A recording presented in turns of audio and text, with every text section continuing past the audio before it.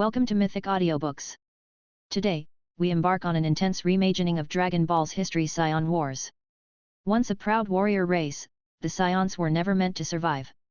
Scattered across the galaxy, those who remain either serve their oppressor or fight a desperate war against extinction. But when Raditz, haunted by his past, unexpectedly arrives on Earth, he makes a discovery that changes everything. His brother, Kakarot, is alive. And with him, a child, a Saiyan child. A boy whose hidden power could hold the key to their race's survival. As old enemies rise, forgotten techniques resurface, and the truth of the Saiyan legacy begins to unravel, one question lingers: can fate be defied, or is their extinction inevitable? Saiyan Wars is a darker, high-stakes reimagining of Dragon Ball's history where legends awaken, battle lines are drawn, and the war for survival begins. Before we dive in, don't forget to like, share, and subscribe so you never miss an update. And if you'd like to support the channel and enjoy an ad-free experience, head over to my Patreon. Your support makes all of this possible. Now, let's begin. Prologue. The cold void of space, stretched endlessly, a vast sea of black speckled with the faint glow of distant stars. Among them, a single celestial body loomed. A crimson world wrapped in swirling storms, its surface a jagged wasteland of towering cliffs and battle-worn cities. Planet Vegeta. A world that had endured generations of war. Its people, proud, battle-hardened warriors, stood defiant against the darkness, their very existence a testament to their strength. But above its scarred surface, an ominous figure watched. From the bridge of his command ship, Frieza, Emperor of the Frost Empire, gazed down at the planet below, his ruby eyes gleaming with cruel amusement. The Saiyans considered themselves warriors. His father had indulged that belief, feeding their thirst for battle and keeping them leashed like attack dogs. At the time, young Frieza had found it clever, a means of making use of these brutes. But when he inherited the empire, he also inherited secrets. Secrets his father had never spoken of, truths buried beneath centuries of silence. One such truth had reshaped his understanding of history. There had been a war. A war so devastating that if the gods had not intervened, it would have torn the universe apart. It was a war between his kind, the Frost Demons, and the Saiyans. Frieza had always assumed his race's dominance was enteral. That they had always ruled, that their power had never been challenged. But the records told a different story. His ancestors had nearly been wiped from existence by the Saiyans. The war ended in annihilation, and both races' home worlds were reduced to rubble. Glacier, the frozen home of the Frost Demons, lost to time. Satella, the birthplace of the Saiyans, shattered to cosmic dust. Only scattered remnants of both species had survived. When Frieza confronted his father about it, King Cold only chuckled. "They're useful, my son. Their strength serves us well." That was not an answer. Frieza saw the truth his father refused to acknowledge. The Saiyans were a threat. They had been once, if allowed to flourish, they could be again. If they rediscovered their lost power. The legend of the Super Saiyan. They could challenge even him. King Cold had dismissed the notion. They know nothing of that past. The Super Saiyan is a fairy tale. They can barely control their primitive Ozora forms. But Frieza wasn't convinced. He had sent spies, and their reports told a different story. The Saiyans may not know their true origins, but they whispered about it. The legends lived in them, passed down from generation to generation. And Frieza was not one to ignore a threat. It was time to end this before it could begin. He had ordered every Saiyan to return to their home world. And now, all that remained was to finish the job. A voice interrupted his thoughts. "Lord Frieza," came a trembling voice. One of his subordinates knelt behind him, head bowed in deference. Frieza did not turn. His gaze remained on the planet below. "Speak." The soldier hesitated. "All Saiyan forces have returned as commanded, my lord. However..." He swallowed hard, clearly dreading his next words. "There are some who refused the recall order. We cannot account for all Saiyans." Frieza's tail flicked. He had expected this. "We will deal with them," he said smoothly, waving a dismissive hand. "Once their home is dust, hunting them will be simple." His gaze shifted to his chief scientist. Kikano. A yellow-skinned, frail-looking alien scampered forward almost too quickly, his bony fingers trembling. "Why yes, Lord Frieza? Oh, why your brilliance, why you call, and I obey, I obey." Frisia watched him for a long moment, letting him squirm before finally speaking. You have set the tracking beacons. Kikano nodded so fast his oversized head nearly bobbled off his shoulders. Oh, yes. Yes, my lord. We have tagged their scouters. All of them. We can track every last Saiyan, yes, yes. He wrung his hands, his thin tail curling as if ready to coil around his own legs. Frisia gave a small, pleased chuckle. Excellent. Kikano let out a small, pathetic squeak of relief, bowing lower. Frisia floated upward, towards his hatch. Outside, the vast emptiness of space welcomed him like a throne room. Raising a single hand, he gathered energy, dark red light swirling and expanding in his palm, growing with no end in sight. On the planet below, thousands of Saiyans looked up into the sky. At the death that was coming. Planet Vegeta trembled beneath their feet. The ground crackled as energy from the incoming death ball pushed down on the surface, rippling through the atmosphere like a coming storm. The usual red sky of the Saiyan homeworld was now a deep fiery orange and red, bathed in the blinding radiance of the destruction descending upon them. But the Saiyans did not cower. They were warriors. And warriors did not die on their knees. From the capital city, where the massive sphere of energy would land first, thousands of glowing figures rose into the sky. Not just elite warriors, not just soldiers. They were civilians, elders, injured fighters, and children barely old enough to throw a punch. Those who could not fly were lifted by those who could. Power surged into the air as they gathered together, standing shoulder to shoulder in the face of annihilation. At the forefront of the resistance, two stood apart from the rest. Bardock and Jin. Bardock clenched his fists, his sharp eyes scanning the crowd. He had called upon the soldiers, rallying them in the city square when he felt the storm coming. But his wife, Jin, had done what he had not considered. She had called upon everyone. Bardock never doubted her loyalty, but Jin had never been a warrior. She had never had the heart for battle, never chased after strength the way he had. That was what he had loved about her. She was kind in a way no Saiyan was supposed to be. She had left the battlefield to work in the food distribution center, preferring to nourish their people rather than destroy others. Yet here she stood, unwavering, beside the greatest warriors of their race. He turned to her, meeting her gaze. You're not strong enough for this, he said. Jin smirked. And yet I'm here. Bardock exhaled sharply, but there was something like pride in his eyes. He had called upon the fighters. She had called upon the people. And now, all of them stood together. The moment burned itself into Bardock's mind. For the first time in Saiyan history, rank, class, power level, it all meant nothing. There was no king. No elites, no low-class soldiers. They were one people. One last time. The death ball was almost upon them. The sheer heat of it seared their skin, pressure dragging them downward like an invisible hand trying to force them to their knees. But they would not kneel. Bardock raised his fists into the air. Now. 1,000 warriors roared. 1,000 hands rose. 1,000 beams of golden energy tore into the sky. The combined blast of the power struck the descending death ball, colliding with it in midair. The force of their resistance sent shock waves across the city, shaking the very foundations of Planet Vegeta. For a moment, they held it back. Bardock pushed harder, muscles straining, his ki blasting around him like an inferno. He would not let that bastard win so easily. He would not let Frisia erase them without a fight. Beside him, Jin was trembling, sweat dripping from her forehead, her arms shaking violently as she poured every ounce of her power into the attack. You should have gone with him, Bardock muttered. Jin didn't falter. Kakarot will live, she said. But I will not let him grow up in a world where his people died without fighting back. Bardock grinned. That's why I love you. High above, Frisia's smirk faltered. He felt it. The resistance. The death ball had met unexpected force. The Saiyans were pushing back. His eyes narrowed as if he could see through the storm of energy. It was a defiance he had not expected. He exhaled sharply, unimpressed.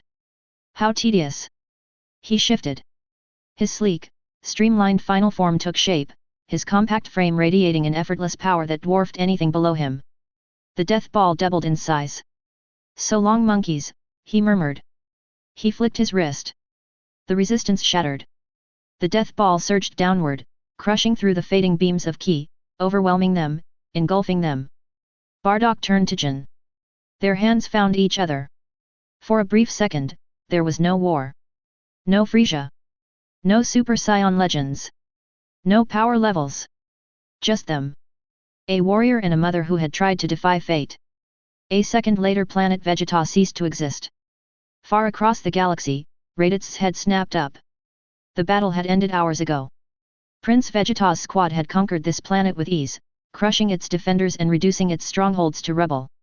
Now, they were resting, waiting for new orders, though Raditz couldn't shake a growing unease. Something was wrong. He reached up, adjusting his scouter, scanning for anything unusual. That's when the transmission came through. Weak, garbled static broke through the silence. A voice. His mother's voice. Find your brother. Survive. Raditz stiffened. His fingers hovered over the device, before quickly shifting through frequencies, trying to lock onto the signal. But it was already fading, distorted beyond recognition. Then, silence. Raditz hesitated, staring at the scouter still gripped tightly in his hand. His mother's words echoed in his mind, but the meaning was lost to him, fading like the transmission. The device in his palms felt heavier now, a reminder of something he couldn't quite understand. Why? His tail flicked, brow furrowing as he glanced around, searching for answers. What the hell was that supposed to mean? Before he could dwell on it, movement caught his eye. Across the camp, Vegeta stood at the center, his arms crossed, his expression unreadable. Nappa, ever the loyal enforcer, was at his right. Behind them, Cole observed quietly, his sharp gaze scanning the arena, taking in every detail. Mato lingered just a step behind, quiet, and focused. The tension was palpable, and Raditz felt it in the pit of his stomach. Without warning, Vegeta's voice sliced through the air. Raditz, his tone was sharp and commanding. Planet Vegeta is gone. Raditz's eyes widened, the weight of the words sinking in. What? Vegeta's gaze never wavered. Destroy your scouter. The command struck him like a bolt.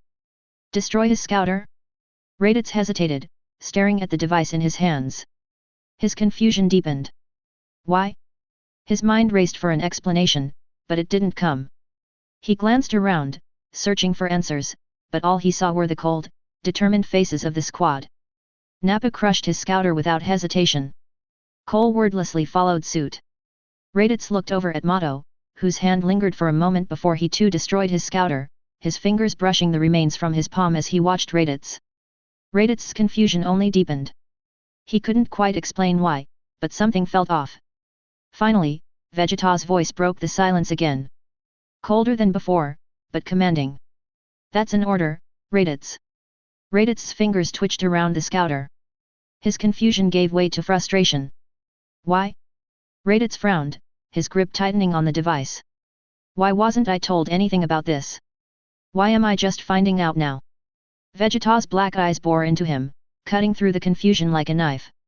My father knew this day would come, Vegeta said, his voice steady but tinged with something else, something Raditz didn't quite understand. He had plans. Raditz's heart sank. Plans? What plans?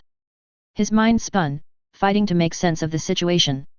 His grip tightened around the scouter, cracking it, as anger began to replace confusion. Why didn't I know anything? Raditz's voice was low, the words slipping out before he could hold them back. Vegeta scoffed, an icy laugh escaping him.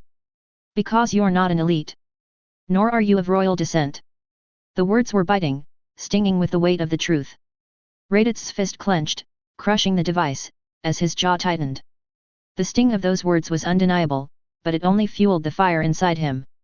He was an outsider. Always had been, his position had been given, not earned. Vegeta nodded seeing him crush the scouter. His gaze softened, just for a moment, before he spoke again. If you want to survive this, Raditz, you need to obey orders. Those scouters can be tracked. His voice still carried an edge to it, matching the tension in the air. Turning, Vegeta looked at the others, ignoring Raditz. Cole, find us a ship, we leave the pods. I don't know if those can be tracked. His eyes flickered. Mato, monitor the transmissions from the pods, and find out how much time we have. Orders were being issued, but Raditz was not listening. His mother's words still echoed in his mind. Plus find your brother. Survive. He clenched his fists, his thoughts immediately returning to Kakarot. His brother had been on Planet Vegeta. How the hell was he supposed to find him now? Chapter 1. The battles of the past had shaped the world, but they were not Gohan's battles. The rise and fall of the Red Ribbon Army, the defeat of the Demon King, and even Goku's journey through martial arts tournaments were stories of an era before him. But one moment in history tied him to those legendary events, the day Goku fought Piccolo for the world's fate, and the day Gohan entered it.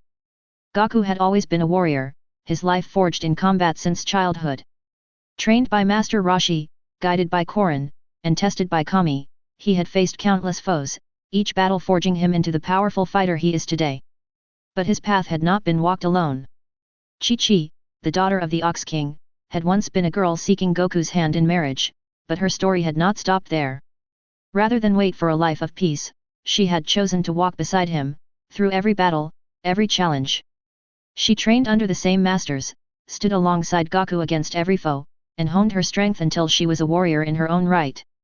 By the time Goku stood on the world's greatest stage to battle the reincarnation of the Demon King, Chi-Chi had just given birth to their son. Gohan had entered the world on the very day of Goku's greatest fight, a momentous event that neither of them would ever forget.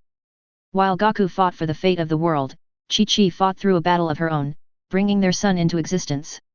But the battles of the past had passed, and this was a new story. A story not of Goku, nor Chi-Chi. But of Gohan. The morning in Mount Baozu belonged to Chi-Chi's strict routine, and for Gohan, there was no exception. Before the first rays of the sunlight kissed the peaks, before the world had fully stirred awake, his mother ensured that he was already moving, already training. There was no leniency in her method, no room for sluggishness.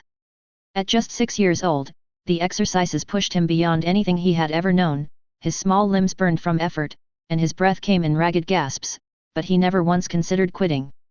Chi-Chi was relentless, but in Gohan's eyes, there was a reason for it.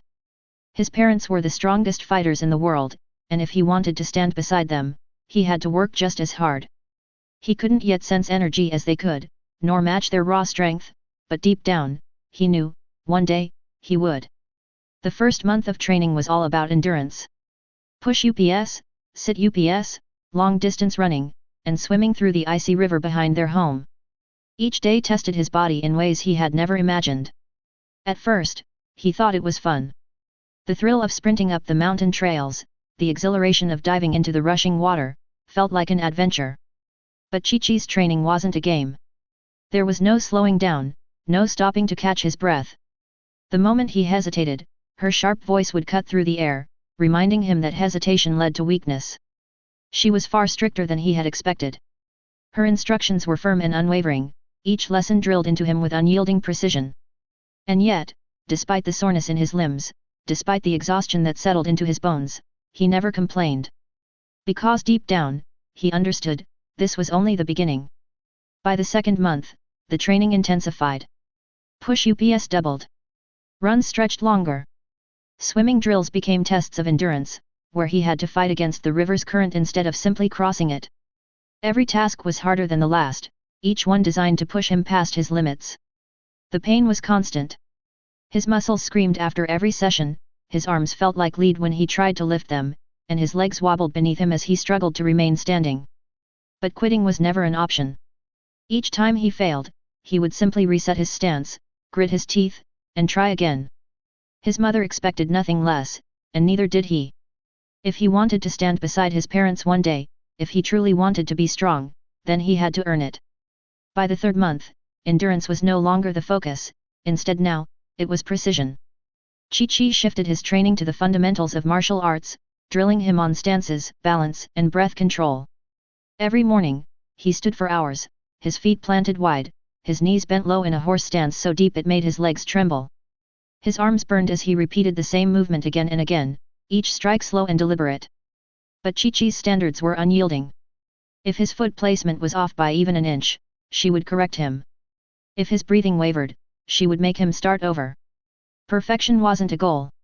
It was an expectation. And Gohan, despite the strain, welcomed it. Because he wasn't just learning how to fight. He was learning control.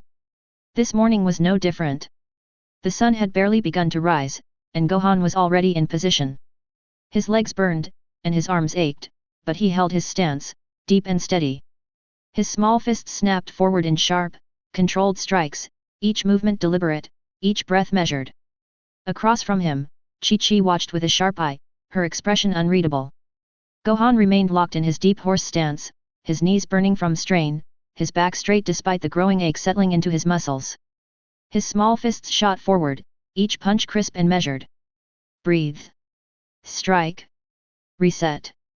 The rhythm had become second nature. Chi-Chi stood nearby, her arms crossed as she scrutinized his every movement. Lower your stance, Gohan. Your balance is slipping. He gritted his teeth but obeyed, sinking deeper into the stance, his legs trembling beneath him. He didn't complain. The steady rhythm of Gohan's punches filled the early morning air, his breath controlled despite the weight settling into his limbs. Chi-Chi's presence was an unrelenting force beside him, her sharp gaze catching every minor imperfection in his form. 20 minutes in, and the burn in his muscles had become a familiar companion. Then, the front door creaked open. Goku stepped onto the porch, stretching his arms over his head with a loud yawn. His bright orange GI was wrinkled from sleep, his hair messy than usual, clear evidence of a late start. He took in the sight before him, his usual carefree grin stretching across his face. Chi-Chi, Gohan. Do you feel that? He asked, eyes flicking northward. His tone carried an unmistakable excitement. Piccolo's coming this way. I wonder if he is here for a spar or a fight. Gohan, still unable to sense ki, didn't react, his focus locked on maintaining his stance. But beside him, Chi-Chi's expression darkened. Her eyes snapped towards Goku, sharp and knowing. She let Gohan continue uninterrupted, only shifting when she turned fully to face her husband, arms folding across her chest. Her voice carried the weight of unspoken reprimands. Oh, is that why you skipped morning practice? Goku stiffened at the accusation, his posture going unnaturally straight as an awkward chuckle escaped him. His hand drifted to the back of his head, rubbing at his wild hair as he glanced away, the very picture of guilt. Just woke up. Chi-Chi's expression didn't waver. If anything, the air around her seemed to grow heavier, her sharp gaze boring into him like a drill. Just woke up, she repeated, her tone dangerously even. Goku had battled every villain Earth had to offer. And he still feared his wife's anger more than any of them. How, she continued, stepping forward, each word perfectly measured, am I supposed to teach our son about discipline when one of his role models can't even keep a set routine? Silence settled over the clearing. Gohan, struggling against the burn in his muscles, had begun to lower his arms, his body begging for a reprieve. But before he could fully straighten, Chi-Chi's voice cracked through the air like a whip. Gohan, I didn't say you could stop. His breath hitched. Without hesitation, he snapped back into position, legs trembling beneath him. Goku let out a long, exaggerated sigh, his entire body slumping as if Chi-Chi had just sentenced him to hard labor. Ah, but Chi-Chi, he groaned, dragging out the words like a pouting child. Basic training is so boring. Chi-Chi's expression darkened instantly. The temperature in the clearing seemed to drop. Goku. Training. Now. Her voice rang out like a command from the heavens, and even the birds in the trees scattered at the sheer force of it. She didn't just demand obedience, she expected it. Goku's face twitched. He knew that tone well. Sighing in utter defeat, he trudged over beside Gohan, shoulders slumped. Gohan grinned up at him, his previous exhaustion momentarily forgotten. Despite the circumstances, he was just happy to be training alongside his father. Goku returned the smile, nudging his son playfully before setting his stance. Chi-Chi, satisfied, stepped to Gohan's other side, positioning herself perfectly beside them. All right, she said, her voice sharp and firm. Follow my lead. Without hesitation, she launched the first punch, her form flawless and powerful. Goku and Gohan followed in perfect synchronization, their movements crisp and disciplined. The training had officially begun. A shadow passed over the clearing. Piccolo landed, arms crossed, his sharp gaze scanning the scene before him. His eyes flicked between the three figures moving in perfect rhythm. Goku, Chi-Chi, and Gohan. Discipline. Focused. Unified. It was not what he had expected. For a long moment, he said nothing, simply standing there, watching. Then, his eyes locked onto Chi-Chi. Chi-Chi, his deep voice cut through the morning air. I never got my match with you.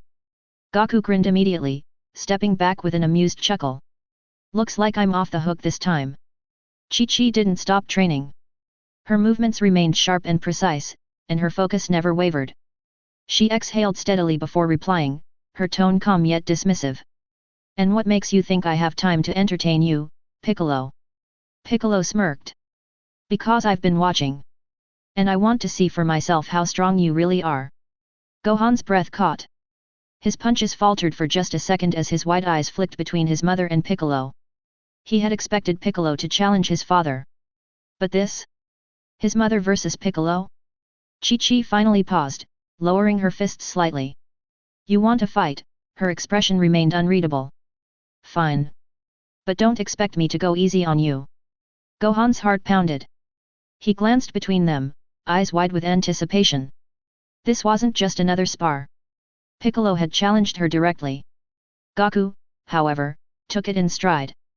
He smirked as he stretched his arms behind his head and casually dropped to the ground next to Gohan. This should be fun, he muttered under his breath, clearly amused. Piccolo's stance shifted subtly. He hadn't expected this to work, but now that the fight was happening, he wasn't going to back down. He had faced Goku's raw strength before, but Chi-Chi was an unknown variable. Still, he wasn't going to underestimate her. Show me what you got. His voice was low, challenging. Chi-Chi exhaled slowly. Her body tensed for only a fraction of a second before she launched forward, faster than Piccolo had expected. Crack! A sharp impact struck the back of his knee, so fast, so precise, that he didn't even register the movement until he was already dropping. Piccolo's leg buckled beneath him. His eyes snapped up to see Chi-Chi standing beside him, a thin wooden branch still vibrating from the force of her strike. Her voice was calm. Controlled. We're practicing the horse stance today. Piccolo had hit the ground, but only for a moment. Before the pain could even settle in his knee, he pushed off the earth and surged back to his feet. His cape billowed behind him, his glare sharp enough to cut stone. Chi-Chi stood her ground, the thin branch resting loosely in her grip. Her expression remained unreadable, calm, and unwavering. A flicker of irritation crossed Piccolo's face. He wasn't going to be made a fool of. He moved. His fist lashed out, aimed directly for her face, a strike meant to end this ridiculous game before it could begin. He wasn't holding back. But Chi-Chi was already gone. Her body shifted with practiced ease, twisting just enough to let his punch sail past her. The force of his momentum nearly threw him off balance. Piccolo's eyes narrowed in realization. She's fast. Piccolo's strike cut through empty air. Before he could react, a sharp impact slammed into his ribs. The sudden pain sent him stumbling back, his breath catching in his throat. Chi-Chi's wooden branch recoiled from the strike, vibrating in her grip. Her expression didn't change. Your stance is too open, she noted, her tone calm, almost instructional. You leave yourself vulnerable to counterattacks. Piccolo's scowl deepened. His irritation flared, but he didn't let it cloud his judgment. She was faster than he had expected. Fine. If speed was her advantage, then he would take it away. He pivoted, moving with ruthless efficiency, his leg whipping through the air. A kick aimed squarely at her chest. Chi-Chi was already ducking though. The wind from his strike barely ruffled her hair before she moved, her body flowing beneath his attack like she had read him before he even struck. Before Piccolo could reset, the branch snapped against his supporting knee. Pain flared in his leg. His balance wavered. She wasn't just dodging, she was dismantling him. Chi-Chi took a step back, her breathing steady despite the intensity of the fight. She watched Piccolo carefully, eyes narrowing as he slowly pushed himself upright. Piccolo. She began, hesitating for only a fraction of a second before continuing. Have you never had formal martial arts training? Piccolo stiffened. His sharp eyes flicked up to her, and for the first time since they started, he wasn't just looking at an opponent. He was assessing her. He had always known she was a fighter. She had to be if she had defeated his father's forces and married Goku. But this? This was different. She wasn't stronger than him, she wasn't even faster. But she was precise. Ruthlessly efficient. There was no wasted movement, no unnecessary power behind her strikes, only control. With a low growl, he reached up and yanked off his weighted cape and turban, letting them drop heavily to the ground. And what if I haven't? His voice was deep, even, but there was something guarded in it now. I don't need any of that fancy martial arts. He rolled his shoulders, lowering himself into a stance. His stance wasn't refined, wasn't technical, but it was powerful. His sharp gaze locked onto her, irritation creeping into his tone. Besides, what could I possibly learn from those weaker than me? Chi-Chi's frown deepened. For a moment, she had hoped Piccolo would see reason, that she wouldn't have to prove her point the hard way. But the way he squared up, the defiance in his stance, it was clear. He wasn't just dismissing her. He was challenging her. Her eyes narrowed slightly, but when she spoke her voice was steady, cool, and sharp, like the edge of a blade. You don't think you can learn anything from someone weaker than you, hey? Her lips curled into a smirk, her stance subtly shifting. Fine, Piccolo. Today's lesson is about overconfidence, and its consequences. She didn't break eye contact, but her next words weren't for him. Gohan. Without taking her eyes off Piccolo, she turned slightly, just enough to see her son out of the corner of her eye. Gohan had already stopped training. He sat cross-legged in Goku's lap, his wide eyes gleaming with excitement. He clutched onto his father's wrist, practically bouncing as he watched. Go, Mom, he cheered, his small arms waving enthusiastically. Chi-Chi's sharp expression softened for just a moment. She smiled, warm, motherly, but unshaken. Pay close attention, Gohan. Her tone remained firm, and instructive. This is a lesson for you as well. Piccolo moved. The moment Chi-Chi turned to acknowledge Gohan, he struck without hesitation. His hand thrust forward, releasing a controlled blast of ki. A distraction, nothing more.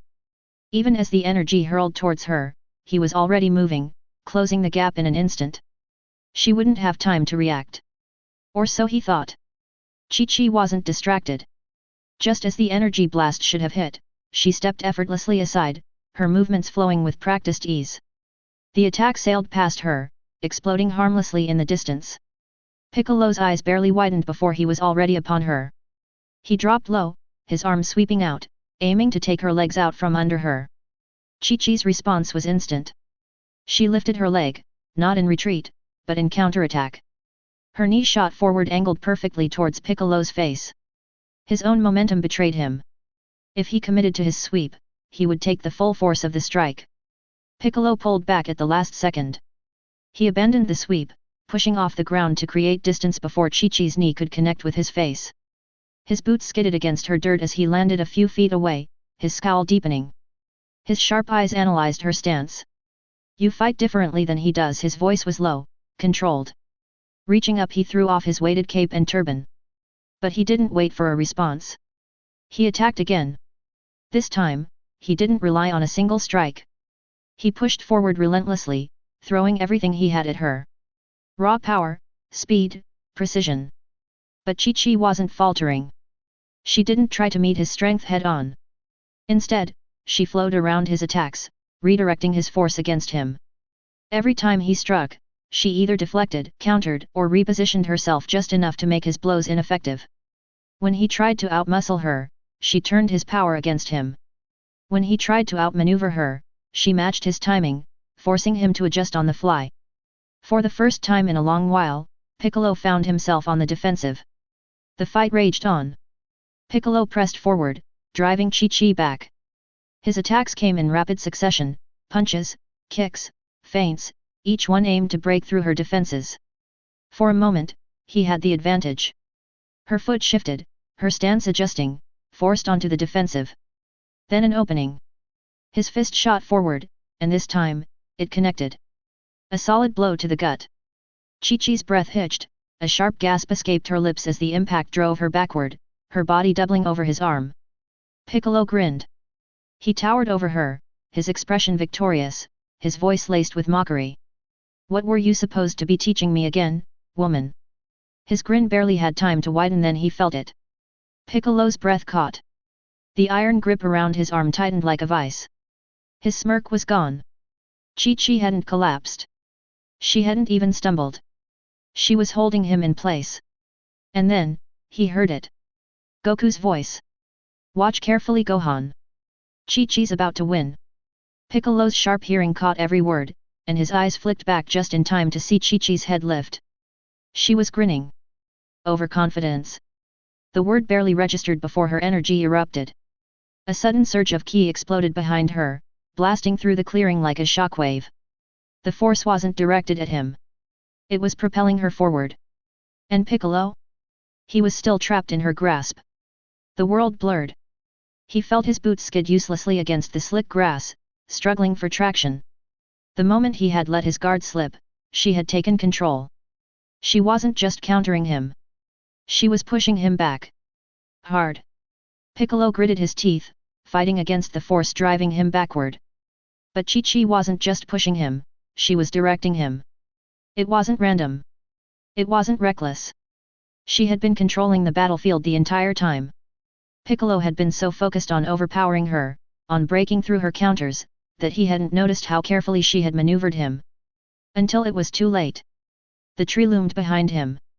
A solid, unmoving force that he had completely forgotten about. Then impact. His back slammed into the oak, the force rattling through his spine like a shockwave. His head snapped back, colliding against the rough bark with a dull, sickening thud. His vision exploded with white. Everything spun. Before he could even attempt to recover, Chi-Chi released him. The sudden lack of support sent him slumping forward, his knees hitting the ground as the world around him swayed. Somewhere in the haze of dizziness, he felt the fight slip from his grasp. Chi-Chi had won. Chi-Chi exhaled slowly, her breath coming in steady but heavy pulls. The fight had pushed her to her limits, but she had won. She planted her hands on her knees, taking a brief moment to catch herself, before lifting her gaze toward Piccolo. "You're strong, Piccolo." Her voice wasn't mocking. There was no arrogance, no gloating in her tone, just a simple statement of fact. She straightened, rolling her shoulders as if shaking off the fatigue, before extending a hand towards him. "With a little training in the basics," she said matter-of-factly, "I don't think I could beat you." Piccolo, still kneeling, still trying to shake off the dizziness, stared at her. His head still throbbed from the impact against the tree, but that wasn't what confused him. She had won. She had every right to stand over him in triumph. To humiliate him. To prove her superiority. Instead, she was offering him her hand. His brow furrowed, irritation flickering in his expression. "Why?" His voice was low, cautious. He didn't understand. His fists clenched slightly against the dirt. "Why would you train me? My goal is to kill you and Goku." The words hung in the air, weighty, uncertain. And for the first time in a long time, Piccolo wasn't sure if he believed them. Chi-Chi held Piccolo's gaze, her expression calm but unwavering. "Because you're not your father." The words were simple, but they hit like a strike to the chest. Piccolo's breath hitched, just for a fraction of a second. His fist tightened even more as his mind swirled with thoughts he didn't want to entertain. He had spent years consumed by a singular purpose. Revenge. Destruction. Proving himself to the world as King Piccolo's heir. And yet, this woman had stripped it all down in one sentence. "You're not your father." Slowly, he pushed himself to his feet. He didn't look at her. Didn't look at Goku. His eyes remained fixed on the ground as if trying to process something he wasn't ready to admit. For a long moment, he didn't say anything. Then, with a sharp breath, he turned away. "Tch." Chi-Chi's voice followed him, steady but questioning. "Will you be back?" Piccolo paused in mid-step. He turned his head slightly, just enough for his profile to be visible over his shoulder. His sharp expression wavered, if only for a moment. "Of course, I'll be back." His voice was gruff, but there was no venom behind it. "I still want my revenge." He hesitated. His fingers twitched at his sides. Then, more quietly, almost as if admitting it to himself, he muttered. "I just need to think about something." Without another word, he took off into the sky. Chi-Chi exhaled, watching as Piccolo's silhouette disappeared into the sky. The fight was over. She turned toward Goku and Gohan, her body still tingling with the remnants of adrenaline. Gohan sat frozen, his mouth slightly open, his wide eyes locked onto her as if seeing her for the first time. Chi-Chi smiled at his expression. She walked over, gently lifting him from Goku's lap, resting him securely on her hip before wrapping him in a warm embrace. "Did you learn anything?" Gohan giggled, his small arms squeezing around her. It was incredible, Mom. I have never seen you move like that. His eyes sparkled as he began reenacting parts of the fight, his hands swiping at the air, mimicking her movements with eager enthusiasm. Chi-Chi chuckled softly, watching him. But then, her smile began to fade. Something about the way he described the fight, his detail, his accuracy, it shouldn't have been possible. Her brows furrowed slightly. Gohan, are you saying you could see all of that? Gohan hesitated, his tail twitching. Not all of it. His voice was softer now. Then, as if remembering something, he perked up again, grinning. But Dad explained what I missed. It was incredible. Chi-Chi's breath caught in her throat. Her eyes flicked towards Goku, whose carefree smile remained in place, but she knew better. Her fingers tightened slightly around Gohan's back. This was important. And she needed to know why. Chi-Chi's gaze snapped to Goku. Her mind was already racing, piecing things together. This wasn't normal. Gohan was young, too young, to track a fight at that speed, let alone recall it so clearly. His power was undeniable, but this was something else. Before she could fully voice her thoughts, Goku grinned. He's gonna be just like me. The warmth of the moment shattered. Chi-Chi's face darkened instantly. The hell he will. Without missing a beat, she swung at Goku with her free hand, her movements just as sharp and practiced as before. Goku burst out laughing, easily dodging her swipe, and rolling backward in an exaggerated evasion. He was playing with fire, and he knew it. Ah, come on Chi-Chi. You know it's true. He beamed, flashing his usual carefree grin. Chi-Chi's fury only grew. Still holding Gohan securely, she charged at him, her expression that of a lioness ready to maul its prey. Goku, still grinning ear to ear, leaped to his feet and bolted towards the house. Goku! Gohan laughed hysterically, gripping his mother as she chased his father, her furious shouts echoing through the clearing. Just beyond the clearing, Piccolo stood motionless. He had only come back to retrieve his cloak, nothing more. At least, that's what he told himself. But then, he had overheard something he hadn't expected. His sharp eyes flickered towards the house, where the echoes of Chi-Chi's shouts and Goku's laughter still lingered in the air. Their fight was over, but his thoughts were not. That boy, whom he had barely spared a glance before, had potential, unlike anything he had seen. Piccolo had been so focused on Goku, testing his strength against him, that he had completely ignored what was standing right in front of him. Gohan. The fight with Chi-Chi had been unexpected, but it had forced him to acknowledge something else. Chi-Chi wasn't just a fighter. She was a teacher. A strict, disciplined teacher who had shaped Gohan's raw talent into something dangerous. And yet, there was still so much more within that child. Piccolo's grudges, his war against Goku, and the world, faded for the moment. His fight with Goku had already earned him reluctant respect for his rival's strength and determination. But after today's battle, he had begrudgingly admitted the same for Chi-Chi. But the boy showed more potential than either of them. His eyes narrowed as he took one final look at the house. Then, without a word, he turned and vanished into the shadows. His cloak remained on the ground forgotten. The emergency lights flickered dimly inside the cramped cockpit, casting a sickly red glow across the shattered control panels. Sparks sputtered from exposed wiring as smoke curled toward the ceiling, filling the small space with the acrid stench of burning circuits. Raditz gritted his teeth, gripping the controls of the stolen attack pod with white-knuckled hands. His heart pounded against his ribs, his scouter flashing warnings across his remaining good eye. Damage critical. Pursuers detected. Estimated interception, 45 seconds. He cursed under his breath. They were close. The Frisia force had been hunting him for years, ever since his squad rebelled, and failed. He should have died alongside the others, but Raditz was nothing if not a survivor. He had fought tooth and nail to stay alive, scavenging, hiding, killing when necessary. Now, as his pod hurtled through the vast expanse of space, his luck was running out. Commander, we have him in our sights. A sleek, towering alien with deep violet skin grinned wickedly as he leaned forward, scanning the flickering image of Raditz's fleeing ship on his monitor. The Frisia force had no patience for Saiyans, and this particular Saiyan had been a thorn in their side for too long. Open fire, the commander ordered, his sharp teeth glinting under the dim bridge lights. I want nothing left but debris. Outside, the cold silence of space was interrupted by the blinding flare of energy cannons locking onto Raditz's ship. Inside the damaged pod, Raditz's mind raced. Think, damn it. He had seconds to react before they blasted him out of existence. His eyes darted across the malfunctioning console, searching for any advantage. Then he saw it. A debris field, the shattered remnants of a battle long past, twisted wreckage of Frisia Force ships drifting aimlessly. That's it. Raditz slammed his fist against the thruster controls, diverting all remaining power into one final burst. The pod lurched violently, throwing him forward as he careened toward the field of wreckage. The targeting alarm screamed in his ears. Behind him, a volley of plasma fire erupted from the pursuing warship. Raditz gritted his teeth as he twisted the controls, weaving through the wreckage at breakneck speed.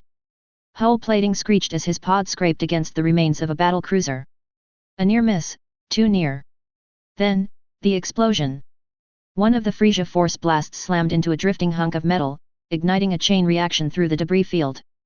Shock waves ripped through the expanse, sending wreckage tumbling wildly in all directions. Raditz barely had time to react before his pod was engulfed in the chaos. He spun out of control, alarms blaring, hull integrity dropping fast. But so did his pursuers. The flagship, unable to adjust its course in time, was caught in the blast zone. Fire and shrapnel tore through its hull, and the ship veered sharply to the side, its weapon systems thrown offline. Raditz exhaled sharply, sweat dripping from his brow as he fought to stabilize his ship. It worked. For now. His ship barely held together, warning lights flashing like dying stars across the console. He knew he had no chance of surviving another encounter. His scouter flickered. A message displayed across the screen in front of his eye. Seeing the message, Raditz looked outside his pod, seeing a ship he recognized already extending out a line to secure and pull in his pod. Raditz gritted his teeth as his pod was pulled into the cargo bay of a familiar ship. He climbed out, still catching his breath, eyes scanning the dimly lit hold. "Where the hell were you?" he barked. "I nearly got blown up." A low chuckle crackled through the ship's intercom. "And yet you didn't." Raditz scowled. That voice, he knew it.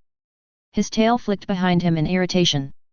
"You better have a damn good reason for cutting it so close," he snapped. "I could ask you the same thing," the voice replied, amusement laced in its tone. "What the hell were you thinking, Raditz? Taking on a Frisia Force base with those two bastards?" Raditz scoffed.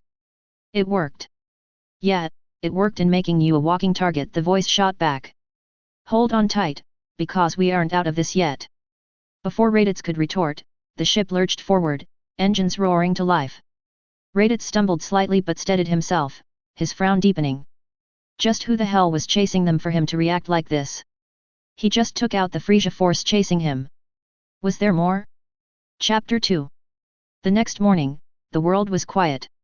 The air was crisp, the sky painted in soft hues of dawn as the Sun family stepped out onto the training grounds. The familiar sounds of nature surround them.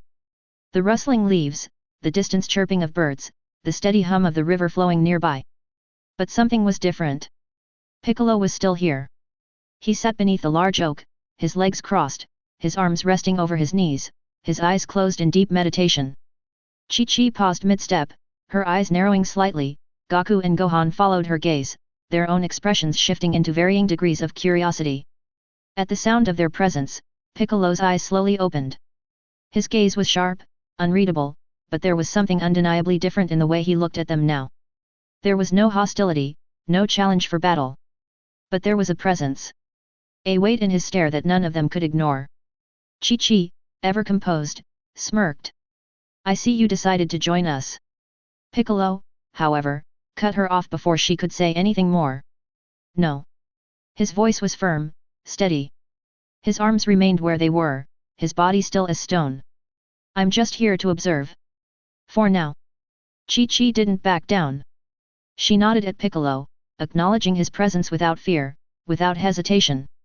Then, turning her focus back to her family, she stepped towards Gohan. "All right, Gohan. It's time for your run." At the mention of his training, Gohan shook himself slightly, his wide-eyed stare finally breaking away. Piccolo's presence had initially startled him, but as he glanced up at his mother, calm, unwavering, completely in control, he let out a small breath. If she wasn't worried, neither was he. He nodded once, determination settling on his young face. The weight was already strapped to his back. Chi-Chi had assigned him a challenge, reach the tree and return within an hour. He had tried again and again, yet each time, the weight slowed him down. He never made it in time. But today, he would try again. Gohan took a steady breath, then pushed forward, his small feet kicking up dirt as he started his slow, deliberate jog towards the distant tree. His feet pounded against the dirt path, his breathing steady as he settled into a familiar rhythm. He didn't push himself too hard. He had learned from experience that trying to go too fast too soon would only wear him out. Instead, he kept a pace he knew he could maintain. The morning air was crisp, the trail lined with towering trees that cast long shadows across the ground. It was peaceful. Until the silence was broken. A rustling in the brush. Gohan slowed. His ears perked up, his instincts sharpening.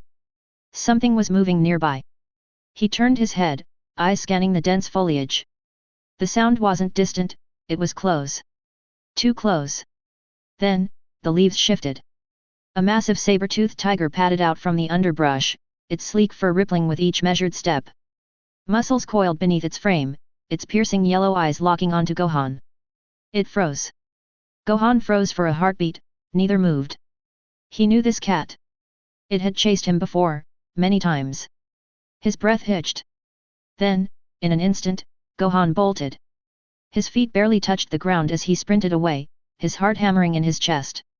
But in his panic, he wasn't thinking. He wasn't running home. He was running straight towards the tree. The chase was on. The moment Gohan took off, the saber-tooth lunged forward, its powerful legs tore across the grounds, claws digging deep into the earth as it closed the distance. But something was wrong. It had chased this boy before, many times. Yet now, no matter how fast it ran, Gohan remained just out of reach. The boy was too fast. Gohan, however, wasn't thinking about that. He wasn't thinking about anything except running. His arms pumped furiously, his legs moving on pure instinct. He didn't dare look back. Didn't slow down. His voice broke free in a desperate cry. Help! Meanwhile back at the house, Chi-Chi stood with her arms crossed, watching Piccolo carefully. The fight had passed, but the tension hadn't entirely faded. After a long moment, she offered a small knowing smile. You're welcome to stay here. Her tone was neutral, but there was something firm beneath it. We have an extra room. You and Goku can spar whenever you want. So long as it's not near the house, and you don't destroy anything. Goku beamed instantly. Yet. That'll be great, Piccolo. We can have a lot of fun. Piccolo's scowl deepened. He turned his sharp glare toward both of themselves. And why would I say here? His voice was low, unimpressed. Goku, I am not your sparring partner. I am your enemy. Chi-Chi tilted her head slightly, her sharp eyes never leaving Piccolo. Then why aren't you trying to kill us right now, Piccolo? The question hung in the air, heavier than it should have been. Piccolo arched a brow, his expression blank. He lifted a hand lazily, wiggling a finger in his ear as if bored by the conversation, but the slight furrow in his brow said otherwise. Because I don't want to. Yet. His voice was gruff, but Chi-Chi wasn't fooled. He was posturing. She nodded as if she had expected that answer. The knowing smirk never left her lips. Exactly. Piccolo's eyes flicked toward her, wary. And what better way to find the right time than staying here every night? His mouth opened, then shut. For once, he had no immediate response. A muscle in his jaw tensed. She had a point. He wasn't strong enough to take them down completely. Not yet. And staying close, watching them, training, learning their weaknesses. It wasn't the worst idea. After a moment of silence, he grunted, rubbing his chin thoughtfully. I won't need a room. His voice was quieter this time, less defensive. I'm more comfortable outside. Chi-Chi nodded approvingly as if she had already known what his answer would be. Piccolo's agreement barely had time to settle before Goku grinned wide and threw his hands up. Woohoo! This is gonna be awesome! His excitement was unconstrained, his voice brimming with enthusiasm. I've been wanting to fight you again for a while. Can't wait for this evening. Piccolo rolled his eyes but didn't bother responding. Chi-Chi, however, gave a small, satisfied nod. She had won this round. But her expression quickly turned serious. You're not allowed to interfere with Gohan's training. Her voice carried no room for argument. Piccolo smirked, his sharp gaze flicking towards her. Then, with a casual thumb over his shoulder, he gestured behind him. So does that mean I shouldn't tell you that Brat's been screaming for help? Chi-Chi and Goku's head snapped towards the distance. A cloud of dust was rapidly approaching and at the center of it. Gohan! The dust cloud swelled, churning across the clearing as Gohan came into view. Tears streamed down his face, his breath coming in panicked gasps as his small legs moved faster than they ever had before. But something was wrong. Even without the heavy weight strapped to his body, he was moving too fast. Chi-Chi's eyes widened, her breath hitching for just a second as she processed what she was seeing. Goku instinctively took a step forward, his sharp gaze locking onto his son. They couldn't see what was chasing him. Only the fear in his eyes. And then, Gohan spotted them. The sheer relief on his face was instant. He pushed himself harder, his small form practically blurring as he sprinted towards them. He no longer cared about what was behind him. His parents were in sight. That was all that mattered. Behind him, the saber-toothed tiger barreled forward, still caught in the dust cloud. It hadn't realized it had crossed into the open clearing. Then, the wind shifted. The dust thinned, just enough for the beast to finally see Goku, Chi-Chi, Piccolo. 3 figures. 3 forces of nature. And suddenly, the predator wasn't the hunter anymore. The cat froze mid-step, its powerful muscles locking in place as sheer terror flooded its instincts. Every hair on its body stood on end. The mighty beast that had been chasing Gohan just a moment ago, now wanted nothing more than to escape. Slowly, it began to back away. The mighty saber-tooth let out a panicked howl, its massive form twisting mid-stride as it scrambled back into the tree-line. Leaves rustled, branches cracked, and then it was gone. Goku, Chi-Chi, and Piccolo watched it disappear, their expression unreadable. Then, as if breaking from a trance, they turned their attention to Gohan. The boy was clutching tightly to Chi-Chi's leg, his small frame trembling. His sobs came in shaky gasps, his face buried in her thigh. For a long moment, no one spoke. Then, Goku sighed.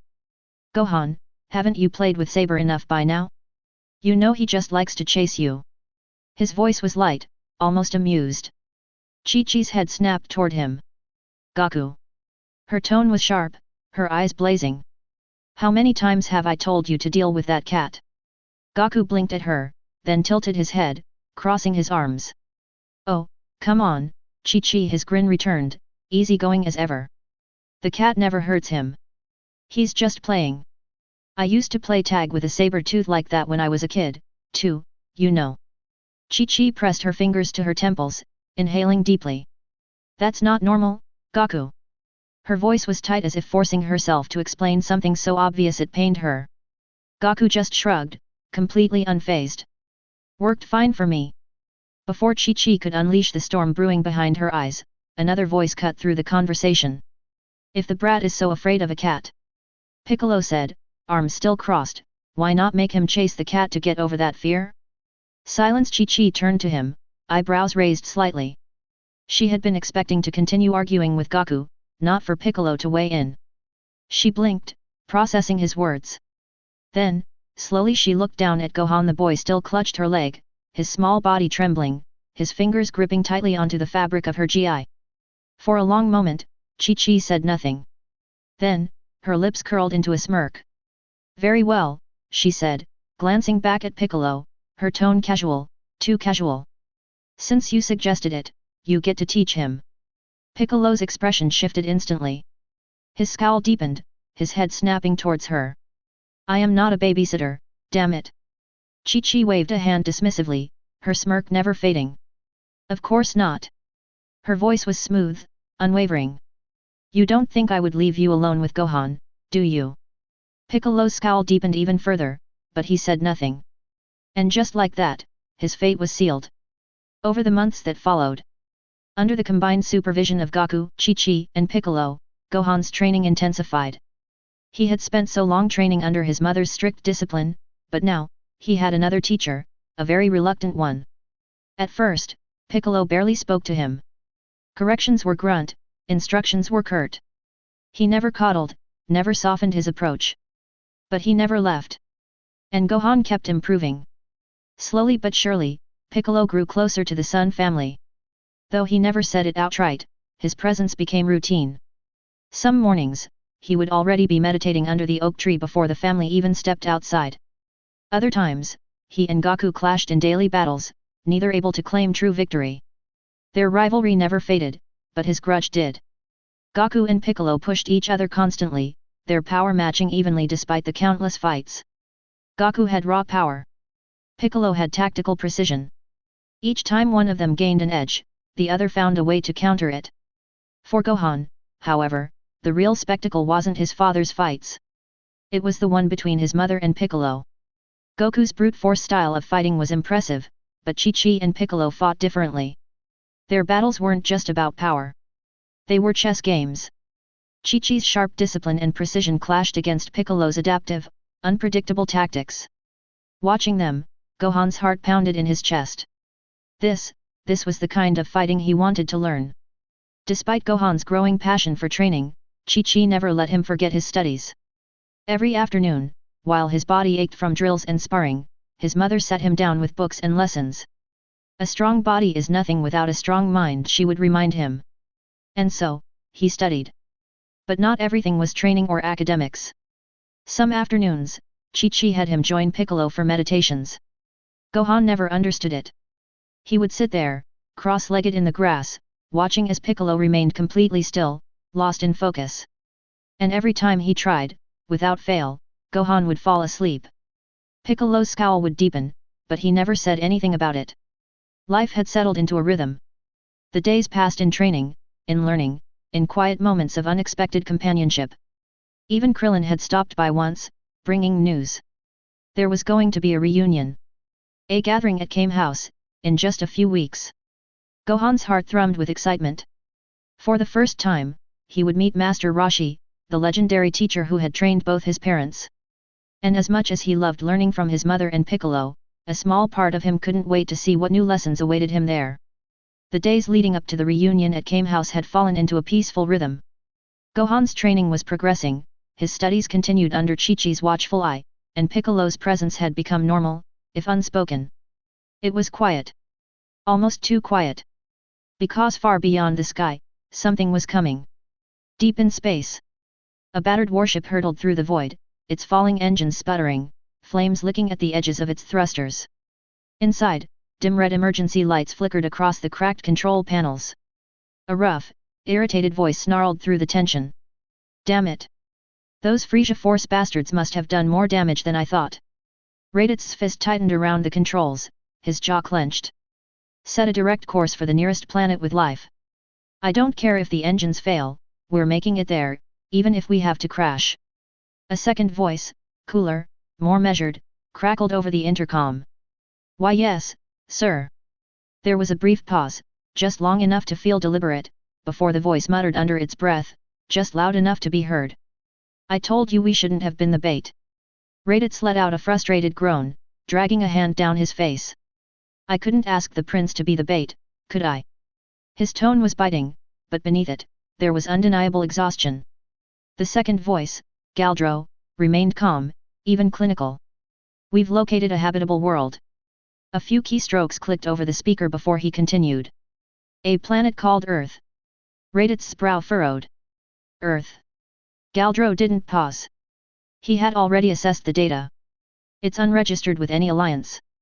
No notable threats. Its population is spread across large cities, suggesting an advanced civilization. Their technology may be sufficient to make emergency repairs. Raditz grunted. Great. Another weak and worthless planet. His fingers drummed impatiently against the console. At least it won't matter if I have to blow it up. Before Galdro could respond, alarm screamed through the cockpit. The ship lurched violently, throwing Raditz forward in his seat. Galdro's voice remained eerily steady, despite the chaos. Engine core instability detected. Estimated failure in 60 seconds. Raditz let out a frustrated growl. Then stop talking and get us to the damn surface. The ship lurked again, violently. Metal groaned under the strain, and the cockpit shook hard enough to send loose debris crashing to the floor. Warning sirens blared, the red emergency lights flashing like a dying heartbeat. Then, Galdro's voice crackled over the intercom. Complete engine failure. A pause. Looks like you get your crash landing, Raditz. His tone was dry, exasperated, but still eerily calm. Raditz gritted his teeth, gripping the chair until his knuckles turned white. Get this rust bucket to earth and hold it together, Galdro. His voice was low and dangerous, his eyes locked onto the planet growing larger by the second. If I'm going to die here, I want a shot at taking them with me. Flames erupted across the nose of the ship, burning against the void as they plummeted towards the planet's surface. Then, a rapid beeping. Raditz's scouter chirped loudly, blinking in quick succession. He barely spared it a glance at first, then his eyes narrowed. Wait. The numbers scrolled across his screen, his jaw tightening as he slammed the button to reset it. 600, 600, 600. His breath hitched. No, that can't be right. But the readings didn't change. For the first time since their escape, Raditz wasn't thinking about Frisia. He was thinking about what was waiting for them on the ground. Raditz's grip tightened around the console, his scouter still blinking at that same impossible reading. 600 human, 600 Namekian, 600 Saiyan. His breath was steady, but his mind was anything but. Then, the words came back. Words he hadn't thought about in years. Words that had haunted him since the day his world was erased. Find your brother. Survive. His mother's voice. Faint. Desperate. Her last transmission before the line went silent forever. Raditz's fingers twitched. He had forced himself to forget. Forced himself to believe there was nothing left to find. But now, after all these years, his scouter told him otherwise. This unknown Saiyan had to be Kakarot. His jaw tightened, his tail coiling around his waist instinctively. How? He should have died with the rest of them. And yet, his power level was pathetic. Raditz exhaled sharply, forcing his emotions back down. It didn't matter of fact, he would get his answers soon enough. His gaze flickered to the blue-green planet growing larger by the second, the light from its atmosphere casting a faint glow into the cockpit. So this is where Kakarot's been living. The thought sat uneasily in his chest. Raditz had spent his life on the run. From the moment Planet Vegeta was erased, he had never known stability again. His people were dead. His home is gone. And what few Saiyans remained had gathered, fought, and failed. The rebellion against Frisia had been their last chance. And when it crumbled beneath the weight of the tyrant's power, Raditz had been left with nothing but a dwindling number of survivors in a life of constant evasion. Hunted. Hiding. Surviving. Yet all this time, his brother had been here. Living on some peaceful backwater planet. Raditz's tail twitched, irritation creeping into his expression. There wasn't the time to dwell on it. He had a mission. His jaw tightened as he forced himself to focus. The planet was closed now. Whether Kakarot knew it or not, his past was about to catch up to him. Chapter 3. Raditz tightened his fists, staring at the rapidly approaching ground through the cockpit window. His stomach lurched, his pulse pounded in his ears, and his tail instinctively coiled tighter around his waist. This was it. The blue-green landscape grew larger by the second, the details of the terrain coming into horrifying clarity. Too fast. His scouter flashed critical warnings, red lights blaring across the control panel. Raditz whipped his head around, his voice snapping with urgency. Galdro. Pull up. No response. The ship rumbled violently, the alarm screaming, impact was inevitable. For the first time in a long time, Raditz felt a very real sense of dread. Then, everything stopped. The ship froze. No impact, no explosion, just a perfectly smooth, calm hover inches off the ground. Raditz's breath was still caught in his throat, his body locked in a bracing position. His muscles refused to move as if his mind still hadn't processed that he wasn't dead. Then, he heard it. A soft hiss of hydraulics as the cockpit door slid up. Standing in the doorway, grinning ear to ear was Galdro. One hand casually resting against the scouter over his eye, his expression pure, unfiltered amusement. Oh, I am totally making that my new screensaver. Raditz's bulging eyes snapped to him. The terror on his face morphed into something far worse. Pure rage. The cockpit shook again, but this time, it wasn't because of the ship. It was because Raditz had launched himself at Galdro. Galdro laughed, effortlessly ducking under Raditz's wild swing. Relax, Raditz, we landed safely, didn't we? His voice carried an unmistakable smugness, his 4 eyes gleaming with mischief. Raditz let out a low growl, his tail flicking in irritation. You think you are funny? His tone was sharp, more annoyed now than furious, though his fingers still twitched like he was debating whether to grab Galdro by the collar. Galdro's grin widened. I know I am. Raditz took a step forward, hand flexing, but Galdro had already vaulted onto one of the control panels, perching comfortably out of reach. Oh, come on, Galdro said, waving a hand dismissively. You have to admit, that was a good one. Raditz exhaled sharply, running a hand down his face. You're lucky I don't feel like wasting energy on you. Galdro tilted his head. Oh? Planning to save it for the grand reunion with that new Saiyan. Raditz shot him a look but said nothing. Galdro smirked. Well, if you're done glaring at me, we should probably step outside. He casually made his towards the exit, then glanced over his shoulder. Or you could stay mad. Raditz huffed, finally dropping his hands and rolling his shoulders back, forcing himself to let go of the irritation still lingering from Galdro's prank. The smaller alien, still smirking, tapped the strange device covering one of his 4 eyes. All right, Raditz. Here's the deal. Galdro's tone shifted slightly, dropping some of the amusement but keeping his usual dry edge.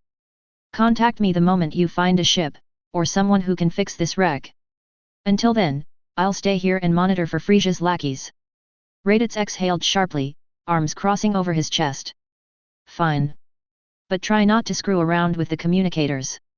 I don't want to hear you cracking jokes in my ear as I work. Galdro grinned, stepping back into the ship. No promises. With that he slammed the door shut, sealing himself inside the ship before Raditz could even respond. Raditz let out a low, frustrated growl, rubbing his temple. That damn pest. Still, it was better this way. If Frisia's men showed up, Raditz needed someone watching his back. He turned skyward, floating effortlessly into the bright sky. Scanning his surroundings with a bored expression he spoke to himself. Might as well get this over with. No sense wasting time. Reaching up, he tapped the device on his face, activating the scouter over his one good eye. His other eye remained closed, a long scar running from his brow to his cheek, a reminder of the battles he had fought to survive. The scouter whirred to life, flashing as it scanned the planet's life forms. A faint beeping sounded. Then, a ding. Raditz glanced at the results. His frown deepened. Power levels detected. Saiyan, 600. Name Kian, 600. Human, 600. Raditz furrowed his brows. They weren't near any major cities. Isolated, in the middle of nowhere. His tail twitched slightly. Not exactly what he had expected. After a final glance at the scouter readings, he took off, flying towards the location. He wasn't completely convinced it was Kakarot. But whoever it was, he needed to see for himself. The wind howled past Raditz's ears, whipping through his wild mane as he cut through the sky like a missile. His eyes were locked forward, but his mind wasn't in the present. Kakarot was alive. After all these years, after convincing himself that his brother had died along with their home world, his scouter had confirmed it. Raditz's jaw tightened. Then why the hell was his power level so pathetic? 600. A low snarl rumbled in his throat. Had Kakarot wasted all these years doing nothing? Had he been living among these weaklings? His tail flicked in irritation. The small house in the distance came into view. The power levels were close now. He would get his answers soon. Raditz hovered just above the ground, his movements silent, calculated. He had no intention of announcing himself just yet. His sharp gaze swept over the small house, taking in every detail before landing on the figures standing together outside. And then, his eyes found Kakarot. Something inside him froze. For the first time since arriving on this planet, Raditz felt his feet touch the earth. His brother stood there, completely unaware of his presence. And for a fleeting moment, Raditz wasn't a solider. He wasn't a warrior, a fugitive, or a survivor. He was simply an older brother, staring at the sibling he thought long dead. Kakarot looked so much like their father. The wild, untamed hair. The familiar facial structure. The way he carried himself, completely at ease. Raditz's chest tightened. He wasn't sure what he had expected, but it wasn't this. But then, he saw it. Or rather, he didn't. Kakarot didn't have a tail. Raditz's expression hardened instantly. At first, he thought maybe it was hidden. He knew what it was like to keep his tail tucked away, concealed from unfriendly eyes. But this was different. This wasn't just tucked away. It was gone. His moment of quiet recognition shattered, rage slowly creeping in to replace it. From a distance, he watched silently, his piercing glare locked onto Kakarot as he chatted happily with a woman and a name Kian. Raditz's tail tightened about his waist. What the hell was he looking at? Had Kakarot abandoned his Saiyan heritage? While the rest of them had been on the run, fighting for survival, losing comrades, living every day on the brink of death, he had been here. Living among weaklings? Without a care in the world? Raditz's eyes narrowed. As he watched, he reached up towards his scouter. He heard Galdro say something but ignored him. And then, he turned it off. A direct violation of protocol. But Raditz didn't care. This was family. And the family had to be dealt with differently. Raditz stepped forward, his boots pressing into the dirt with purpose. He didn't hide his approach. Instead, he deliberately stepped on a branch, letting it snap beneath his foot. The sharp crack cut through the air. In that same instant, he unleashed his ki. The air shifted violently, a sudden pulse of energy surging outward. His presence was undeniable now. He walked forward, each step deliberate, his eyes burning with intent. And then, his voice rang out, loud, unyielding, and filled with accusation. Kakarot! Where is your tail? Don't tell me you abandoned your Saiyan pride. The conversation died instantly. Goku, Chi-Chi, and Piccolo all turned towards him. Each reaction was different. Piccolo was the calmest. His head turned slightly, his eyes narrowing as he studied the intruder. But he didn't speak. He simply stepped away from Goku and Chi-Chi, subtly creating space and preparing for action if necessary. Goku, however, was different. The moment Raditz spoke, the moment he walked forward with that unmistakable air of authority, Goku knew, this was directed at him. Though confused, he stepped forward without hesitation, moving naturally. Without thinking, he positioned himself in front of Chi-Chi instinctively. Protectively. His stance was loose but firm, his expression relaxed yet curious. I don't know any Kakarot-ever. Goku's voice was light, his usual carefree tone present as he smiled easily. My name is Son Goku. Chi-Chi had frozen, however. Her focus, which had been entirely on Raditz and Goku, snapped away the moment her eyes landed on something far more important. Gohan. He was standing in the open doorway. Watching. His small hands clenched at his sides, his tail flicking nervously. For Chi-Chi, everything else faded. The internal struggle she had fought countless times before surged to the surface once more. But this time it was different. Her motherly instincts screamed at her to rush to his side, to pull him inside, shield him from whatever this was. But her warrior instincts warned her, that drawing attention to him could be dangerous. Her breath hitched. She reached out, her fingers lightly grasping the back of Goku's shirt. Her voice came low, urgent. Goku. Gohan is watching. After hearing Chi-Chi's words, Goku's gaze shifted. And then, he saw him. Gohan stood in the doorway.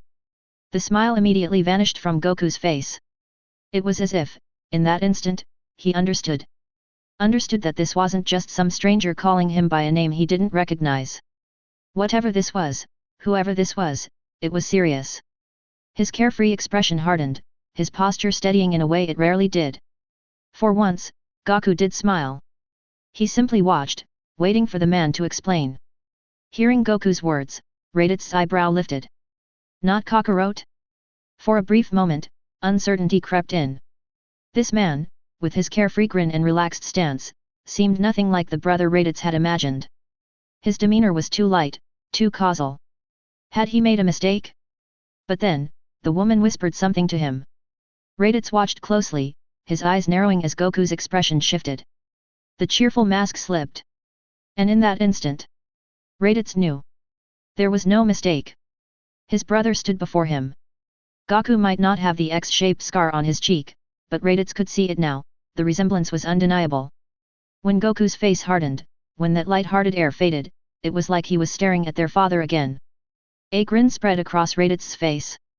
He stopped just a few feet away from Goku, taking his time, letting the moment settle. Then, in a tone laced with confidence, he confirmed it. No, you certainly are Kakarot. His smirk widened. You look just like our father. His arms folded across his chest, his stance shifting into something dominant. Father. Goku's brow furrowed, confusion written plainly on his face. He glanced over his shoulder at Chi-Chi, his voice light, genuine, completely unaware of the weight behind his words. I didn't have a father, just Grandpa Gohan, right? Silence. For a long moment, no one spoke. Even Raditz, who had just been seething a moment ago, froze. His expression blanked, his sharp gaze locked on Goku as if waiting for the punchline to a joke that never came. Chi-Chi's lips parted slightly, her eyes flicking between Raditz and her husband, processing what had just been said. Even Piccolo, usually unreadable, narrowed his eyes slightly. The air grew unnaturally still. Goku just blinked, still waiting for an answer. He had no idea why everyone was looking at him like that. Raditz's teeth clenched, frustration boiling over in an instant. With a low growl, he lunged forward. Goku barely had time to react before Raditz's hand clamped around his throat. With effortless strength, he lifted Goku off the ground, his grip tight but controlled. For the first time, Goku struggled. His hands grasped at Raditz's wrist, his legs kicking slightly beneath him. Raditz stared into his face, watching the confusion, the shock, the complete lack of understanding. And it infuriated him. So you completely abandoned your heritage, hey? His voice was low, cutting, filled with something deeper than anger. Name. Tail. Even your own parents. He pulled Goku closer, his grip never tightening, but never loosening. His sharp eyes bored into his brother's and then, one last question. A question he never thought he'd have to ask. Tell me then, brother. His voice dropped, something bitter curling at the edges. Are you planning to abandon me too? Goku strained, his fingers grasping at Raditz's arm, muscles tensing as he tried to pry himself free. But no matter how hard he pulled, Raditz didn't budge. The grip holding him was unshakable. His breath hitched, his body trembling slightly from the exertion. And then, his eyes met Raditz's again. That same confused expression. No fear. No recognition. Nothing. Raditz felt something cold settle in his chest. But before he could react, he hit his head as a child and lost all his memories.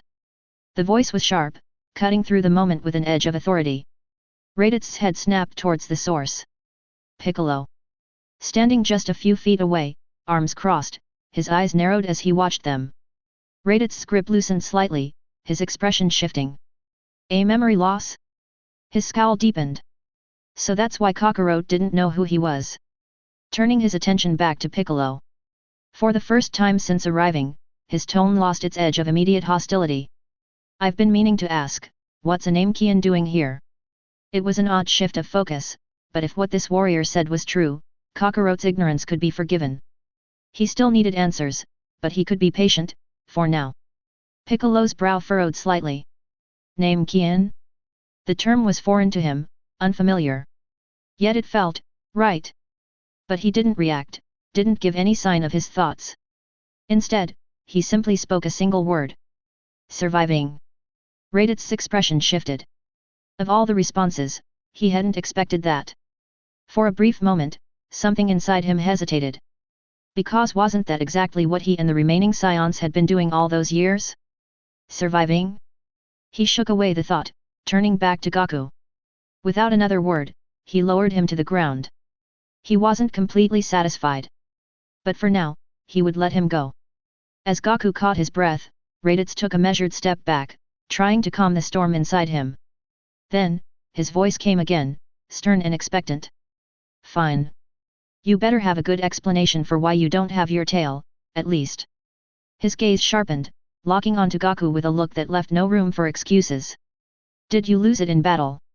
As he asked, his own tail slowly unwound from his waist, swaying in the air for them all to see. A reminder. A statement. A challenge. Goku and Piccolo stared at Raditz's tail, their reactions vastly different, but equally stunned. For Piccolo, it was undeniable proof. Whatever this man was, Saiyan, alien, or warrior, it confirmed his connection to Goku. But for Goku, it was something else entirely. A memory. The sight of that tail sent a ripple through his thoughts, dragging him back to a childhood that felt both distant and strangely vivid. He had a tail like that once. Exactly like that. And now that he thought about it, so did Gohan. Almost as if echoing his very thoughts, a youthful voice rang out. Look, Mommy! He has a tail like me. Chapter 4. Gohan sat cross-legged at his desk, flipping through the last pages of a thick textbook. His mother had assigned extra reading again, but he didn't mind. Outside, nature hummed, birds chirping, leaves rustling in the afternoon breeze. The scent of late spring flowers drifted through the open window. His tail flicked absent-mindedly, brushing against the wooden chair legs. He barely noticed it anymore. For Gohan, his tail was as natural as breathing. Chi-Chi always said it made him unique. But whenever he asked about it, her voice carried an edge, something tense, something unspoken. Goku, on the other hand, had always been casual. I had a tail when I was young. Nothing wrong with it, he had told Gohan once. But he never explained why he lost his. Stretching, Gohan sighed and snapped his book shut with a soft thud. Sunlight streamed through the window, painting golden streaks across the room. He smiled as he glanced about. A neatly folded blanket rested on his bed, neat and orderly, just the way his mother liked it. His wooden desk, cluttered with books and scattered papers, stood across from it. Above the desk, shelves lined with worn book spines hinted at hours of careful study. The floor creaked softly as he stood. His tail curled behind him, brushing against the desk's edge. A pencil was sent rolling off the desk. Catching it absently, Gohan looked at it for a moment, smiling, before he placed it back in its spot. He used to get scolded for knocking things over, but now he barely had to think about it. Gohan stepped to the window, resting his hands on the sill. The yard stretched out before him, bathed in hues of green and gold. Sunlight warmed the clearing, it was peaceful. Near the far edge, his father stood motionless, bright orange gi vivid against the dark backdrop of the trees. To his left, Piccolo stood still. His purple gi and green skin blended into the forest, his form almost vanishing into the deep shadows of the trees. Almost. The stark white cloak of his cut through the darkness, standing out in defiance. To Goku's right, his mother stood just as still. The deep blue of her gi melted into the fading light, making her presence feel smaller, almost as if the shadows were trying to claim her. Gohan frowned. They rarely stood together like this. Not unless something serious was happening. His mother had been different all day, sharper, quicker to snap, even with him. He hadn't understood why. But now, watching her stand so stiffly beside his father, it unsettled him. Piccolo had suggested survival training for him earlier. His mother had shut it down immediately. The argument had lasted all afternoon, her voice harder than usual, her frustration clear. It had felt different from their usual discussions. Was that what they were discussing now? He leaned closer to the window, his tail twitching idly. Then, his tail froze. A shiver ran down his spine. Something was here. The air thickened, pressing in on him. His heartbeat quickened. He turned his head, his heart thudding as he scanned the yard looking for what was causing this feeling. What is that? He whispered. At first, he saw nothing unusual. The grass shimmered under the sunlight, swaying gently in the breeze. But something was wrong. He could feel it before he saw it. Then his eyes landed on him. A man. Tall. Unmoving. Standing at the far edge of the clearing, just beyond his parents and Piccolo. Gohan's breath caught. How had he gotten there? He hadn't heard anything. He hadn't felt anything. And yet, there he was. The first thing Gohan noticed was the hair. Long, spiky, and wild, it ran down the man's back, nearly reaching his knees. Then he saw the scar. A jagged mark ran from his brow to cheek through his left eye, leaving it pale and lifeless. The man's suit was strange, tight black fabric covered him from neck to toe, sleeveless, with white armor resting over his torso. But it wasn't made of metal. It looked flexible, almost organic. Yet none of that unsettled Gohan as much as the thing wrapped around his waist. At first, he thought it was a belt. Thick. Furry. Wrapped snugly around the man's waist. But something about it nagged at him. The texture. The way it caught the light. His fingers twitched. Without thinking, his hand drifted down, brushing against his own tail. A shiver ran through him.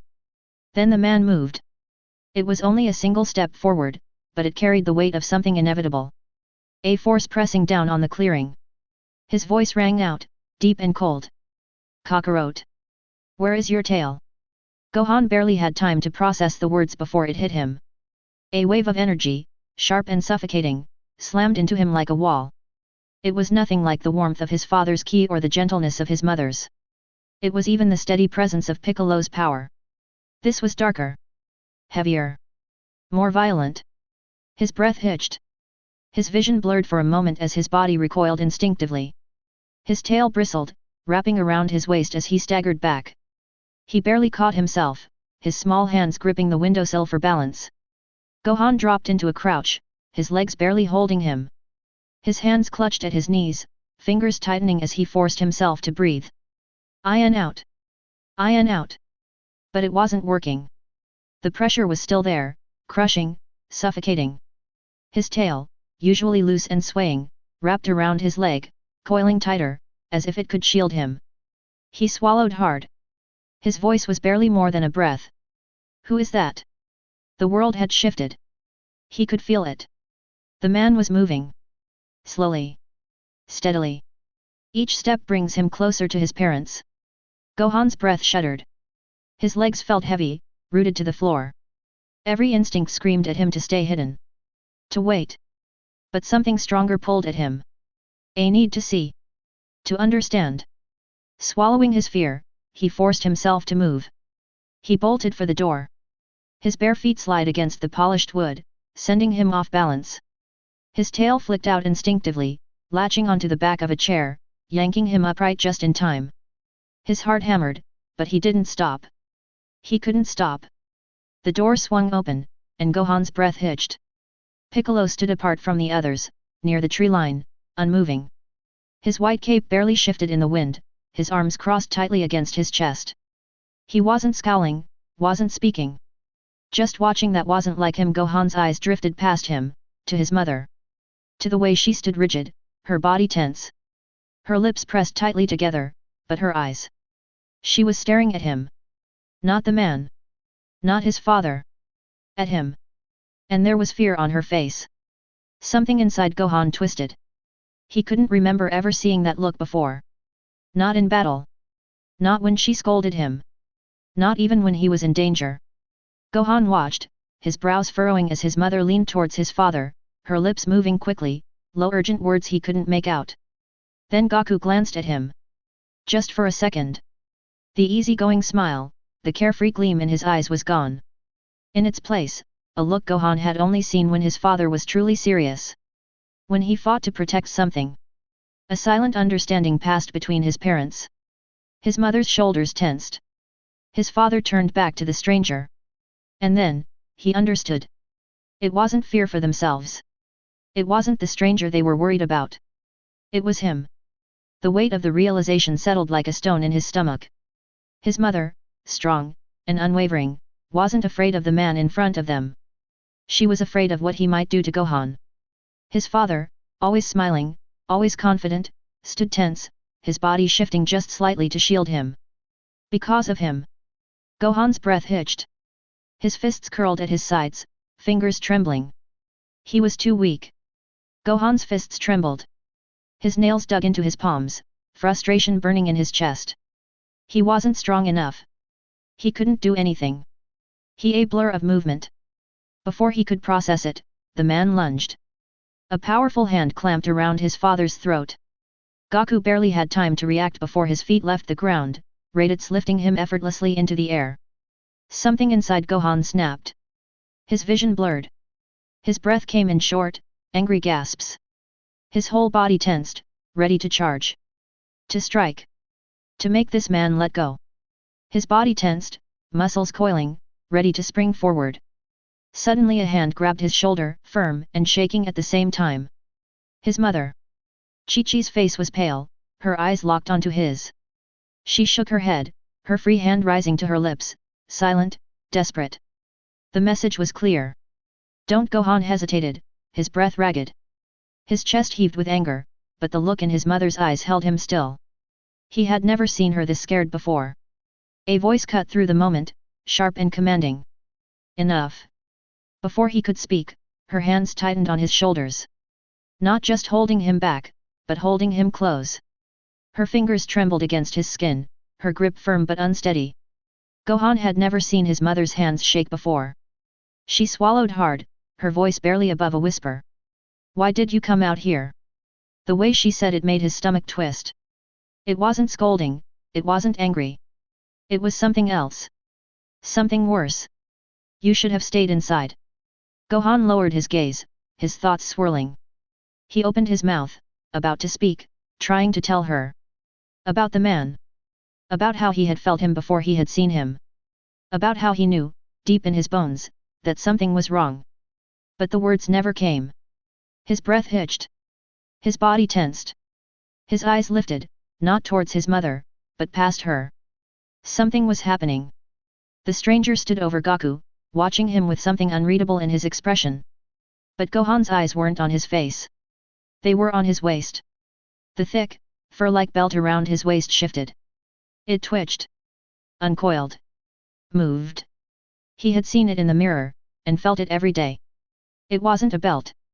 It was a tail.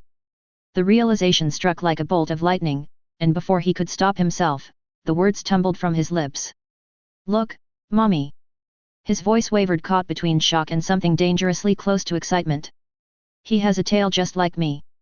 His words hung in the air, heavy, almost unnatural. Even the wind seemed to hesitate, the rustling leaves falling silent. The world held its breath. Then an explosion of movement. Chi-Chi was faster than thought, her body snapping forward like a drawn bow finally released. In a blink, she was in front of him, arms spread wide, shielding him from the stranger's gaze.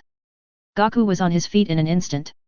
His stance dropped low, arms tensed, teeth clenched. His entire body moved before he could think, before instinct took over. He didn't care who this man was. Didn't care if he was a brother or a Saiyan.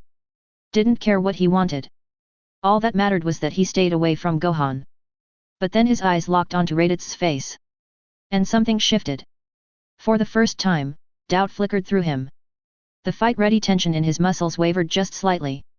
Because Raditz wasn't just looking at him. He was staring past him. At nothing. Gohan peeked out from behind his mother, his small fingers gripping the fabric of her gi. He couldn't see what his father saw. But he saw the way Goku's body stiffened, the sharp intake of breath, the way his stance faltered for just a moment. Something was wrong. Even Piccolo, who had been nothing but still and unreadable this whole time, had shifted. His eyes narrowed, his jaw clenched. It was the first sign of anything close to shock Gohan had ever seen from him. And that scared him more than anything. The words struck Raditz like a blow to the chest. He froze. His entire body went rigid, his tail stiffening behind him. The violent energy that had surrounded him moments ago flicked, then vanished, as the storm cut short before the first crack of thunder. His breath hitched. His fingers twitched at his sides as if reaching for something unseen. Disbelief warred with something deeper, something he had buried long ago. Slowly, almost unwillingly, he turned towards the voice that had shattered his world. His gaze followed the voice, landing on a small figure peeking out from behind the woman's leg. A child. A Saiyan child. His breath caught, and for a moment, his thoughts stalled. His chest tightened as his eyes flickered down to the tail twitching behind the boy, shifting in nervous, instinctive movements. His own tail unconsciously uncoiled slightly, responding to the sight in a way he couldn't explain. His expression wavered, the hard lines in his face softening. You. His voice barely carried. He swallowed hard, forcing out the words. You, have a son. Something cold settled in Goku's gut. His body moved before his mind could fully process it. In an instant, he stepped forward, his stance dropping low, feet planted firm between Raditz and Gohan. His arms tense, ready. His jaw tightened. Yeah, I do. His dark eyes locked on Raditz's, unyielding. Now, who are you, and what do you want? Raditz's gaze lingered on Goku, his expression unreadable. For the first time, he truly looked at him. Not just as a survivor. Not just as a missing Saiyan, as family. His throat felt tight, the words foreign as they left his mouth. He exhaled sharply, his tail flicking once before curling tightly around his waist. I'm Raditz. His dark eyes flickered, searching Goku's face for something. Recognition, memory, anything. Your older brother. He watched for a reaction. Something. But Goku's stance didn't change. Raditz's frown deepened, and his voice dropped lower. Kakarot, do you truly remember nothing? Goku didn't move. His stance didn't shift. His muscles didn't relax. He watched Raditz carefully, the words settling in, but not breaking through. Brother? No. He couldn't just accept that. His fists tightened ever so slightly, his expression unreadable. No. His voice was steady, but firm. Unwavering. I was raised here. By Grandpa Gohan. On this mountain. The memories weren't distant. They weren't blurred or unclear. They were his life. They were who he was. It's true. I hit my head when I was really young. I don't remember anything from before that. He exhaled, his dark eyes locking onto Raditz. But I told you already. He straightened slightly, his voice carrying finality. My name is Goku. Raditz's breath hitched, his eyes flicking between Goku and Chi-Chi, his thoughts racing faster than he could control. This wasn't right. This wasn't how it was supposed to be. His fingers twitched at his sides, curling into fists before uncurling again. His jaw clenched so tightly it hurt. How? The word left him in a breath, barely more than a whisper. His throat was dry. His mind was spinning. He took a sharp step forward, his tail, uncoiling, lashed violently behind him. You. His voice cracked, then steadied, rising into something accusatory, something desperate. He jabbed a finger at Goku, the weight of everything crashing down on him all at once. Do you even understand what this means? His breath was ragged now, his chest rising and falling sharply. His pupils were blown wide as he locked onto Gohan, the truth striking him like lightning. He's the first Saiyan born in 2 decades, Kakarot. His voice was raw now, trembling with something unspoken. His fingers curled into his palm, shaking. His whole body trembled with the weight of it. 20 years. Raditz's breath hitched.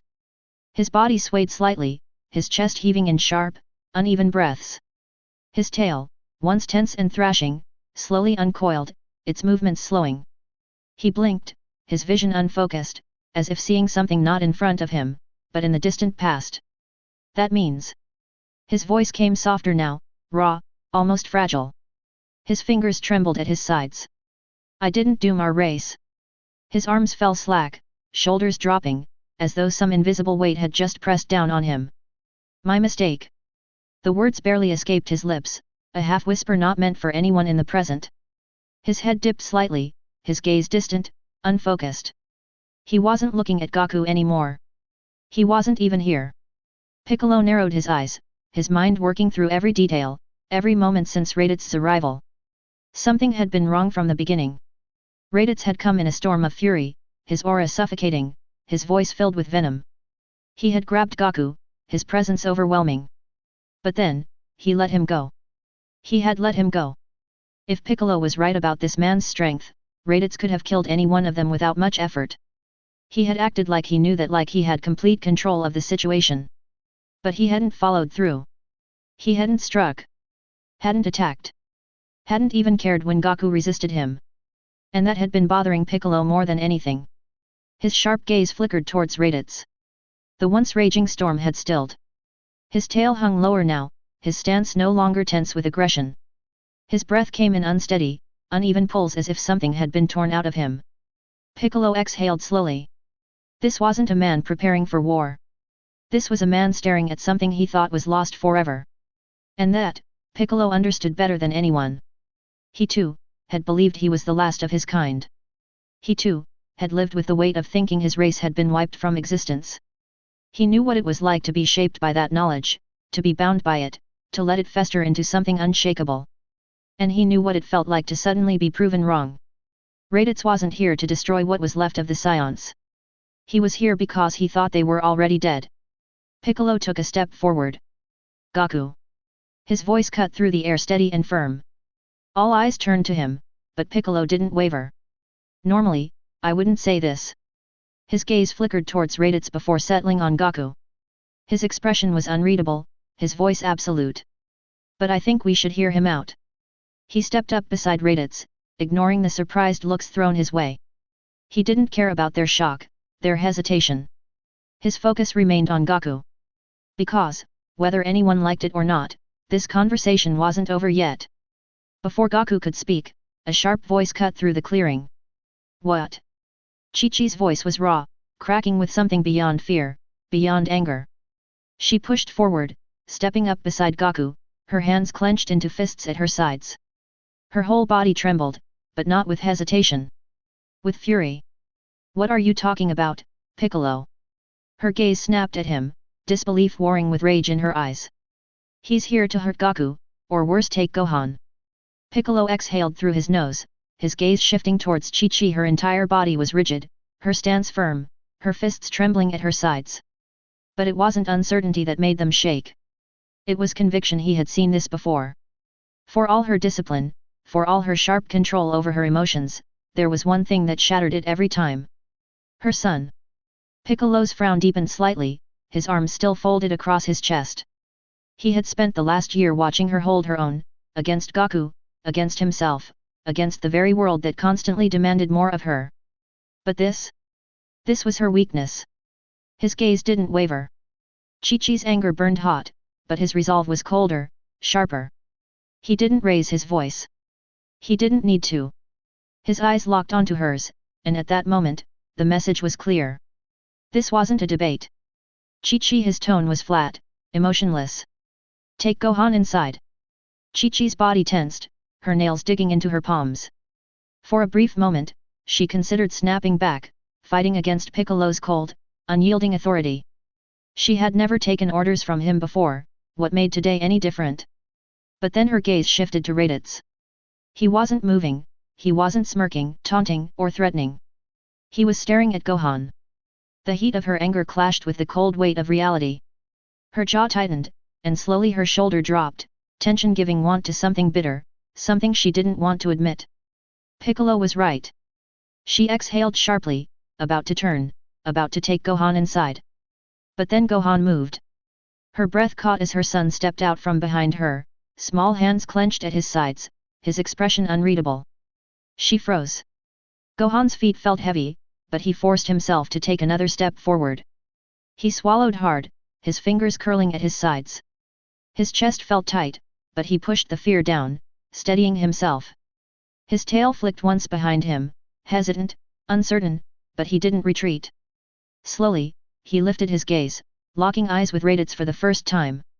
His voice was quiet at first, wavering just slightly. What is a Saiyan? He clenched his fists tighter, his nerves warring with something deeper. Something he didn't fully understand yet. His next words came stronger, his small voice firming with quiet resolve. What do you want from me? Raditz stared at the boy in silence, his expression unreadable. The clearing had fallen still, all eyes fixed on him. But at that moment, he wasn't focused on them. He wasn't focused on Goku or Piccolo or the woman still standing rigidly nearby. His focus was solely on the child. His nephew. The words didn't come easily. How long had it been since he had spoken about what they were? How long since there had been anyone left to listen? He exhaled slowly, his tail flicking once before wrapping tightly around his waist again. Finally, he spoke. Saiyans are. His voice started low, uncertain, but then his posture straightened, his chest swelling slightly. The strongest warriors in the universe. His voice grew steadier, confidence seeping into his tone. This, at least, was something he knew. Something undeniable. Something that had once defined them. We were made for combat. For battle. It's in our blood, in our very nature. His gaze darkened slightly, but his words carried weight. And in our true form, our Uzuru form, we are the most powerful beings in existence. Gohan's small voice cut through the air before Raditz could continue. What's an Uzuru? Raditz blinked, his momentum halting. For the first time since he started speaking, he looked at Gohan not with pride, but with something closer to confusion. Raditz blinked, Gohan's question breaking his train of thought. His tail twitched sharply. His head snapped towards Goku. Kakarot. His tone had changed, losing its momentary softness. It was sharper now, pressing. Has the boy never looked at the full moon? The moment the words left his mouth, Chi-Chi moved. Her body snapped upright, rigid, her face draining of color before twisting with something fierce, something close to terror. Gaku. Her voice raw, urgent. We talked about this. Gohan is too young. Her voice cracked as she took a step forward, fists clenched, her breath uneven. The sheer panic in her words made Piccolo and Raditz both glance at her, shock flicking across their expressions. Gohan felt his chest tighten. His mother was ignoring him. They were all ignoring him. Something was wrong. His small fists curled at his sides, his tail lashing behind him, emotions twisting violently inside his chest. Confusion, frustration, anger, lies. His father had told him not to look at the moon because of a monster once. Had they been talking about him? His stomach churned, his mind racing, the emotions too much at once. The anger faded, leaving only cold dread in its place. Gaku, oblivious to the turmoil in his son's expression, looked back at Raditz. He studied him for a long moment before turning towards Chi-Chi. Chi-Chi, he said gently, you should take Gohan inside. Gohan's head snapped up, his breath catching. Wait. But Gaku turned, crouching down in front of him, that same bright, easygoing smile on his face. Gohan, let me figure out what's going on first, okay? I promise I'll explain everything to you tonight. He ruffled Gohan's hair, his warm presence familiar, steady, unchanged. And, just like that, the panic in Gohan's chest faltered. Because his father had never broken a promise before. Reluctantly, he nodded. Gaku rose back to his full height, his gaze shifting to Chi-Chi. Keep Gohan safe, he said simply. I'll figure this out. Chi-Chi hesitated, her jaw tight, but finally exhaled sharply. She reached out, gripping Gohan's hand before turning towards Piccolo, throwing a look that said more than words could. Piccolo, watching the exchange, gave a single nod. With that, Chi-Chi led Gohan away. Gaku didn't watch Chi-Chi and Gohan leave. He had already turned back to Raditz, his body tense, his mind shifting into something more focused, more serious. He exhaled through his nose, his dark eyes unwavering. Let's go. Raditz blinked. What? Somewhere else, Gaku clarified, his voice firm, more so than it had been the entire conversation. I don't want to drag my family into this.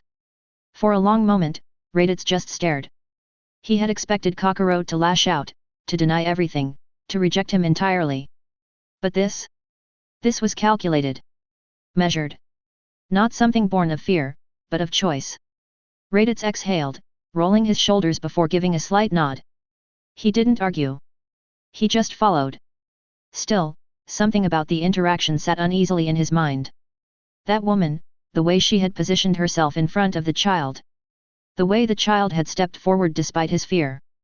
The way Kakarot had spoken, his movements, his very presence, so unlike what Raditz had known of their kind. It was unnatural. It was familiar. His tail twitched slightly behind him, a flicker of something buried deep in his memory. His mother had always tried to do things like this. Had always believed in things he had never understood. Was this what she meant? Before he could dwell on it further, Gaku and Piccolo moved. Without another word, both warriors launched into the air. Raditz hesitated, only for a fraction of a second. Then, without a word, he pushed off the ground, soaring after them. The wind howled around him, the weight of the world shrinking beneath them. He barely noticed the distance they covered, his thoughts were elsewhere. By the time they had landed, the air had changed. The soft sound of rippling water, the valley, a vast lake stretching beneath the fading light. The surrounding mountains stood like silent sentinels, isolating them from the rest of the world. There was no one here, no distractions. No interruptions. Only truth. Raditz barely took in his surroundings.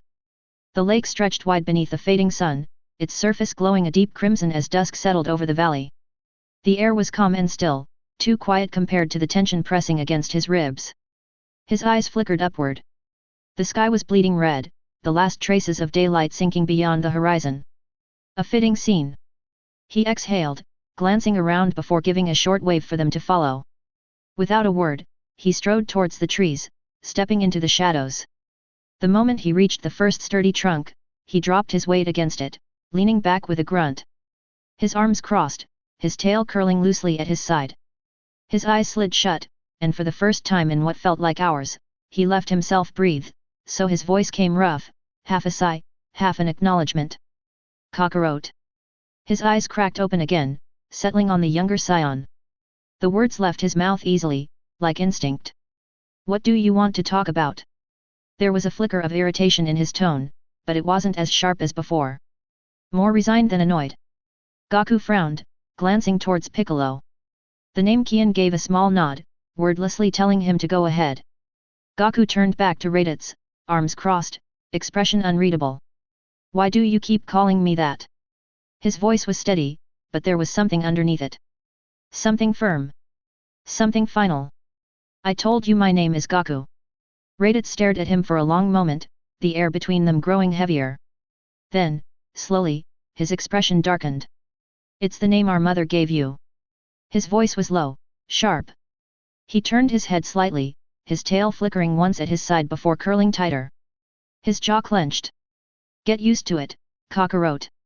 His gaze flickered back towards Goku, his stubbornness written in every tense muscle. Because I won't call you anything else. Goku exhaled, his fingers tightening at his sides. He had let Raditz talk. Let him yell, let him posture, let him throw his weight around like he had something to prove. But there was still one thing that didn't sit right. What makes Gohan so special? Raditz stilled. His tail flicked once behind him, his body tensing, but he didn't answer right away. For the first time since this conversation started, he hesitated. Goku's frown deepened. Raditz wasn't hesitating because he didn't know the answer. He was hesitating because he did. Raditz exhaled sharply, his eyes shifting towards the lake. The golden-red reflection of the sinking sun flickered across the surface, distorted by the rippling water. His jaw clenched. In order to explain that, he muttered, voice lower not, tighter, I have to start at the beginning. He didn't look at Goku. Didn't look at Piccolo. His focus remained locked on some distant point beyond them as if staring into something only he could see. And finally, he spoke. He told them of the war. How the Saiyans had fought the Frost Demon Empire. How they had lost. How, in the aftermath, they had been forced into servitude, conquering planets in the name of the Frost Demons. He told them about Frisia, about the night that Planet Vegeta ceased to exist. About how the rebellion that followed was crushed, leaving only a handful of Saiyans scattered across the universe, hunted like animals. His voice wavered only once, but he forced himself to keep going. And then, finally, he told them about the last remaining women of their kind. Piccolo watched in silence, his expression unreadable. Goku barely moved, his arms crossed, his brows furrowed. Raditz's voice was quieter now, his throat dry. And I was tasked with guarding them. He paused, his body rigid, his fist clenching against his arms. But I failed. The admission was barely more than a whisper, but it cut deeper than any wounds. The silence stretched. Then he spoke. I fell asleep. Goku stiffened, his eyes widening slightly. Piccolo exhaled through his nose, the only indication that he had processed what was just said.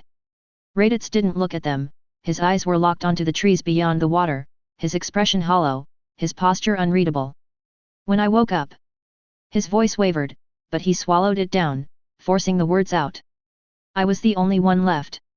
The last light of the setting sun vanished, the world fading into twilight. For a long time, no one spoke. Then, finally, Raditz lifted his gaze to Goku. His expression was different now. The arrogance, the bravado, it was still there, but buried beneath something else. Something raw. Something fragile. For 20 years, I have believed our race was doomed. His voice was quieter now, steady but not without weight. That our future ended with us. His fingers curled into his palm, his tail flicking once behind him. But you. His lips twitched slightly, something bitter, something unreadable. You did what we couldn't. His gaze flicked, back the way they had come, back towards where Chi-Chi and Gohan were. Because you found a way to continue our race. Silence hung in the air, heavy and suffocating. Goku's arms remained crossed, but his grip tightened, barely noticeable. His mind should have been clear. His answers should have been easy. But for the first time since Raditz arrived, he hesitated. Because something about Raditz's words unsettled him. It wasn't just about Gohan. It wasn't just about survival. It was about himself. For years, he had believed he was from Earth, like everyone else. But now, staring at the desperation in Raditz's face, feeling the weight in his words, he wasn't so sure anymore. Because he didn't know how to respond.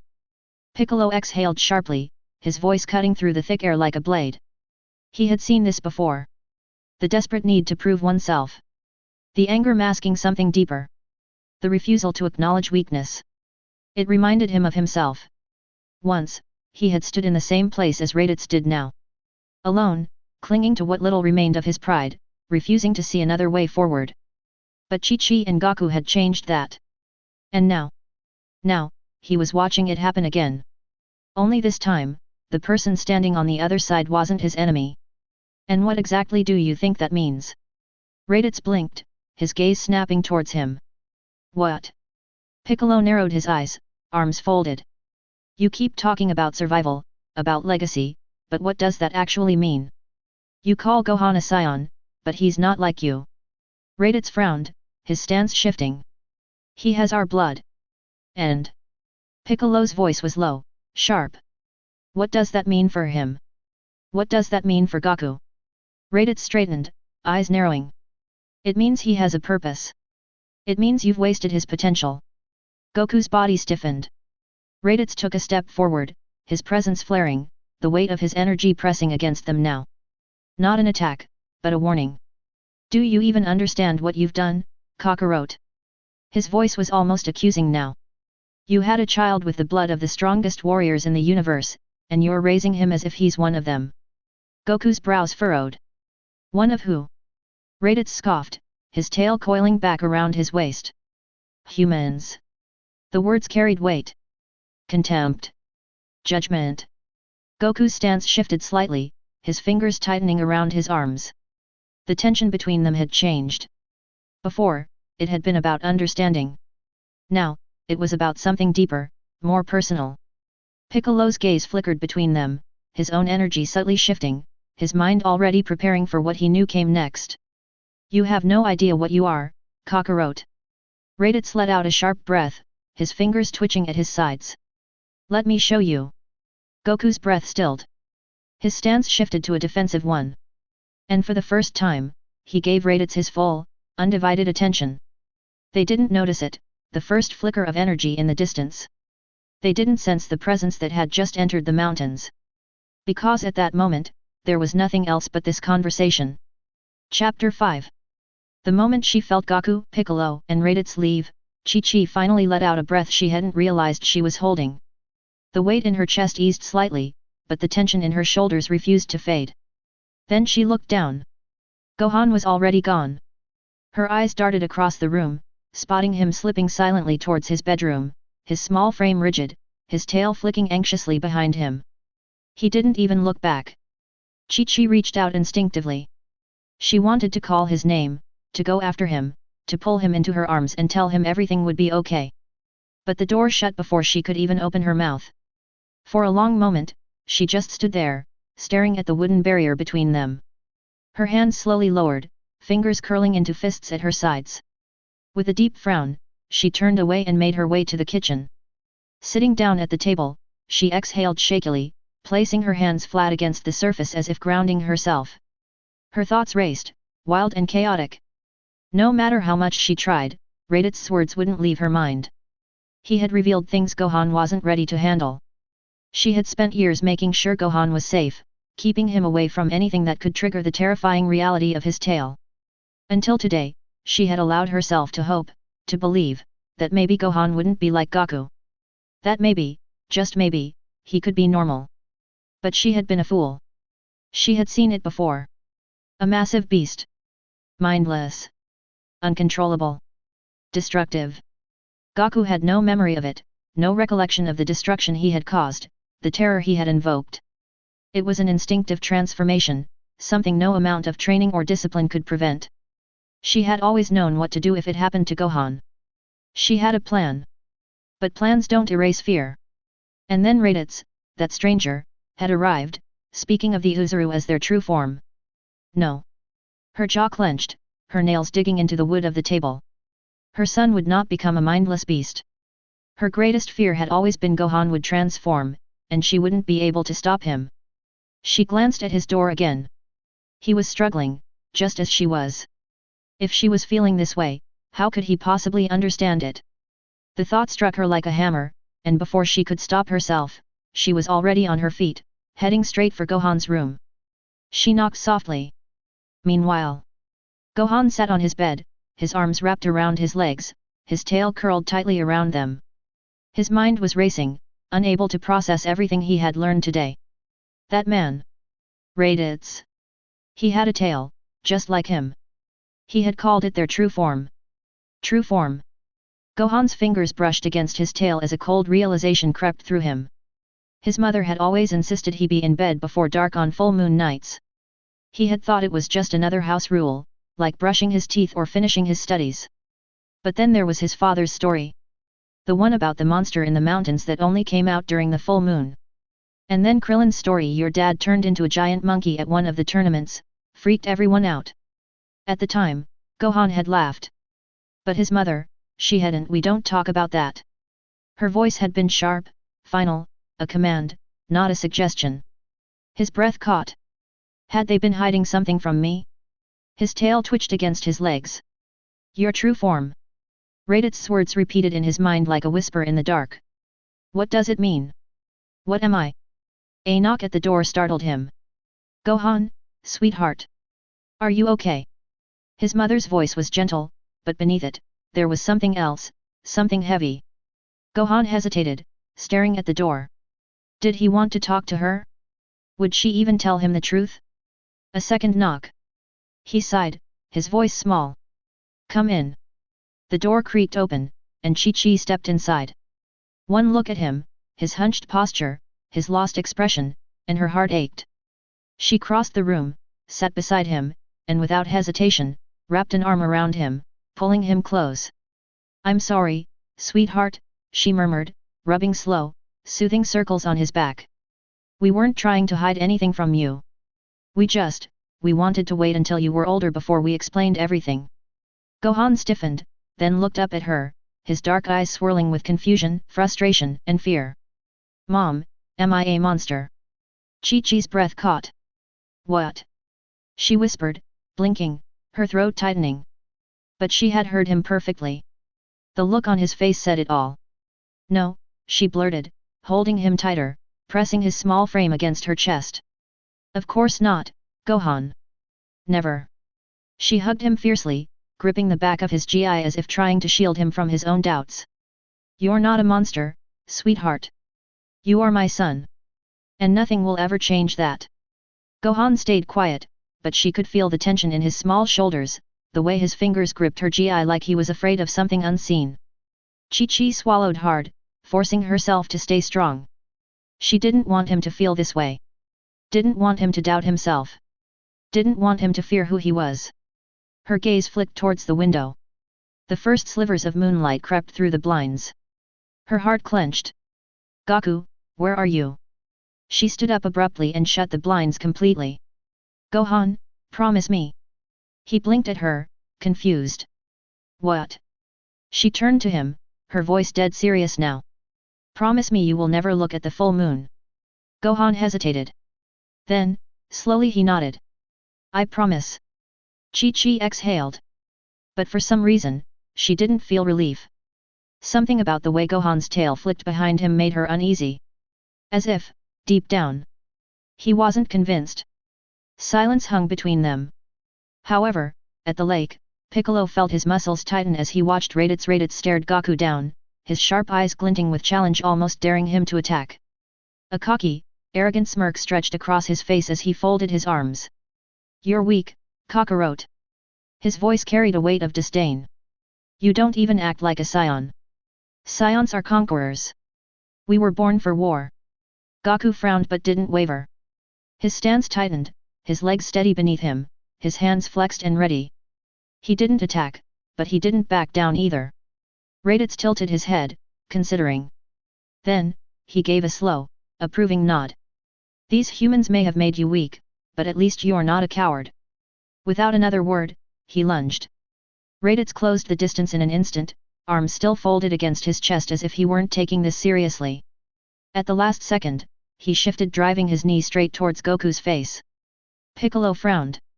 He had expected an explosion of energy, some dramatic display of power, but Raditz wasn't using his ki at all.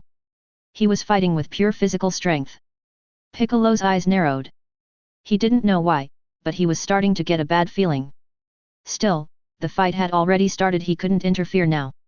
Goku reacted smoothly. As Raditz's knee came up, Goku slipped underneath it, his body twisting effortlessly. In a single fluid motion, he pivoted and drove his fist towards Raditz's exposed back. "I'm not weak," Goku snapped. Raditz smirked. Before Goku's punch could land, Raditz's tail snapped forward, uncoiling from his waist in a blur. In one quick movement, it wrapped around Goku's wrist, stopping his attack dead in its tracks. Raditz glanced over his shoulder, his smirk widening. "If you want to prove you're not weak, Kakarot, you'll have to try harder than that." Goku's eyes narrowed. That tail, it triggered something in his memory. Without hesitation, Goku snatched Raditz's tail with his trapped hand and squeezed tightly. At the same time, he lunged, his free fist ready to strike while Raditz was supposed to be paralyzed. But he had made a mistake. Raditz didn't collapse. Didn't flinch. Instead, his hand shot out, catching Goku's punch mid-swing. His fingers curled tightly around Goku's fist, holding it tightly. For the first time, Goku's eyes widened. Raditz's expression flickered with surprise before shifting to mild disappointment. "Really?" His grip tightened. "Did you think a real Saiyan would still have that weakness?" With a sharp movement, he released Goku's wrist and shoved it backward. Goku stumbled but caught himself, his jaw clenching. Raditz's expression hardened with disgust. "This is what I mean, Kakarot. You're weak. Even your way of thinking is weak." His tail flicked behind him. "Perfectly controlled. Let me guess, you never learned how to train your tail. So you assumed all Saiyans have the same weakness, didn't you?" Back at the house, Chi-Chi wasn't aware of what was going on. All her attention was on Gohan. Seeing the doubt still lingering in Gohan's eyes, Chi-Chi sighed, her shoulders sagging under the weight of what she had to say. She reached out, brushing a stray lock of hair from his face, offering a small, weary smile. "Gohan, let's go eat. I will tell you what I know." She had wanted to wait until he was older, until he could understand the truth without fear. But after today, after everything Raditz had said, that choice had been taken from her. Gohan deserved to know the truth. Leading him into the kitchen, she moved with a heaviness she couldn't shake. The warmth of the home suddenly felt thinner, less secure. Pulling out a plate of pastries, she set them between them on the table, her hands trembling slightly as she placed one in front of Gohan before taking another for herself. She took a bite, chewing slowly, using the moment to collect her thoughts. How was she supposed to say this? How could she make him understand without terrifying him? "Gohan," she began, her voice softer than usual. "The reason I've always warned you about looking at the full moon is because of your father, and what used to happen to him." She hesitated, staring down at the pastry in her hands as if it could anchor her to the present and keep the past at bay. But the memories wouldn't be denied. "Your father used to turn into a massive great ape, larger than the tallest trees. When that happened, he lost control. Completely." Her grip on the pastry tightened. "He wasn't himself anymore, Gohan. He destroyed everything in his path, he didn't know friend from foe. He was just wild." She swallowed, forcing the lump in her throat down. The fear she had buried long ago was creeping back in, filling her voice with an edge she hadn't intended. "I don't know if you have the same power, but if you do, I don't want you to do what he did. I don't want you to lose yourself." She met his gaze, her own filled with raw honesty. "Kami, our master before, he removed your father's tail to stop it from happening again. It was a choice your father made for himself." Her fingers tightened into a fist on the table. "We were going to wait until you were older before giving you the same choice. It wasn't something we could decide for you, but we wanted to make sure you were ready before you had to." Chi-Chi exhaled, her voice shaking slightly as she continued. "But that man, Raditz, if what he said is true, you might have the same ability." Gohan's small hands clenched into fists on the table, his tail wrapping instinctively around his waist. His lips parted as if he wanted to say something, but before he could, a deafening explosion shattered the fragile moment. Miles away, Piccolo remained unaware. His sharp gaze followed the so-called fight between Goku and Raditz, but a deep frown tugged at his brow. It wasn't a fight, not really. Goku attacked again. A quick burst of movement, a fierce punch armed at Raditz's chest, but it never landed. Raditz sidestepped effortlessly, his tail flicking behind him in casual amusement. Goku swung again. Blocked. A second strike. Parried. A third, redirected entirely. It was like watching a teacher correct a reckless student. Piccolo's frown deepened. Raditz was speaking, mocking Goku, calling him weak. But his movements didn't match his words. He wasn't trying to overpower Goku, he was forcing him to react. He wasn't just testing Goku. He was teaching him. But what? Piccolo's scowl darkened. What the hell was he trying to prove? Then, something pulled at his senses. A small flicker. A disturbance at the edge of his awareness. Piccolo ignored it at first, focusing back on Raditz and Goku. But it didn't go away. A dull hum at the back of his head. A pressure that shouldn't be there. His finger twitched. He closed his eyes for a moment, stretching his awareness outward. And then, he felt it. Back at the house. The force of the blast sent tremors through the ground, shaking the entire house. Gohan barely had time to react before his mother yanked him backward, shielding him with her body as debris rained down around them. His heart pounded in his chest, ears ringing from the force of the explosion. Through the dust and settling rubble, he could make out 4 armored figures, their glowing weapons humming ominously as they stepped into the remains of the front wall. He could feel their presence, their power, like a crushing weight pressing down on his small frame. His mother stood firm in front of him, her stance low, defensive, yet unwavering. "What do you want?" Chi-Chi's voice rang out, steady and firm, but Gohan could hear the tension beneath it. One of the soldiers, taller than the rest, laughed mockingly, his blaster humming to life as he pointed it at her. "Where is the Saiyan, woman?" Gohan swallowed hard. They weren't here for his father again, were they? His tail wrapped tighter around his waist as he shrank back further into the shadows behind her, his small hands gripping the fabric of her gi. His breathing quickened. This wasn't like sparring with his father, or even the same as the man from earlier. These men weren't here to fight. They were here to kill. Chi-Chi's stance shifted slightly, her hand moving behind her back in a silent signal. "Hide." Gohan hesitated for just a second before obeying, creeping backward behind the remnants of the couch, his eyes locked onto his mother. "I don't know what you're talking about." Chi-Chi's voice remained calm, but Gohan could see the slight clench in her jaw. "I've never heard of 'don't lie to us, woman.'" The soldier sneered, stepping forward. "We tracked the Saiyans' power to this house. Do you think we are fools?" The barrel of his blaster glowed brighter, charging up another attack. Gohan clenched his fists. He had to do something. He couldn't just sit here and watch. He had power, he had trained. But his legs wouldn't move. His heart was hammering against his ribs, every fiber of his body screaming at him to run or fight, but fear kept him rooted in place. Chi-Chi's voice cut through the air, breaking through his panic. "Wait, are you talking about that strange man who showed up a while ago?" Gohan watched as his mother's expression remained composed, unreadable. She was stalling. A different soldier tilted his head. "Strange man." His tone was deceptively light, a false kindness lurking beneath it. "Tell us more." Gohan's tail twitched. He knew that voice, that tone. It was the same one his mother used when she was angry but trying to be polite. "He asked for directions to the city," she said smoothly. "I've never seen him before. He left with my husband not long ago." She was trying to draw them away. Gohan barely breathed as he watched his mother move, subtly shifting, guiding them away from him. Chi-Chi held out a hand towards the kitchen away from Gohan. "Would you care for a drink?" A sudden blast tore through the air, slamming into the kitchen. The house shuddered violently, another wall giving way under the force of the explosion. Gohan flinched, his breath in his throat as his mother barely managed to leap aside.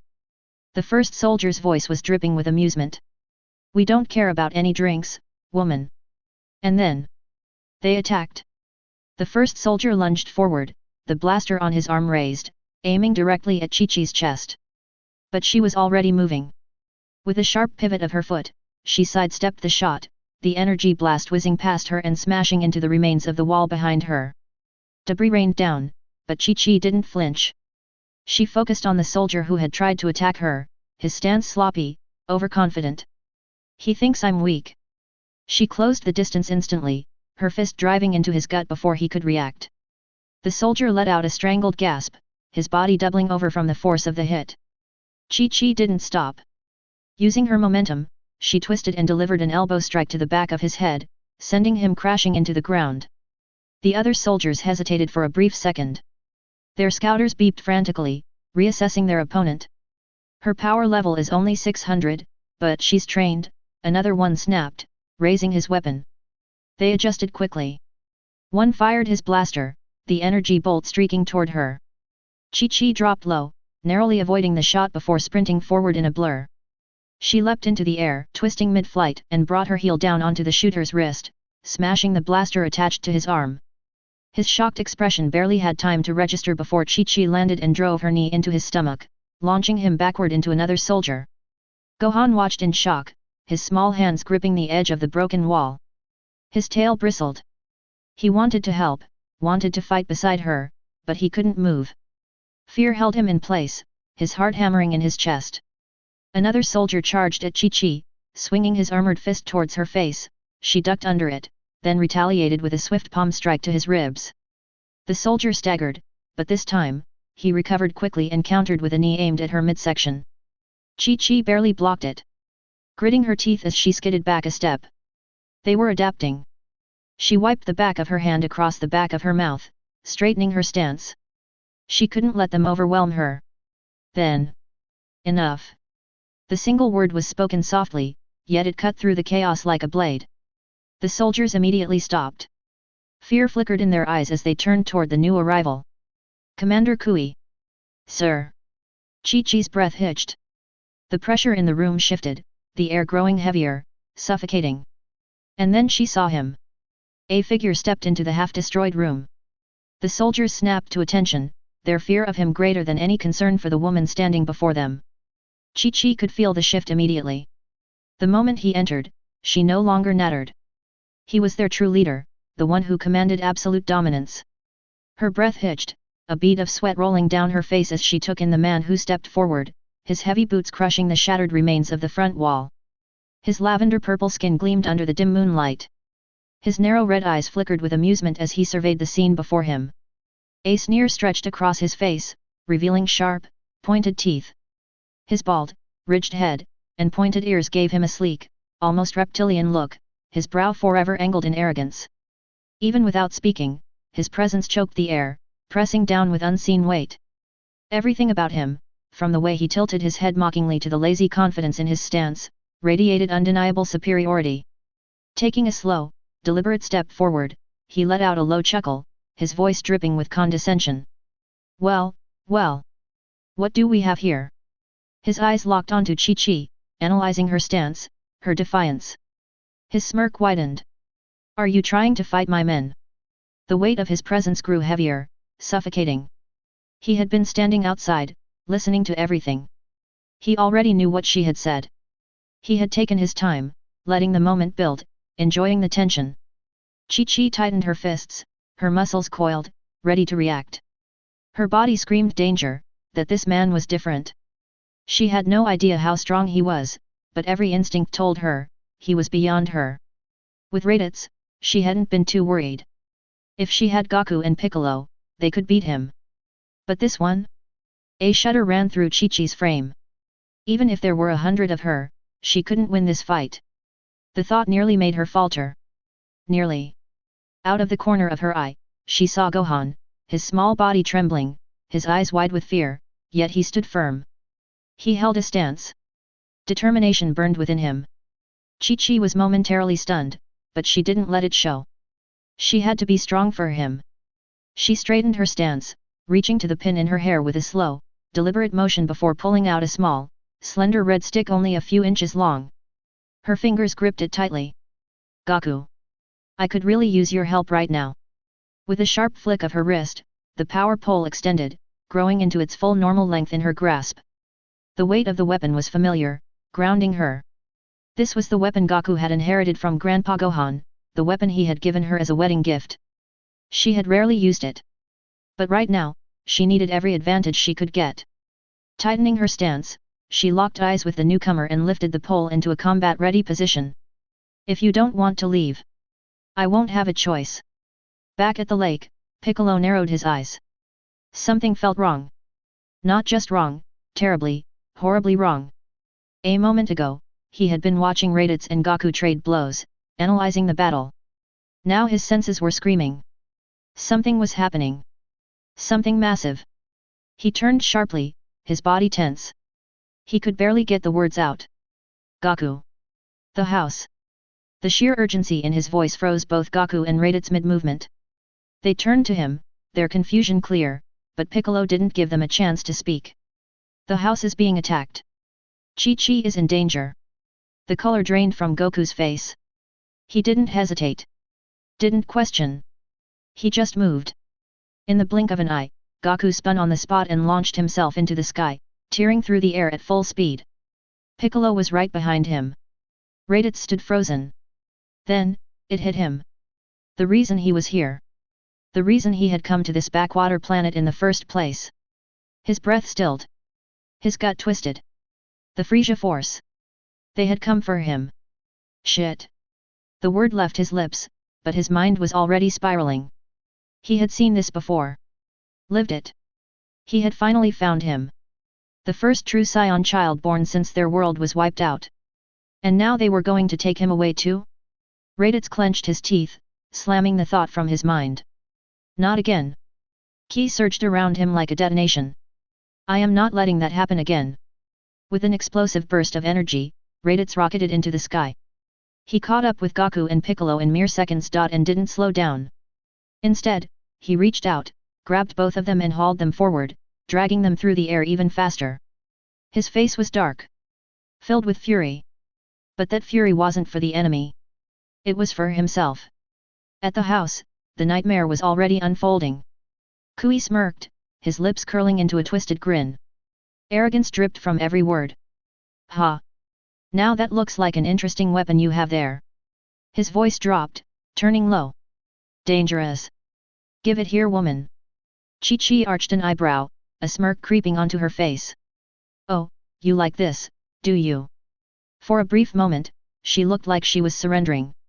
She straightened her posture, holding out the power pole, her grip relaxed, her expression warm.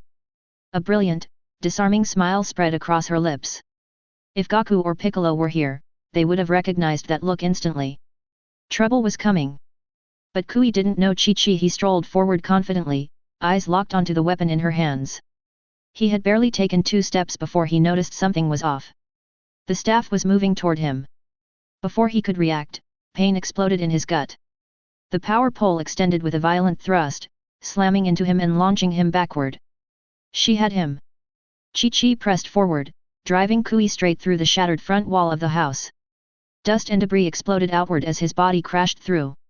As she sprinted after him, the power pole shrank back to its normal size in her grip. Kui gritted his teeth, pushing himself upright. His fingers clawed into the dirt as he muttered under his breath. That woman actually managed to catch me off guard. The thought burned. Anger flared hot in his chest. His gaze snapped towards Chi-Chi. Only to see her already mid-attack. Kui ducked, the power pole whistling just inches over his head. Too slow, he thought, his smirk returning. He lunged forward, hand outstretched, ready to grab her. But she was gone. Chi-Chi moved like a shadow, fluid and unpredictable. She planted one end of the power pole into the ground, then launched herself into the air. The staff extended instantly, rocketing her upward in a perfect arc. Her muscles screamed in protest, but she gritted her teeth, pushing through the pain. High above Kui, she twisted mid-air, shrinking the pole back to its normal size. Every ounce of momentum and every shred of strength poured into her next attack. She swung down. Kui's eyes widened in shock. What kind of fighting style was this? He had fought countless warriors across dozens of planets. He had seen weapons, strategies, and combat techniques far beyond Earth's primitive level. But this was different. A weapon that changed size at will. A human who moved like a battle-hardened soldier. His instincts screamed at him. Move. Now. He lunged to the side just in time. The power pole struck the ground with an earth-shaking crack, splintering the grassy terrain beneath it. Chi-Chi landed lightly, panting. She could already feel it, the aching in her limbs, the burning in her lungs. She had fought with everything she had, using her speed, skill, and strategy to stay ahead. But the window was closing. Fast. She had caught him off guard before. That wouldn't happen again. She needed to end this. Now. Chi-Chi steadied herself, shifting into a defensive stance. Out of the corner of her eye, she saw them. Frisia Force soldiers. They weren't moving. They weren't speaking. They were just watching. Cold, detached. As if this was nothing more than entertainment. Her grip on the power pole tightened. Where are you, Gaku? The thought barely had time to form before a cold shiver ran down her spine. Kui wasn't looking at her anymore. His gaze had shifted, his expression unreadable. Slowly, Chi-Chi followed his line of sight. And then, her blood ran cold. Gohan stood in the jagged opening of the ruined house. His small frame was tense, trembling, not with fear, but with something deeper. His tail lashed behind him, betraying the storm brewing inside. His fists clenched at his sides, his nails digging into his palms hard enough to draw blood. His eyes burned with something raw. Something dangerous. Kui's smirk faded. His red eyes flickered with something unfamiliar, uncertainty. A child? But not just any child. A Saiyan child. His scouter beeped erratically. The numbers spiked higher than they had any right to. He scowled, tapping the device with growing irritation. His gaze snapped to Chi-Chi, his lip curling. So. Raditz had a brat on this forsaken rock. A sharp beeping shattered the moment. Kui's scouter whined loudly in his ear, flashing red warnings. His brow furrowed as he glanced at the numbers, a high power level, closing fast. A slow, knowing smirk crept back onto his face. Ah, speak of the devil. Looks like Raditz is finally making his entrance. Chi-Chi's breath hitched. Raditz's child? She almost corrected him, but the word stuck in her throat. Why did it matter? She had bigger concerns. Then, she felt it. A presence.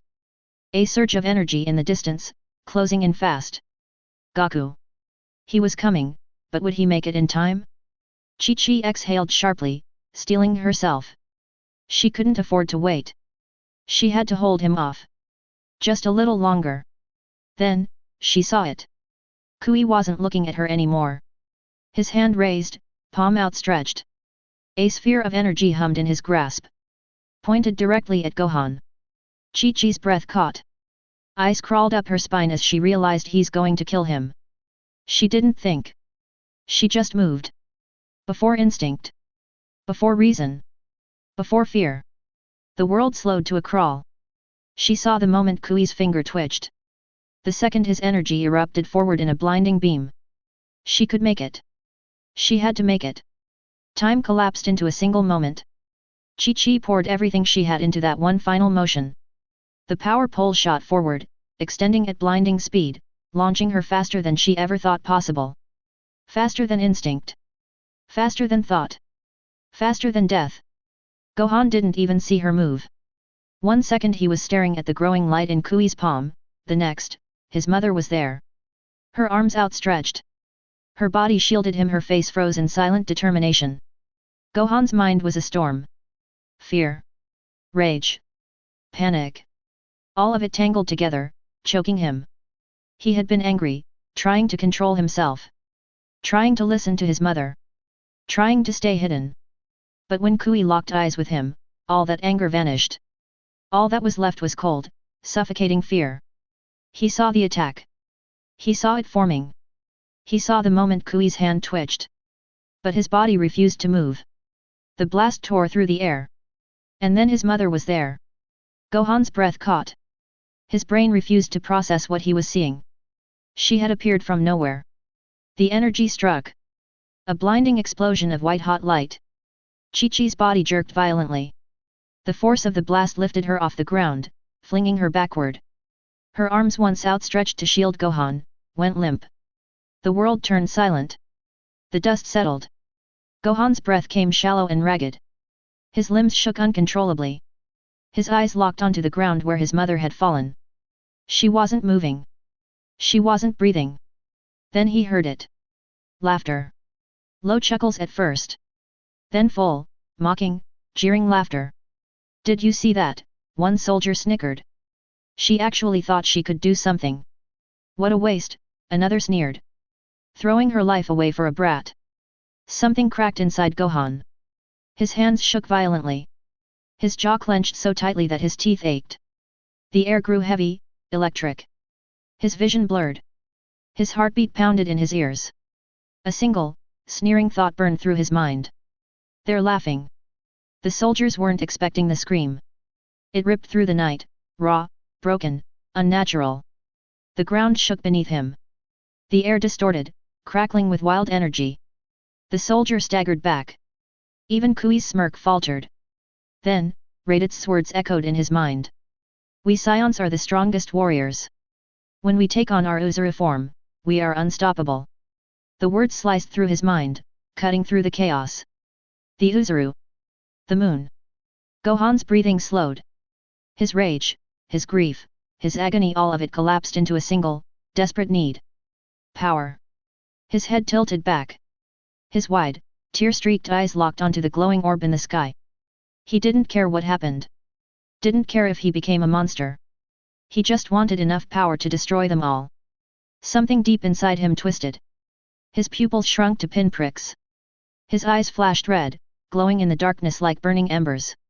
His tail lashed violently, a force of its own. And then, his body seized. Then the pain hit. A searing, unbearable fire tore through his bones, stretching, pulling, breaking. He was screaming. A sound that wasn't human, wasn't Saiyan. Something raw, something ancient. His spine snapped, elongated. His rib cage expanded violently, his skin stretching to its limits. His nails became claws, his teeth sharpened into fangs. His breathing grew ragged, his mind slipped deeper into a fog of rage. Who am I? The answer didn't come. Because there was no more Gohan. The Frisia soldiers stumbled back, their confidence crumbling. What's happening to him? One of them stammered. His power level it's skyrocketing, another shrieked as his scouter beeped furiously. Even Kui took an involuntary step back. Then, the transformation was complete. A monster stood in Gohan's place. Towering. Massive. A behemoth of brown fur and red eyes that burned with unrelenting fury. The ground trembled beneath him. He threw his head back, and roared. The night trembled under the beast's first roar. Uzuru Gohan's massive hands slammed into the ground, sending shock waves rippling through the battlefield. The very earth cracked beneath his strength. His breath came out in deep, thunderous huffs, each breath hot and heavy with rage. His golden eyes darted around wildly, unfocused, hunting for something to destroy. Then, he moved. Faster than something his size had any right to.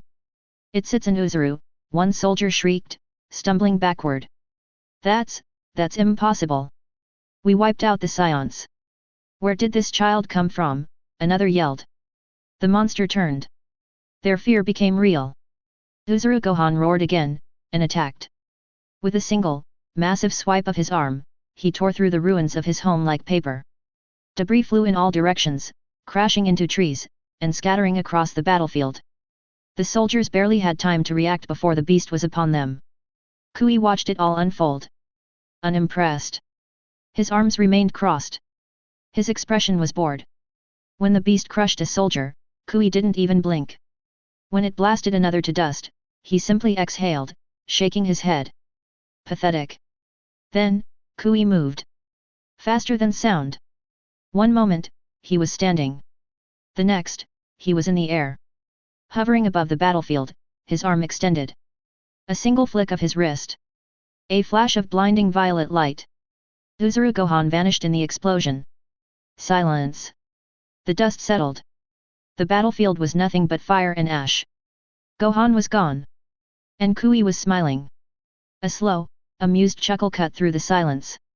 He floated lazily in the air, arms crossed, a smirk carved into his face. He exhaled through his nose, as if bored. Took you long enough, Raditz. Chapter 6. Piccolo had finally gotten used to the feeling of being dragged through the air by Raditz. It was a frustrating experience, to say the least. If it weren't for the situation, he would have already pulled away. However, as he closed his eyes and extended his senses toward the battlefield, he forced the discomfort from his mind. Raditz was far faster than him. If nothing else, at least Piccolo could focus on what was happening without needing to fly. Then, he felt it. Chi-Chi's energy disappeared. Piccolo's eyes snapped open, flashing with raw anger. His respect for Chi-Chi had only grown after living with her and Goku, after sparring with her, after learning from her. To lose her like this? His jaw tightened, teeth grinding. I should have been paying better attention. Instead, he had let himself get distracted by Goku and Raditz. Before he could finish berating himself, another sensation slammed into him. Gohan's energy. It was rising, fast. Piccolo's head jerked towards the battle just as Gohan's body began to expand. Fur erupted across his skin. His frame grew larger by the second. A great ape. For a long moment, Piccolo was frozen, unable to process what he saw. He had never seen Goku do this before. Only heard rumors of his transformation. And now, Gohan, the child who barely been able to hold his own in a fight, was radiating overwhelming power. His energy, it was stronger than even Raditz now. Piccolo had always known Gohan had more potential than anyone else. But this? This was something else entirely. Then, Gohan roared, his massive form tearing through the battlefield with mindless destruction. A bead of sweat rolled down Piccolo's face. He had always known Chi-Chi feared something. Something she never spoke about. Now, he understood. This wasn't something they could have prepared for. This wasn't something they could have handled. Before he could fully process everything, movement caught his eye. A tiny figure rising in front of the Uzuru. The enemy. At the same moment, Piccolo felt Raditz let go of him. Then the scream. But Piccolo wasn't focused on that. All he could see was the blinding light of the beam that engulfed Gohan. His body trembled. His mind was frozen. They were too late. For the briefest of moments, his mind tried to deny it. Maybe it wasn't Gohan. Maybe. Then Gohan's energy vanished. He had no choice but to accept reality. A deep growl rumbled in Piccolo's throat as his fist clenched, nails digging into his palms hard enough to draw blood. The pain sharpened his focus. Now wasn't the time for emotions. There were still enemies. Flaring his ki, Piccolo caught himself midair. His sharp gaze swept across the battlefield, analyzing everything. The strongest enemy, their leader, remained floating in the air, his back turned to them. Arrogance radiated off him, a silent declaration that he had nothing to fear. Lowering his eyes, Piccolo caught sight of 3 more soldiers struggling beneath rubble. Then, he saw something he didn't want to see. In front of that pile of rubble lay the crumpled form of Chi-Chi, his breath hitched. Beside her, the power pole lay discarded in the dirt. Piccolo had faced Chi-Chi once before when she wielded that weapon. And he had lost. For a moment, his mind started to drift, to that day, to that fight. He clenched his teeth, forcing himself back to the present. I can grieve later, he thought. Right now, he couldn't let these enemies get away. His rage burned in his chest, demanding release. He wanted to tear them apart. But he tempered it. He had to stay in control. That was what Chi-Chi had taught him. He could almost hear her voice, stern and unwavering. Stay focused. Don't let your mind wander during a fight. Exhaling through his nose, Piccolo flicked his eyes toward Goku. His expression darkened. Goku wasn't even looking in the right direction. His reaction had been entirely different. The world stopped.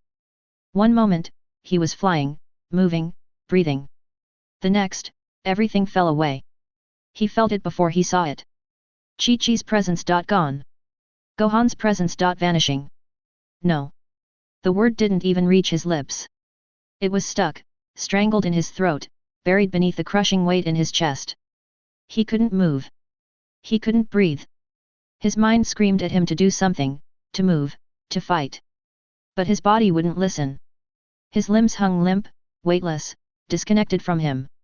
His heart pounded but felt distant, like it belonged to someone else. Chi-Chi Gohan. His home. Everything. He turned his head slow, mechanical toward the battlefield. His house was gone. The oak tree he used to nap under? Burned to ash. The small home where Chi-Chi had taught Gohan to read. where laughter had once filled the walls. Destroyed. The air was thick with smoke, the scent of fire and blood choking his lungs. Sparks flickered through the air, floating like dying fireflies. This wasn't real. It couldn't be real. His fingers twitched. His lips parted, but no sound came out. Then the roar. Gohan. Goku's head snapped up, his breath catching in his throat. His son. A massive, raging beast towered over the battlefield. Its crimson eyes burned with unrestrained fury, its massive hands crushing the earth with every movement. An Uzuru. Goku had never seen this before, but something in his blood recognized it. The sheer power pouring from Gohan was staggering. Untamed, unfiltered. How is this happening? Then a blinding flash. Kui's attack. Goku's breath hitched. His eyes followed the light, locked onto the figure standing in its path. Gohan. His son. And then. Nothing. A deafening silence. The crater smoked where Gohan had stood. The scent of burned flesh and scorched earth filled his nostrils. He was gone. Goku's knees buckled. The sky tilted. The world blurred. He felt nothing. No rage. No pain. Just a hollow, gaping void where his soul used to be. He dropped to his knees, his hands limp at his sides. His breathing shallow. Gone. Chi-Chi. Gohan, gone. Then. A hand grabbed the back of his head and yanked him up. His body jerked violently, air rushing from his lungs as Piccolo's grip tightened.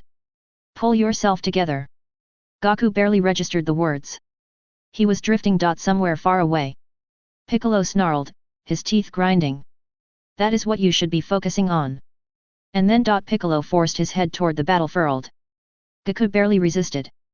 His body wasn't responding. His mind was numb. Until he saw it. The soldiers. They were standing near Chi-Chi's broken body. Unbothered. Unmoved. One of them. Laughing. Another knelt down. His armored fingers reached for something beside her, lifting it off the ground. The power pole. Goku's stomach twisted. His fingers twitched violently. He watched as the soldier spun it in his hand, testing its weight. The power pole. His grandfather's weapon. The same weapon he used to wield. The same weapon he had given Chi-Chi as a wedding gift. The same one she used in her final stand. Goku's breath came sharp and ragged. The soldier grinned. Tossed the staff lightly in the air. And then. He pressed his foot down on Chi-Chi's motionless form. Crack. Something inside Goku snapped.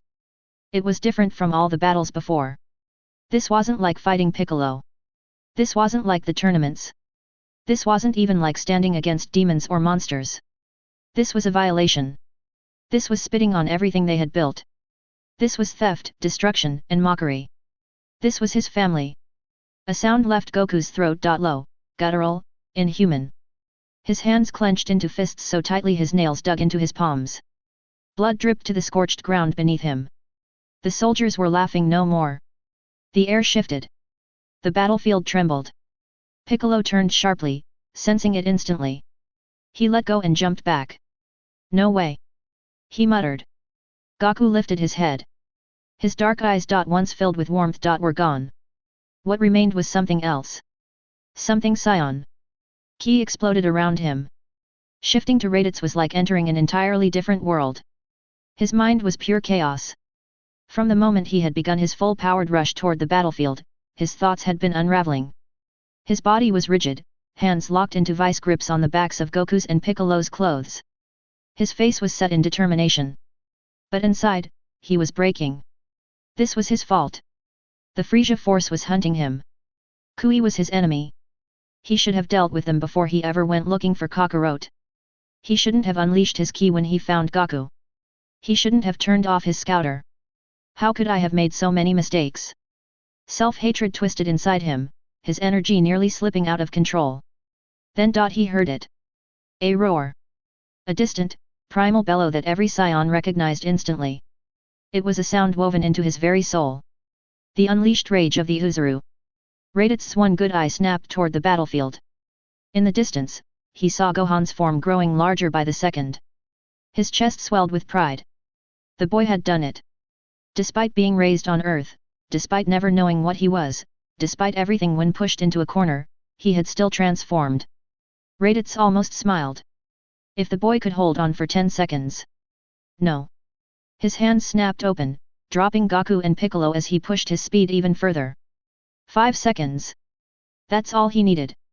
Then movement Kui rose into the air. Raditz's eye widened. No. He knew exactly what Kui planned to do.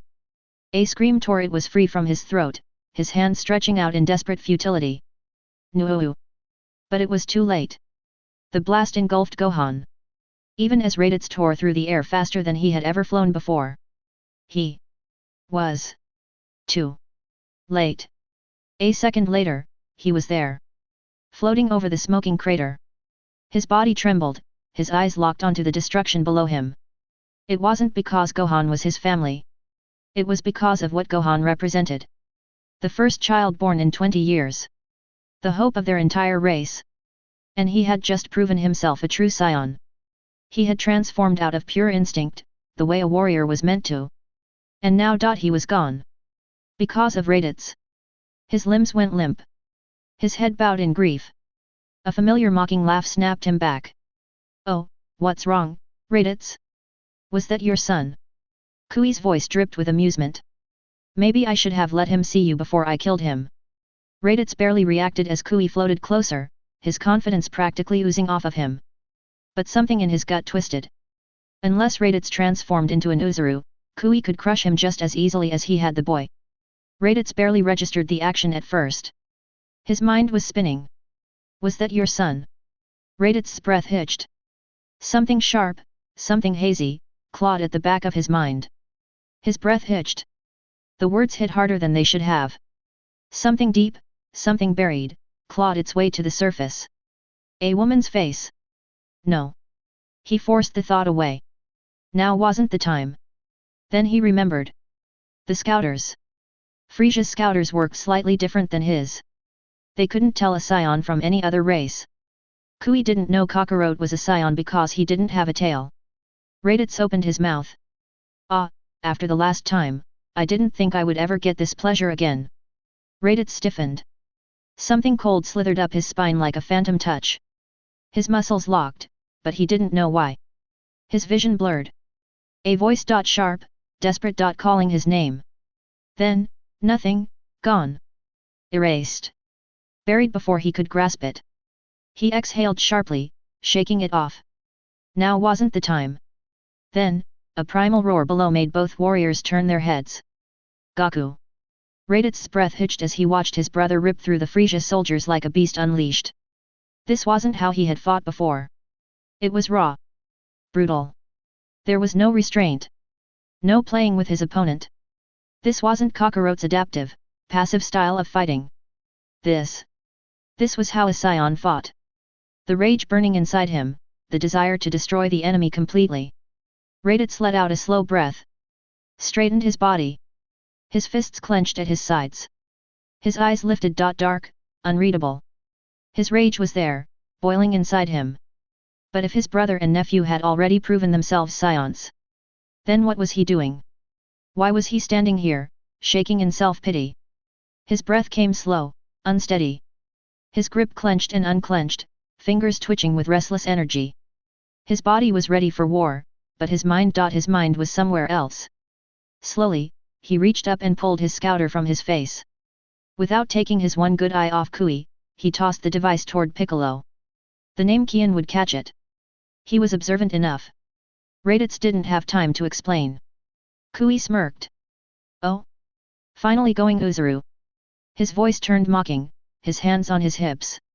I haven't seen you use that form in 20 years. Raditz froze. 20 years? His mind tripped over itself, the words looping back, twisting, warping. Wrong. That wasn't right. That couldn't be right. He had never shown his Uzuru form to Kui. Every battle, every mission, Kui had always been there to sneer at him from a distance, to mock him for not being strong enough to take the front lines. He had fought beside Vegeta, Nappa, and other Saiyans who towered over him in strength. Kui had never seen him transform. So why did he say that? His stomach twisted. His breathing felt wrong. Oops, Kui chuckled, covering his mouth in exaggerated shock. That was a secret. Raditz didn't move. His limbs felt stiff, foreign. Something was wrong. Something was slipping through the cracks. His body was remembering something, his mind wasn't, something buried. Something rotting just beneath the surface. Kui's grin widened. He leaned in slightly, voice dropping into a whisper, low and deliberate. Ah well. It's not like you remember anyway. And then he laughed. It was the same laugh. Raditz's body locked up. His breath hitched. Too sharp, too sudden. His pulse was hammering. His fingers twitched, his jaw clenched, but the sensation wasn't new. It was familiar. No. His mind resisted. A wall slammed into place, a barrier of solid iron shutting out the flood. But Kui kept laughing. And with every second that passed, the cracks spread. Raditz's voice was sharp but unsteady. What do you mean? I don't remember. Kui tilted his head, watching him like a predator toying with its prey. Oh, he was enjoying this. Oh, you know. He took his time. He wanted to savor this moment, to draw it out, to make sure Raditz felt every second of it. Then, with deliberate cruelty, he leaned in, whispering the words like a blade to the gut. The first time you transformed. Back on planet Monmazu. The world tilted. Raditz's stomach dropped, and the void swallowed him whole. The night I killed Celia. Chapter 7. Celia. The name echoed in Raditz's mind, heavy and inescapable. A tolling bell, distant yet deafening. The sound cut through his thoughts, stirring his deepest shame. His darkest regret. It wasn't just a name. It was a mark. His greatest failure. The memories struck like shards of glass, sharp and unrelenting. That night had shattered him, left him gutted. A night that should have been his to protect, but instead, it became the one he could never escape. His eyes shut tight, but the past pulled him back anyway. The night he had slept through it all. The night his slumber. So careless, so undeserved. Had led to the massacre of the last surviving females of their race. Age, 740. Planet Monmazu. A hidden, desolate Saiyan base. Raditz scowled, his gaze fixed on the cold, metallic ceiling. The entrance post. The same damn duty he'd taken up countless times. It wasn't a position of honor. It wasn't even real work. It was a cage. The walls absorbed all sound, leaving only the low, mechanical hum in the air. Artificial lights buzzed overhead, casting long, sterile shadows. Lifeless. Empty. His mission was simple. Guard the entrance. Make sure no one entered unnoticed. But the monotony gnawed at him. He was 16, but his body had already reached full Saiyan maturity. Broad shoulders, hardened muscle, a warrior's physique. His strength was greater now, his fire reignited. Finally, he was ready. Ready for a battle. Ready to fight alongside his brothers in arms. Ready to claim his place in the legacy of his people. But this wasn't a warrior's life. Not since Planet Vegeta fell. The Saiyan race. Once feared, once legendary. Had been reduced to scattered survivors, remnants clinging to existence in the corners of the universe. Only the fully grown were allowed to leave the base. Only the strongest. Other than Prince Vegeta himself. Raditz clenched his jaw, bitterness curling in his chest. He still remembered the battlefield. The rush of combat. The purpose in every fight. He had stood beside the prince, taking planets in the name of their empire. Now, he was a glorified guard dog. A spectator to the slow, quiet decay of his people. He exhaled sharply, his arms crossing over his chest. One day, he would reclaim his place. But right now, that dream felt as distant as the stars. You're going to fall asleep if you keep daydreaming like that. The voice was soft but sharp enough to slice through Raditz's thoughts. His body tensed, reflex kicked in, arrogance flaring as he jerked upright, eyes snapping towards the intruder. Then he saw her. Celia leaned against the doorway, arms crossed, her smirk teasing. Her black, spiky hair was a chaotic mess, bangs barely hiding her eyes. A wild mane that suited her. Untamed, defiant. She was a full head shorter than him, but her presence loomed, commanding attention without effort. Raditz scoffed, crossing his arms. Celia, how many times have I told you not to sneak up on me like that? His voice held its usual bite, but the smirk tugging at his lips betrayed him. Celia stepped inside, her posture relaxed but commanding. She shut the door behind her. Slowly, deliberately. Eyes glinted with mischief. Why, she mused. You hiding another girl in here? The teasing lilt in her voice was unmistakable. Once, she had been quiet, reserved. But over time, that softness had sharpened into something else. Something confident, challenging. She shifted her weight, watching him closely, waiting for his reaction. Testing him. Raditz blinked, caught off guard. Even after 3 years, she still had that effect on him. The woman standing before him was a puzzle he had never quite solved. She was one of the few remaining female Saiyan. Sent out on a mission before Planet Vegeta's destruction. And on the day they had first met, without hesitation, she had looked him in the eye and declared, "You're going to be my husband." Raditz exhaled sharply, shaking his head at the memory, a low grunt escaping him. "We both know you've made sure none of the other girls will come within 10 feet of me." The words were rough, tinged with discomfort, but there was something else buried in his tone, something he wasn't ready to admit. There was an odd warmth to his thoughts, one he couldn't quite define. He had always found her presence interesting. Celia, undeterred by his grumbling, kept her smirk firmly in place.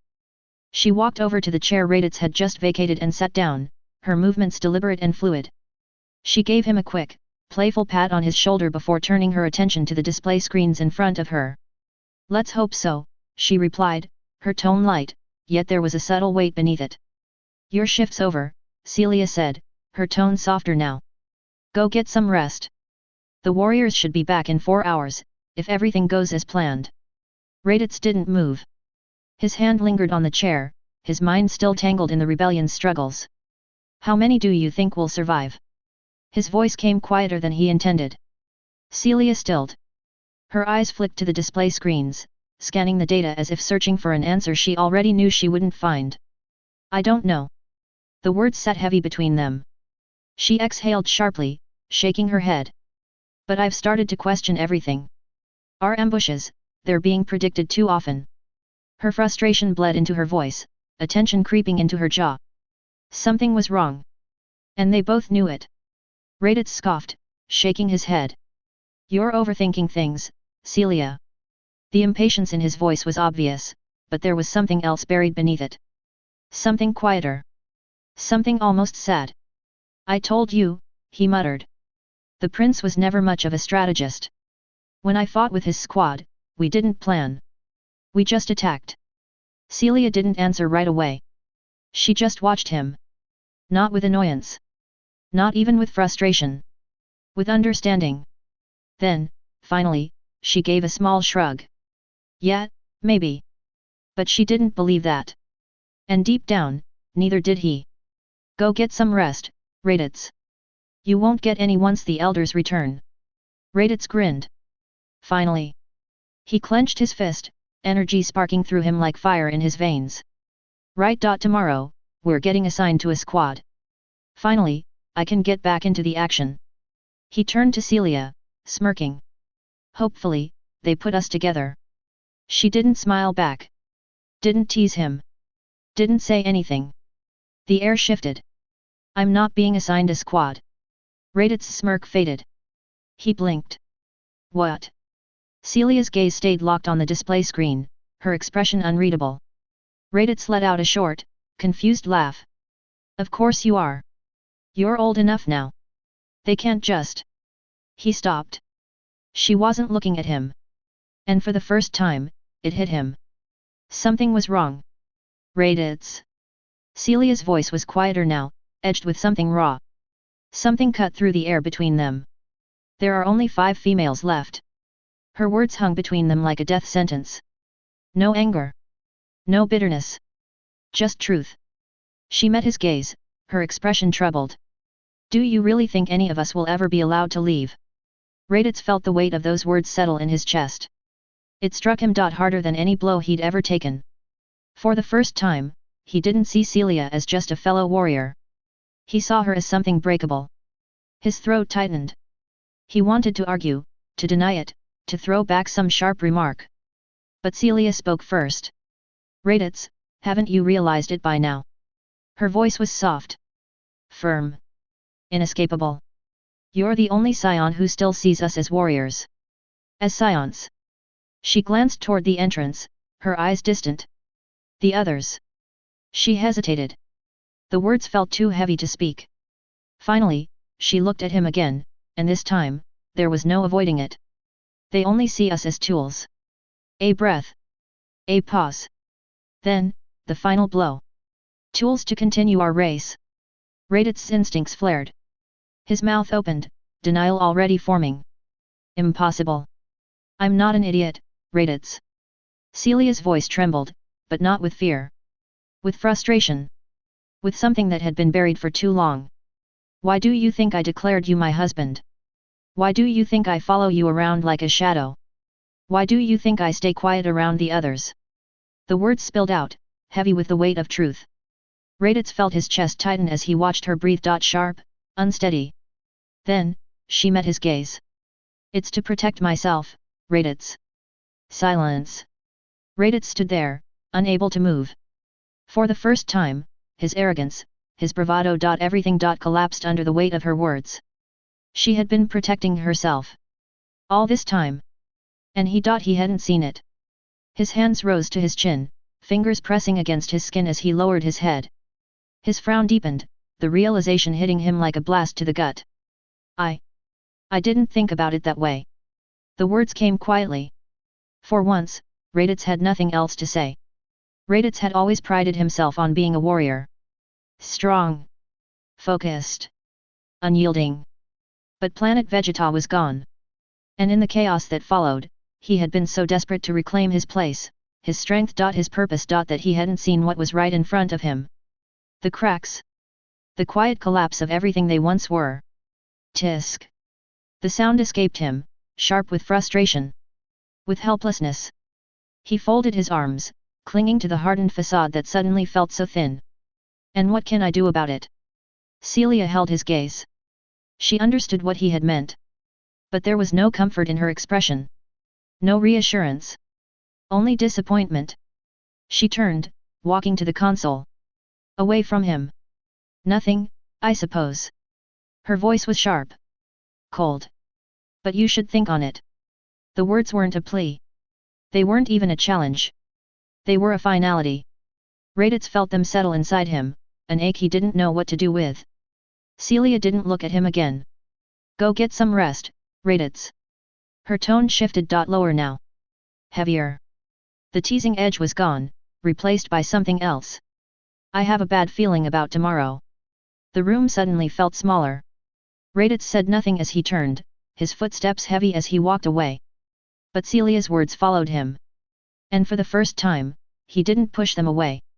His footsteps echoed down the sterile hallway, the dim lights casting stretched, flickering shadows. Cold metal walls boxed him in, unfeeling, unchanging. The corridor felt endless. A reflection of the unease clawing at his mind. Celia's words pressed against his skull. Fellow warriors, tools. The thoughts tangled together, refusing to settle. He didn't want to carry this weight. But now, there was no escaping it. The door to his quarters slid open with a soft hiss. A brief relief from the hollow silence outside. Raditz stripped off his armor, the plates clattering against the floor. The familiar ritual. Removing the weight of his duties. Offered nothing tonight. His shirt followed, the motion mechanical, automatic. But it didn't help. He didn't lie down immediately. Instead, he stood there, staring at the empty room, at the walls that had never felt so small. Celia's eyes wouldn't leave his mind. The pain in them. The truth in them. Raditz exhaled sharply and dropped onto the bed. It didn't comfort him. His mind was a battlefield. Fighting memories, fighting regret, fighting truth. But exhaustion was stronger. Eventually, it pulled him under. Raditz's memories usually ended here. Then the nightmares began. But this time, something was different. The past didn't slip away into hazy terror. It blazed back to life, vivid and unstoppable. His eyes snapped open. Red lights flashed. Alarms shrieked. His heart pounded, his body already moving before his mind could catch up. The breach alarm. The one that haunted his nightmares. The sound meant death was inside the base. Raditz threw himself out of bed, bare feet hitting the cold floor with a sharp thud. The door hissed open, and he was in the hallway before he had fully processed what was happening. Dim light. Empty corridor. No sign of the enemy. Yet. None of it mattered. His body moved on instinct. His armor forgotten, his mind locked on only one thing. The entrance had been breached. And that meant they were already inside. Raditz tore down the hallway, muscles coiled, instincts locked on the threat ahead. Doors creak open. Small faces peeked out. The young ones. His pulse spiked, but his voice snapped out before fear could take hold. Back inside. Lock the doors until the all clear is given. No time to check if they listened. No time to do anything but run. The world had narrowed to one thing. Protect the base. Neutralize the enemy. But then, the thought hit him. A cold, gut-wrenching truth. If the entrance was breached, the guards were dead. And that meant he was the strongest Saiyan left. The last line of defense. Raditz's breath came sharp and fast, but he didn't slow. His body burned with adrenaline as he closed in on the entrance. Celia was on duty. The realization sent ice through his veins. If the enemy wasn't here, that meant she was still fighting. Alone. Raditz pushed forward, his heart hammering against his ribs. He had to get there. Now. The door began to open. Raditz didn't slow.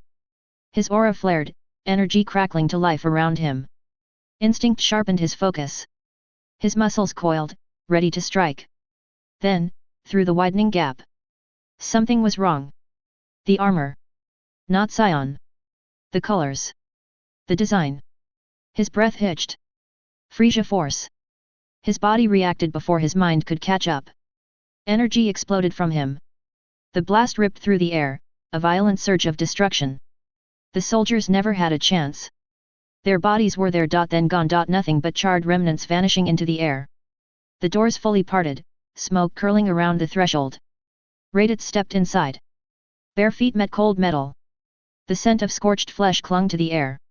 His eyes scanned the room, senses razor sharp, ready for the next attack. But then he saw them. And everything stopped. 3 figures remained. Raditz barely saw them. His eyes locked on her. Celia. His heart slammed against his ribs. His breath stalled. She was pinned against the wall. Limp in her captor's grip. Blood smeared her face, trailing from a cut above her brow. A bruise darkened her cheek. Her breathing was shallow. But it was her eyes that stopped him. They found his. Held him. For a moment. Hope. A flicker, fragile but real. Then. Her gaze flicked to the man holding her. Raditz saw it happen. The exact second her hope died. Her body tensed. Her eyes widened. Terror took hold. Not for herself. For him. Raditz's gaze snapped to the figure holding Celia's throat. Stocky. Shorter than a Saiyan. Purple skin gleamed under the flashing red alarms, streaked with fresh blood. Celia's blood. Raditz's stomach twisted. Then. Red eyes met his. Cold. Calculating. Amused. The bastard was enjoying this. A smirk stretched across his wide mouth, revealing jagged, fang-like teeth. The air around him reeked of arrogance, thick and suffocating. His grip on Celia's throat tightened. Slowly. Not to kill. Just to hurt. To test Raditz. To taunt him. Raditz's hand curled into fists. His breath came sharp, ragged. A slow, creeping rage burned in his chest. The bastard wanted a reaction. And he was about to get one. Which one is this, motto? The alien's voice dripped with condescension, each syllable a deliberate mockery. I was hoping for something more impressive. His grip on Celia's throat tightened again. Raditz's muscles coiled. His vision blurred at the edges. His body screamed to move. Then. This one. A new voice. Casual. Cheerful. This is Raditz. An old friend, actually. Raditz's breath stalled. He knew that voice. His head snapped toward the speaker. A Saiyan. Smirking. Waving at him like this was nothing more than a friendly reunion. Motto. Recognition slammed into Raditz like a fist. One of his own. A warrior he had fought beside. A trusted member of Prince Vegeta's squad. A traitor. The realization hit so hard it made his stomach twist. His breath sharpened. His fist shook. Motto. His voice exploded, raw with fury. What the hell are you doing? Motto barely reacted. He just smiled. Smug. Unbothered. It's really quite simple, Raditz. His voice was light, almost amused. I'm just picking the winning side. Raditz's breath caught. He stared at Motto, words choking in his throat. Winning side. The words felt foreign. Like something spoken in a dream. No, a nightmare. This isn't about winning, Motto. It's about surviving. Motto sighed. Shook his head. A look of pity. Face it, Raditz. His tone was calm, almost bored. The Saiyan race was doomed the second Frisia took over the Cold Empire. Fighting is just delaying the inevitable. Raditz's fingers twitched at his sides. He wanted to hit him. Hard. But before he could move. A sharp cry of pain. Raditz's head snapped toward Celia. Kui's grip had tightened. Her body jerked in response, her breath coming in short, strangled gasps. Tell him to let her go, Motto. Raditz's voice was low, seething. His entire body was locked onto Celia. Motto only smirked. You hear that, Captain Kui? He turned to the alien, voice dripping with mockery. Raditz wants you to let her go. Kui barely reacted. He didn't even look at Raditz. His smirk twisted. Slow, cruel. Kui. The name slammed into Raditz's mind like a blow to the skull. He knew that name. Everyone did. The Saiyan extermination squad. The one who enjoyed it. Raditz's blood ran ice cold and then boiled over in an instant. His whole body tensed, ready to strike. Oh yes, Kui drawled. Let me get right on that. He didn't even look at Raditz. He turned. Pivoted. And drove his fist deep into Celia's stomach. The sound of impact was sickening. Celia's body jerked violently, a choked gasp tearing from her lips. Then blood, a sharp spray. Dark against her pale skin. Raditz saw red. His fury detonated. He lunged. But before he could close the distance, Motto moved. Fast. Precise. A shadow between them. Raditz barely had time to process before. A kick. Sharp. Brutal. Pain exploded in his spine as his body launched forward. Raditz hit the ground hard. Pain flared through his spine, his vision swimming.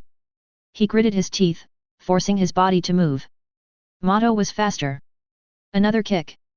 Sharp. Brutal. Raditz barely caught himself before the next strike landed. Too late. A foot crashed into his ribs. The force sent him sprawling, his breath ripping from his lungs. Laughter. Motto's laughter. Mocking. Enjoying this. Raditz tried to rise. Again. A crushing blow to his back sent him down. Again. Every time he moved, Motto struck. Raditz couldn't get up. Looks like this one likes you quite a bit. Kui mused. Raditz sucked in a sharp breath, his gaze snapping to Celia. Kui's grip on her throat tightened, cutting off her air. Her body twitched, her legs kicking weakly, her breath strangled. Kui smirked. Enjoying her struggle. I wonder, he mused, his voice thick with amusement. Who breaks first? Kui's fingers squeezed. Celia's body jerked. Her lips parted, a silent, desperate gasp. Her face was pale. Fading. Raditz's blood turned to ice. Better hurry up, little Raditz, Kui sneered, throwing him a sidelong glance. I don't know how long she can hold her breath. Raditz froze. Everything in him. His rage, his fear. Collapsed into a hollow, ringing silence. Still sprawled on the ground, he turned his head. His eyes met Celia's and time stopped. The terror from before was gone. Instead, a warmth. Gentle. Familiar. A look he had only seen once before. His mother. The same quiet love. The same silent goodbye. Raditz's breath caught. Then, the warmth vanished. Replaced by something colder. Sharper. A look Celia had given him before every fight. Don't mess this up. Celia's eyes flickered toward Kui. He wasn't looking. Raditz saw it. The shift in her gaze. The quiet, stone-cold decision. His body locked. His breath gone. Then. Kui's scouter beeped. Sharp. Urgent. Raditz's pulse spiked. Celia's key surged. Not a flicker. Not a build-up. A detonation. Raw power flooded the room, swallowing everything in an instant. Time stretched, thick and suffocating. Raditz felt the shift the second Kui realized. His head turned slow, too slow. Motto lunged desperate, reaching. Too late. The explosion erupted. A blinding flash. The air itself shattered. Kui launched backward, his body ripped from the ground, limbs flailing as he tumbled into the wreckage. Motto gon hurled like a ragdoll, vanishing into the debris. Raditz didn't move. Couldn't the force of the blast had avoided him? Not by accident. Because Celia made sure of it. The sky stretched open above him, stars blinking against the void. Raditz didn't see them. He couldn't see anything. His mind was a tangled wreck, a frenzied mess of no. Celia couldn't be gone. Couldn't be. The thought slammed against his skull, refusing to stick. His heart pounded too fast, too loud drowning out the shriek of alarms. His hands tore through the rubble. Shaking, searching. Nothing. His breath came sharp, ragged. His fingers curled into the shattered debris, useless. No. No. She had to be here. Had to be alive. His vision blurred.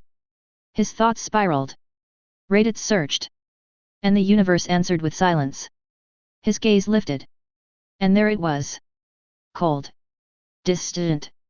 The full moon. Raditz didn't recognize it. Didn't register what it meant. His mind was fracked. Broken. Then. A prickle at the base of his spine. It spread. Fast. Like wildfire, searing through his nerves, warping everything it touched. Raditz staggered. His breath hitched sharp, uneven. His fingers twitched. Then curled. Dark fur thick, coarse erupted along his arms. His muscles swelled. Tore. Reformed. His bones stretched, cracking, reshaping. Wrong. His chest tightened. Too much. Too big. The world tilted, twisted, shrinking around him. No. He was the one changing. Raditz clutched at his head, teeth gritted against the burn. His body was consuming itself. And in that moment, he wasn't Raditz anymore. The ground shattered. Cracks spidered out beneath his feet, the earth screaming under his weight. Raditz staggered. His body was too big, too heavy. A deep, guttural groan tore from his throat. But it wasn't his. The sound rumbled through his chest, deeper, darker than anything Saiyan. Then. A roar. Primal. Deafening. The force of it sent shockwaves through the ruins, scattering debris like dust. Raditz's mind. The last of him. Fought to stay. To hold on. But the world was slipping. He was slipping. His vision darkened. His thoughts were fragmented. There was no logic. No reason. Only rage. Only hunger. Only the beast. The Uzaru had awoken. And another earth-shaking roar ripped through the night. It was no longer a cry for help. It was a declaration of fury. Chapter 8. A storm was raging inside him. Not just anger. Something deeper, something raw. Rage burned and twisted like a hurricane, roaring through his veins, clawing at his insides, demanding release. It wasn't just consuming him. It was breaking him. Shattering everything the thought he was. His breath came in sharp, uneven gulps, his lungs straining for air that no longer felt real. His vision blurred at the edges, but in the center, all he saw was red. He was struggling to control himself. His hands trembled at his sides, his muscles coiled so tightly it felt like they might snap. Every part of him screamed for violence, for something. Someone. To take the brunt of this agony. His eyes darted across the field, searching for an outlet, someone to fight, someone to punish for what had been taken from him. But the battlefield was empty, save for the 3 broken bodies sprawled at his feet. Twisted limbs. Blood pooling in the dirt. They weren't enough. The silence gnawed at him. A battlefield with no enemy left standing, no more threats to face. Just the quiet reminder of what had been lost. A sound faint but distinct cut through the static in his mind. Instinct took over. Goku spun around, muscles tensed, fists ready to strike. He welcomed it. The fight. The distraction. Anything to stop the rage from festering inside him. Anything to give his pain a target. But before he could attack. Before he could let the storm within him explode. His eyes landed on Piccolo. And everything stopped. Piccolo knelt beside her. Chi-Chi, his white cloak, so often a symbol of battle, of defiance, now rested gently over her still form, a silent offering of respect. The stark fabric stood out against the dirt and blood, a contrast too sharp, too cruel. Goku's breath hitched. The storm inside him faltered. Not gone, but momentarily restrained, like a beast caught in a chain. His fists remained clenched, but the fire in his chest flickered, uncertain. He once again felt that endless void, that vast emptiness inside him. His movements were mechanical. He bent down, fingers wrapping around the power pole. The grip felt rough. Or maybe it was his hands that had changed. It was heavier now. Wrong. The power pole. A relic of his past. His grandfather's legacy was a symbol of simpler times. When battles were just games and strength wasn't measured in loss. Chi-Chi had wielded it better than he ever had. Not just as a weapon but as an extension of herself. An art. A dance. And now it sat in his grip like a stone. Because the one who it truly belonged with, was gone. Piccolo rose to his feet, his movements slower than usual, as if the weight of the moment had settled onto his shoulders. His sharp gaze, normally filled with fire and defiance, was dimmer now, shadowed by something rare. Regret. I'm sorry, Goku, he said, voice low, the usual edge softened. His words felt foreign, unnatural, like he wasn't used to saying them. I should have been paying more attention. Goku blinked. The words barely registered at first. Of all the things he had expected, an apology from Piccolo wasn't one of them. He turned toward him, confusion flickering through the fog of his grief. Piccolo wasn't the one to blame. Piccolo hadn't killed them. Why was he saying that? Goku shook his head, his throat dry, his voice hoarse as it scraped out of him. It's not your fault, Piccolo. But even as he said it, his voice wavered. Because someone was to blame. And as his eyes lifted toward the sky, locking onto the two figures hovering above, his grief twisted back into rage. The figures floating high above were little more than silhouettes against the dull, storm-streaked sky, but Goku didn't need details. He knew who they were. And he knew what they had done.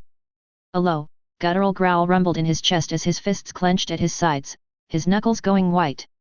The storm inside him surged back to life, twisting, writhing, howling for vengeance. They came here. They brought this destruction. They took everything from me. His breath grew ragged. His vision tunneled, sharpening to a single point. It's his fault. The words burned like an oath, a promise of what came next. The air thickened, charged with his fury. His body trembled. Not with fear. With purpose. His fist clenched so tightly his nails dug into his palm. He wanted to rip them apart. All of them. Kui first. Then Raditz. Then anyone else who had dared to take his family from him. But the weight in his hand. The familiar, solid presence of the power pole. Kept him grounded. His grip tightened around it, the rough wood biting into his skin. This wasn't just a weapon. It was a connection to his past, to his family. To what had been taken. Chi-Chi had been a master of the power pole. She had wielded it with an elegance that had always amazed him, turning the simple-seeming staff into a weapon of absolute precision. When she fought with it, it was like she had wings. And now, the weapon that had danced in her hands sat in his grip like a stone. Piccolo's voice cut through the storm of grief raging inside Goku, snapping him back to reality. Goku. It wasn't sharp like usual. There was no challenge in it, no command, no taunt. It was steady. But there was something wrong in the way he said it. You know I can hear what they are saying, right? At first, Goku barely reacted. His heartbeat was still pounding in his ears. His breath was still ragged, his entire body still coiled with rage. The battle. The world itself. Felt distant. But Piccolo's tone. There was something off. Goku's eyes flicked toward him, his brow furrowing. What is it? Piccolo hesitated. That alone sent a shiver down Goku's spine. Piccolo never hesitated. Not in battle, not in anything. But now, his frown deepened, his gaze narrowing as he looked up at the sky, at the two figures hovering high above. His voice dropped lower. That purple guy. The words came out slower than usual, as if he was measuring them. He killed Chi-Chi and Gohan because he wanted to hurt Raditz. The world stopped. For a moment, Goku felt nothing. Then, fire. Rage erupted like a supernova, raw and all-consuming, flooding his veins with fury so intense it made his vision blue. His head snapped toward Piccolo, his breath sharp, his chest heaving. What the hell is that supposed to mean? His voice wasn't just angry. It was dangerous. His muscles tightened, every fiber of his being screaming for violence. He could feel the power pull in his grip, the rough wood grounding him. But barely. They didn't even know Raditz. He growled the words out, his throat raw with fury, his body trembling from the sheer force of emotion ripping through him. Piccolo didn't flinch. Didn't react to the rage burning off Goku in waves. He just stared at the sky, jaw tightening. And continued. Piccolo didn't argue. Didn't push back. He just kept talking. His voice was firm. But quieter than before, as if he didn't want to say the next part out loud. He thinks they were Raditz's wife and kid, Goku. Goku felt the air leave his lungs. His anger faltered. Not gone, but cracking, breaking apart at the edges. The storm inside him didn't vanish. But it shifted. Piccolo finally turned to look at him. His sharp, calculating eyes weren't mocking or dismissive.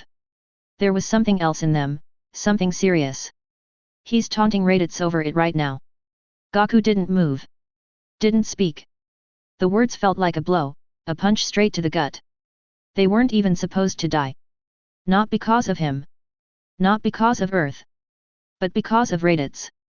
His rage cracked further, splitting into something raw and unfamiliar. And he almost didn't hear what Piccolo said next. Goku, Piccolo's voice lowered, steady but grim.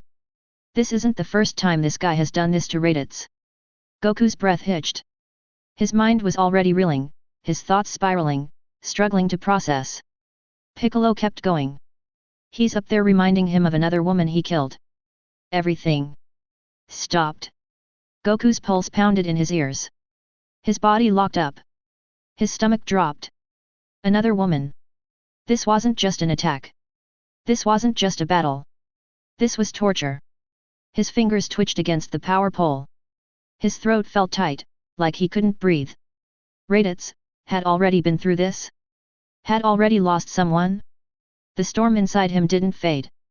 But suddenly it wasn't the same storm anymore. His hand shakily lifted, pressing against his forehead. A low growl rumbled in his throat, caught between pain and anger. He didn't want to care.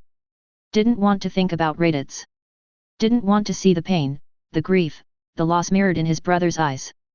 He just lost his family. Chi-Chi gone. Gohan gone. Nothing else mattered. He should be focusing on gathering the Dragon Balls. Bringing them back. That was the only thing that mattered. The thought froze him. The rage inside him, the grief clawing at his insides. For the first time since this nightmare began, it all stopped. Slowly, his head lifted. His breath caught in his throat. His eyes locked onto Raditz. And for the first time, Goku looked at him. Not as an enemy. Not as a man who might threaten his son. Not as a ruthless warrior. But as someone who had lost. The storm clouds of fury didn't fade, but something else seeped in between them. Understanding. Goku could see it now. So clearly, it was almost suffocating. The pain in Raditz's eyes was raw, hollow, and endless. The grief that adorned his expression settled into the lines of his face. Older, deeper, heavier than what Goku felt. And that was the part that struck Goku the hardest. His pain was fresh, a wound ripped open, still bleeding. But Raditz? Raditz had been carrying this weight for a long time. Goku's breath hitched. Because no matter how strong Raditz was, no one should have to carry something like that alone. But there was a difference between them. A huge, undeniable difference. Goku had the Dragon Balls. He could bring Chi-Chi and Gohan back. The weight of his loss was crushing him now, but it wasn't forever. Raditz had no such hope. The realization slammed into Goku with the force of a fist. Raditz was living with this pain. Had been living with it. For years. Goku wasn't sure if he could survive that. And yet Raditz had. How? How much had he lost? How many times had he felt this same pain? And how much worse had it been for him? His grip on the power pole tightened. Goku's mind drifted back to everything Raditz had said that day. The Saiyan race is being hunted to extinction. He had dismissed it before. Pushed it aside, refused to let it matter. But now, he understood. How much greater was Raditz's pain? How many people had he lost? How many times had he stood in the wreckage of his life and realized there was no way to undo it? Raditz had lost his entire race. Raditz had lost his home. Raditz had lost his people. And now, he had lost again. Goku had lost his family today. But Raditz? Raditz had lost everything. A shuddering breath escaped Goku. He was still trembling. His body still burned with fury. But for the first time, it wasn't blinding him. The wind shifted, kicking up dust, and for just a second, he could almost hear her.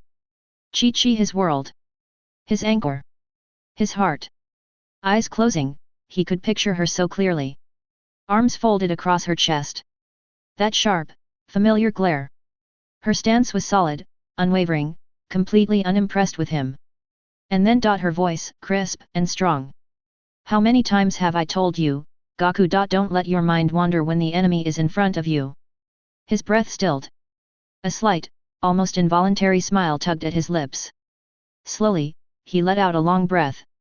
The weight in his chest didn't fade. It never would. But he could carry it. For now. His spine straightened. His hunched shoulders rolled back, squaring once again. His stance solidified. For the first time since Chi-Chi and Gohan died, he felt steady. The fire inside him was still there. But it wasn't a storm anymore. It was a blade. Sharpened. Controlled. Already forming a plan. Goku turned one last time.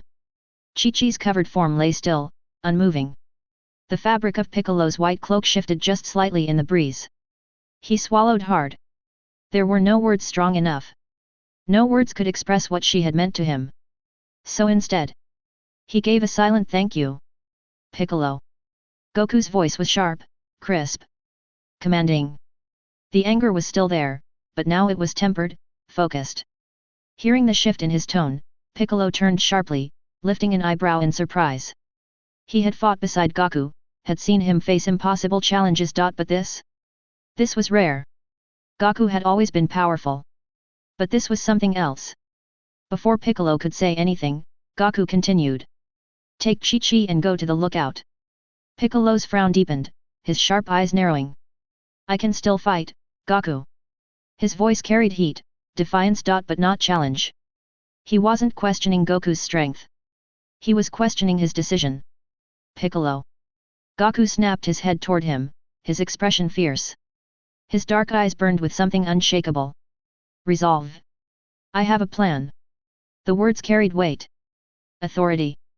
But if things go wrong. I need you far enough away not to get caught up in it. Piccolo's frown grew. There was something in Goku's tone. Something that unsettled him. But before he could demand an explanation, Goku turned. His gaze locking onto Raditz. I used to turn into that great ape when I was young, Goku said, voice low. Measured. Gohan could do it too. Piccolo's breath hitched. No. No way. Because of the tail, Goku continued, Raditz should be able to do it as well.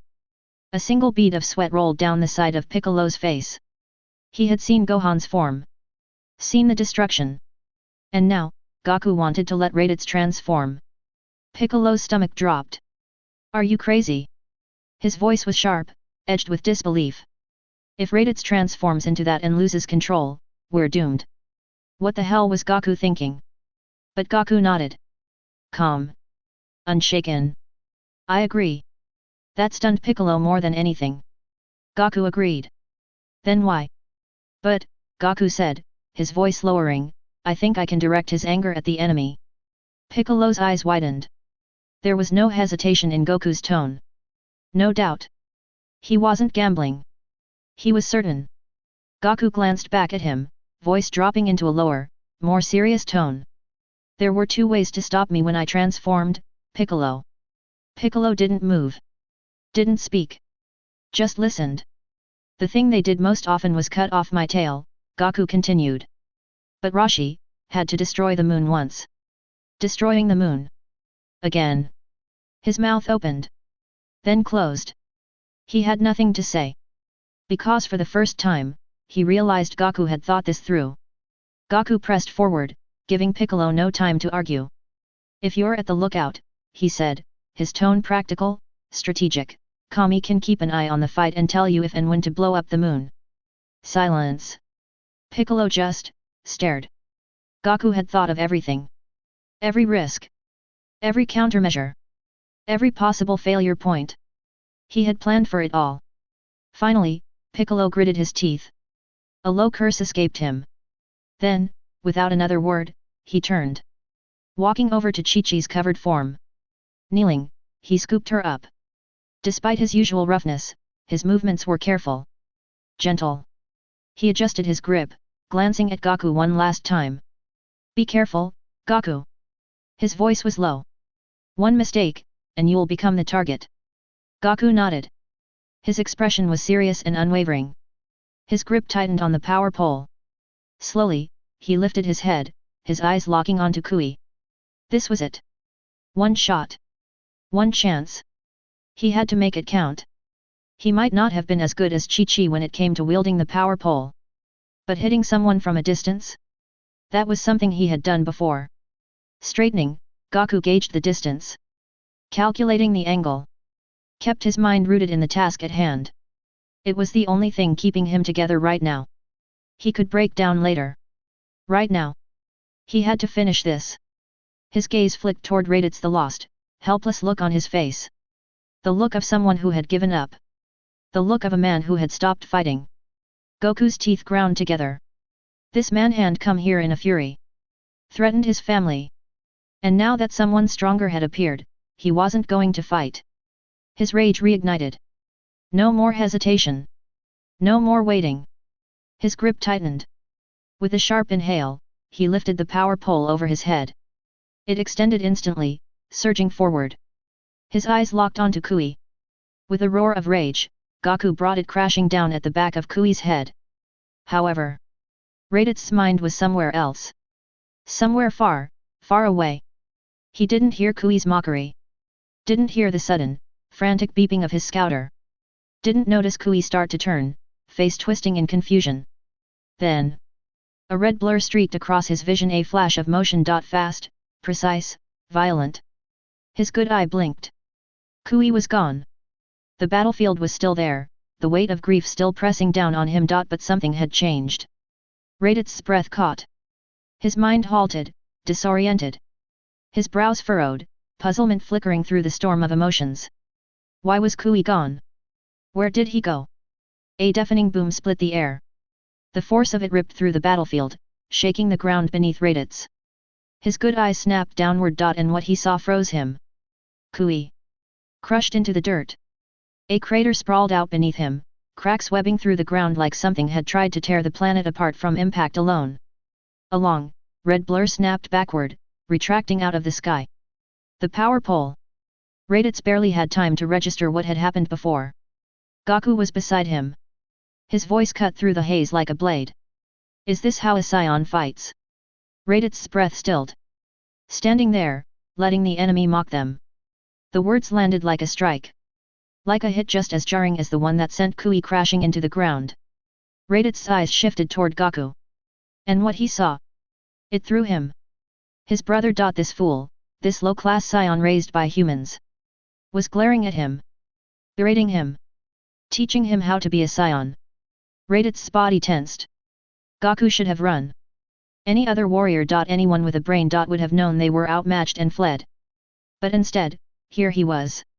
Standing between Raditz and Kui. Tall. Confident. Unshaken. Determined. It didn't make sense. It shouldn't make sense. Kui completely outclassed him. And yet. Goku was still fighting. Why? Why wasn't he afraid? For a brief moment, Raditz couldn't think. Couldn't process what he was seeing. This was his brother? The same fool who refused to acknowledge his Saiyan heritage? The same weakling he had dismissed as useless? A warrior who should have no chance against Frisia's forces. And yet, Raditz's hands curled into fists. Slowly, he focused down the storm raging inside him. The grief, the memories, the guilt, the confusion. And all that was left was one undeniable truth. He, Raditz, a proud Saiyan warrior, was relying on his weak, low-class brother to protect him. The thought hit him like a blast in the gut. And suddenly, the present reality slammed back into focus.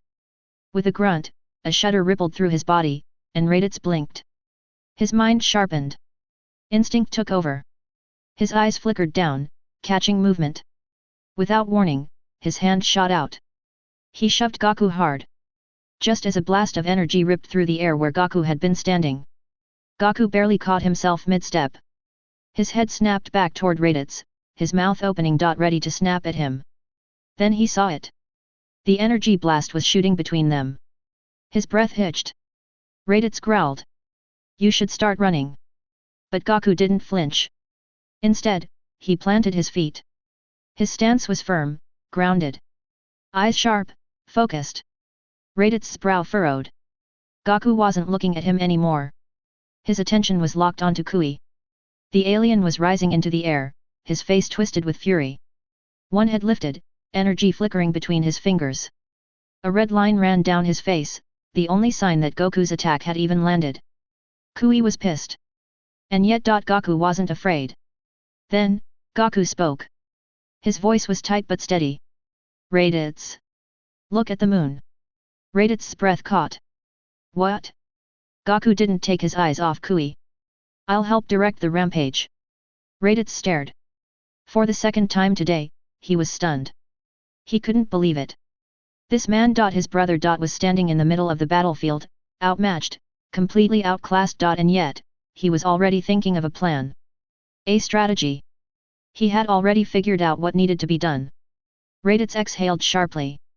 And then, despite everything, he felt pride. Raditz had spent years running from Frisia's forces. He had been raised in a system where strength was everything. He had believed his brother was a weakling. But here he was.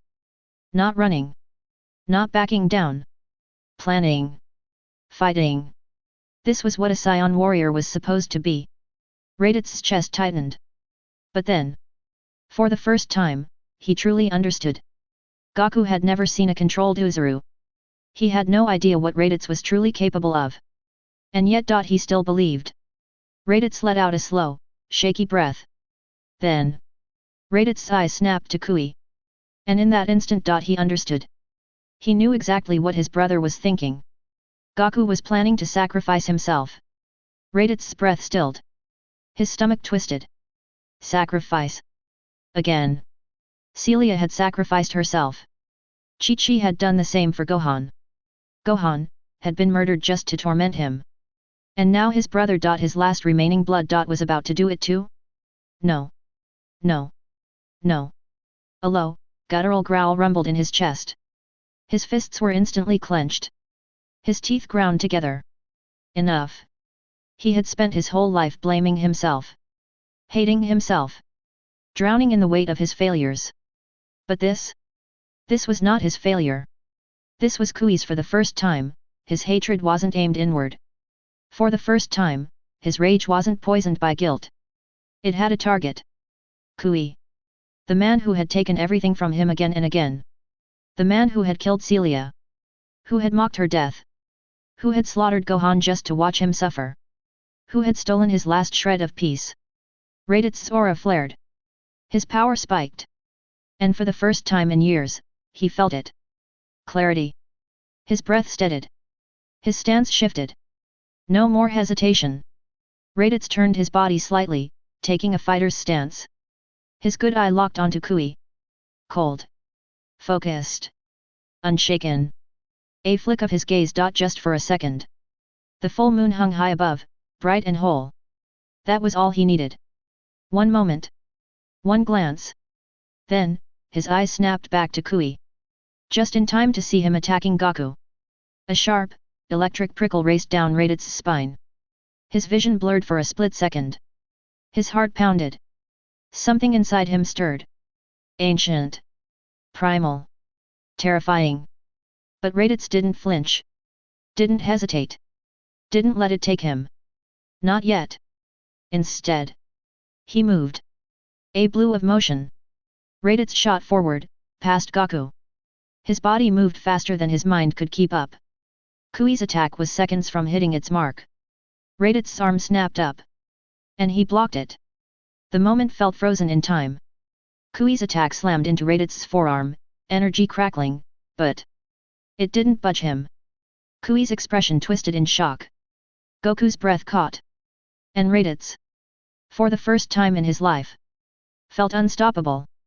Goku barely had time to process what was happening before movement caught his eye. Kui. The instant his attack failed, the alien recovered. Face twisting in fury, body tensing, ready to strike again. His fingers twitched, energy already crackling at his fingertips. He wasn't hesitating. He was adapting. He was about to retaliate. Goku's instincts screamed. He braced himself, muscles coiling.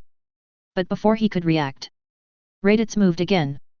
A blur of black and gold shot past him, wind whipping against his skin from the sheer force of Raditz's speed. Raditz was glowing. A strange aura flickered around him. Bright and unstable. Something ancient. Primal. Raw, overwhelming power radiated off Raditz. Goku felt it crawl over his skin, sending a shudder down his spine. This wasn't normal ki, this was something older. Something more. Before Goku could even process what was happening, Raditz lunged. Kui snarled, throwing a punch. Only to be met with one in return. Their blows collided, the force sending shockwaves rippling through the battlefield. And with every strike, Raditz changed. Goku couldn't believe what he was seeing. Raditz was growing, but he wasn't slowing down. He and Kui clashed mid-air, fists slamming against each other with thunderous force. The shockwaves rippled across the battlefield, shaking the ground beneath Goku. And yet Raditz was still changing. Fur burst across his arms, spreading in a wave of dark bristling strands. His frame expanded, muscles bulging, stretching his skin tight before he grew again. His strikes came harder, faster. Each hit forcing Kui further back. Kui snarled, throwing a punch. Only to have it land against a thickening forearm, the impact barely making Raditz budge. His claws lengthened. His tail lashed wildly, whipping through the air and forcing Kui to dodge. Then his eyes. Red. Not wild. Not mindless. Focused. Calculating. Goku's stomach twisted. He had seen this transformation before. He had been through this transformation before. It was uncontrollable. A Saiyan consumed by raw instinct. A monster. But Raditz wasn't just transforming. He was fighting.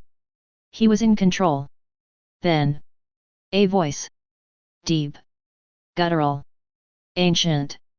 Raditz's voice. We end this tonight, Kui. Goku's breath hitched. His stomach twisted as he stared up at the beast before him. This wasn't possible. The great ape was supposed to be a force of nature. A mindless, uncontrollable storm of destruction. Raw power with no restraint, no intelligence.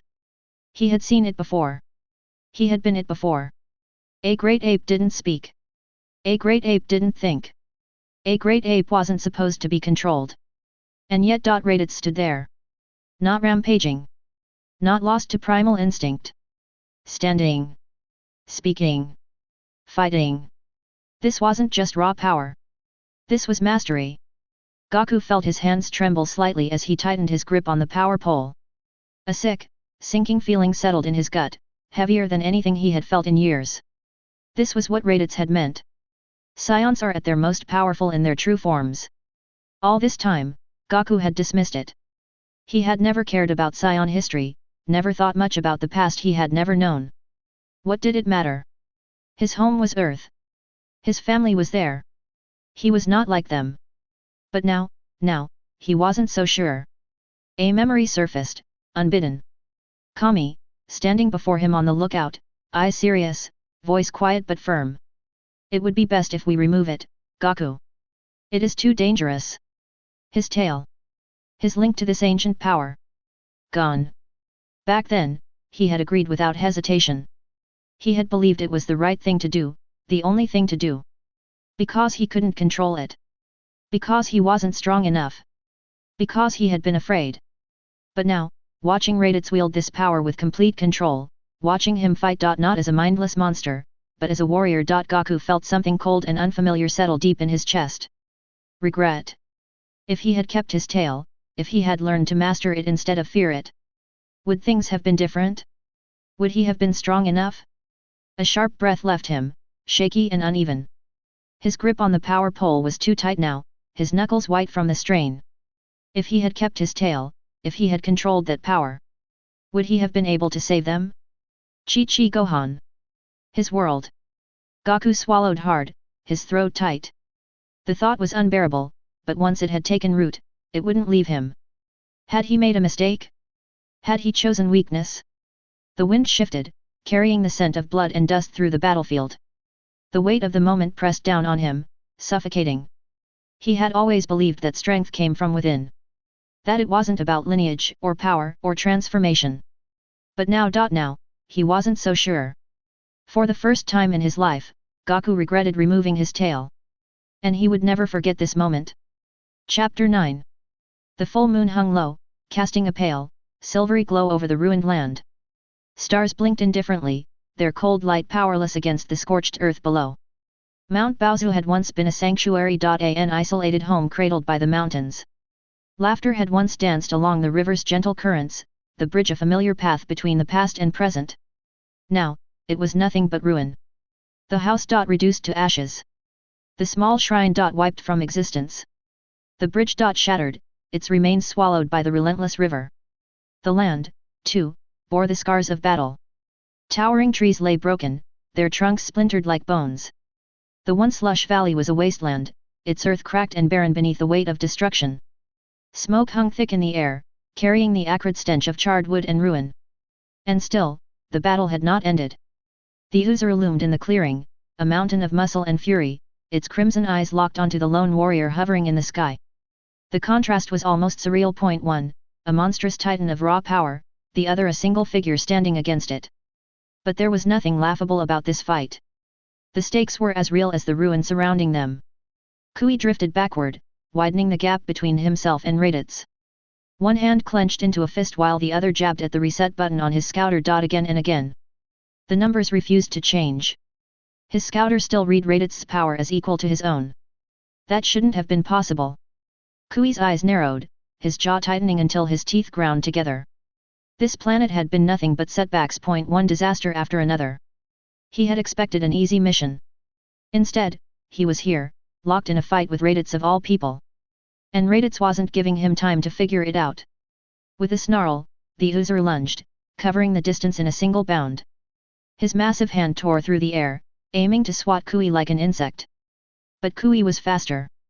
He ducked beneath the swipe and shot forward, driving his fist into Raditz's gut with everything he had. The blow landed with a dull thud.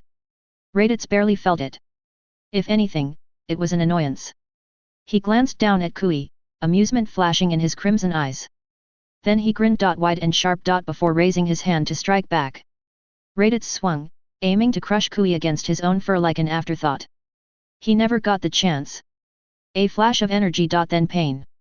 Kui's ki blast struck point blank, searing into Raditz's gut. A roar of agony ripped from his throat as he stumbled back, clutching the wound. Blood seeped through his fingers, hot and thick, the first true damage he had taken. Snarling through the pain, Raditz retaliated. His mouth snapped open. The night exploded with light as Raditz fired a beam. Despite his massive size and overwhelming strength, the Uzur form restricted his movements. He wasn't used to fighting this was. It was powerful but clumsy. Raditz's blast tore through the empty space as Kui twisted through the air with impressive speed, widening the gap between them. Snarling, Raditz let out a thunderous roar, his frustration mounting. But Kui only smirked, unfazed. You almost had me there, Raditz. Kui sneered, his voice dripping with mock amusement. Raditz growled, his fury mounting. Kui's smirk widened. Been a while since I fought an Uzuru. He lifted his arm, energy crackling around his palm, never breaking eye contact. Take away the moon, and you're just a brute. Kui jeered. Just as Kui prepared to taunt Raditz again, a sharp whistle cut through the air. His instincts screamed. Eyes snapping to the side, he raised a hand to guard the back of his head / he had been caught off guard but that attack before. He wouldn't let it happen again. Snap! A sharp crack. Then agony. The power pole struck like a thunderbolt, sending a jolt of pain screaming through Kui's arm. His ki blast fizzled, his body buckling as his limb went numb. Dropping uselessly to his side. Shock. Fury. Pain. Kui whipped around, eyes blazing as he spotted the power pole retracting. His gaze snapped to Goku. His lips curled back in a furious snarl. You! Fueled by raw fury, Kui shot towards Goku. And never saw the shadow closing in behind him. Raditz's massive hand shot down like a falling boulder, catching Kui mid-flight. With a furious snarl, he drove him into the ground, the impact shaking the earth. Raditz growled low, his breath ragged with restrained fury. He had nearly slipped up. If Goku hadn't covered him, this fight might have taken a dangerous turn. Before he could catch his breath, a blast of ki erupted through his hand, forcing him to pull back again in pain. Kui, though damaged, floated in the air, panting heavily, his eyes burning with hatred. Raditz shoved the pain aside. No hesitation. No mercy. With a guttural roar, he threw his head back. Then snapped forward, unleashing a scorching blast of ki straight from his mouth. Kui, still recovering from the earlier blow, thrust his good arm forward and fired. The two beams clashed in a blinding explosion of energy, the shockwave ripping through the battlefield. Sparks of raw power crackled at the collision point, neither side giving an inch. Raditz felt the shift. Kui was losing ground. With a deep, guttural growl, he poured more power into his blast, the energy surging like wildfire. He wasn't giving this bastard a chance to crawl away. Watching from a distance, Goku saw his moment. Without hesitation, he extended the power pole, whipping it towards Kui's exposed back. Aiming straight for his spine. He wasn't about to let Raditz have all the fun. But this time, Kui was ready. He had been caught off guard one too many times. The instant Goku's attack came, he cut off his own blast and dropped, barely slipping under the power pole's swing. Goku barely had time to react.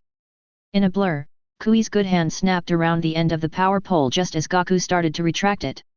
Instead of pulling it back, he pulled Kui forward. Yanking himself clear of Raditz's blast and rocketing straight toward Goku at blinding speed. Too fast. Too late. Goku barely managed to release the power pole before Kui was upon him. His foot already raised, ready to drive straight into Goku's chest. Just as Goku braced for impact, a spiraling beam of energy ripped through the air. Slamming into Kui's gut. The attack wasn't enough to end the fight, but it was enough to send Kui reeling. Goku barely had time to register what had happened.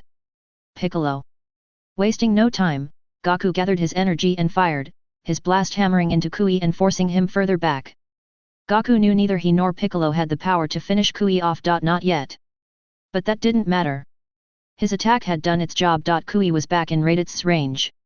And Raditz didn't hesitate. His uninjured fist shot skyward, ready to hammer down. Kui cursed under his breath. His chances were slipping away, and he knew it. He was a seasoned warrior. He had fought too many battles not to recognize defeat. But accepting it? Never. Lose here? To Raditz of all people? Unthinkable. His teeth clenched so hard they ached as he lifted his head, locking onto Raditz's descending fist. Seconds from impact. His rage burned, his mind raced. No options left. His face twisted into a grimace of pure defiance. He wasn't going down without a fight. If I'm going down, I'm taking you with me. Kui roared, his energy spiraling out of control as he unleashed one final, desperate attack. Raditz had no time to escape. The blast engulfed him, searing through his arm and burning the fur from his flesh. With a guttural roar, he was hurled backward, tumbling through the air like a falling meteor. Goku was too close. The shockwave slammed into him like a tidal wave, ripping him off his feet. His body twisted violently, flung through the air like a rag doll. Darkness edged his vision as he fought to stay conscious. Piccolo, just beyond the blast's reach, reacted instantly. He shot forward, catching Goku in mid-air. The impact was heavy. He grunted, adjusting his grip. But he managed to steady them both. Piccolo didn't waste time checking on Goku. His eyes were already scanning the battlefield, sharp and wary. The immediate threat was gone. But he wasn't lowering his guard yet. Kui's energy was gone. Piccolo's eyes swept the battlefield, searching for any sign of movement. Any lingering threat. But there was nothing. No energy. No enemy. At last, Piccolo turned his attention to Raditz. The giant User lay sprawled on his back, cradling a charred arm. Low growls rumbled from his throat, but the battle was gone from him. That overwhelming, crushing aura he'd radiated before had vanished. Piccolo scowled, his gaze snapping to Goku. Goku, what the hell were you thinking? You knew Raditz had control of that great ape form. Why didn't you retreat? Goku barely held himself together as he lifted his gaze. His entire body was on fire. Every bone, every muscle, every nerve screaming in agony. He trembled, his strength nearly gone. If he had been even a second slower, he wouldn't have survived. Through the pain, Goku forced himself to look up. Sweat drenched his face, his breath ragged. Yet, somehow, he managed a weak smile. Gripping Piccolo for support. I had to make sure, Piccolo. His voice, though weary, was steady. Piccolo kept his grip firm around Goku's shoulders, steadying him. He could feel the tremors of pain still racking his body, but before he could say a word. You didn't leave Chi-Chi alone, did you? Piccolo stiffened. His eyes widened slightly as he caught the shift in Goku's tone. Just for a second, it wasn't the usual warmth or exhaustion he expected. It was sharp. Dangerous. No, of course not, Piccolo said quickly, shaking his head, brushing the concern aside. With his free hand, he dug into his belt, pulling out a small green bean and holding it toward Goku. Did you forget Yamcha doesn't live that far from here? Goku's eyes flicked to the senzu bean before taking it. Sorry, Piccolo. The moment he swallowed, warmth spread through his body. The trembling faded. Strength surged back into his limbs. With a relieved sigh, he straightened, rolling his shoulders before turning his gaze to Raditz. Got another. Piccolo's frown deepened. His gaze sharpened. Yeah. But I'm not giving it to him. His voice carried a challenge now. He knew exactly what Goku was thinking, and he wasn't about to heal Raditz. Not yet. Goku raised an eyebrow. I wasn't planning to do it now. Piccolo hesitated, studying him, but Goku only shrugged. I trust you, Piccolo. If and when you think Raditz is worth saving, you give him the bean. Piccolo blinked. He hadn't expected that. The thought settled in his mind, unshakable.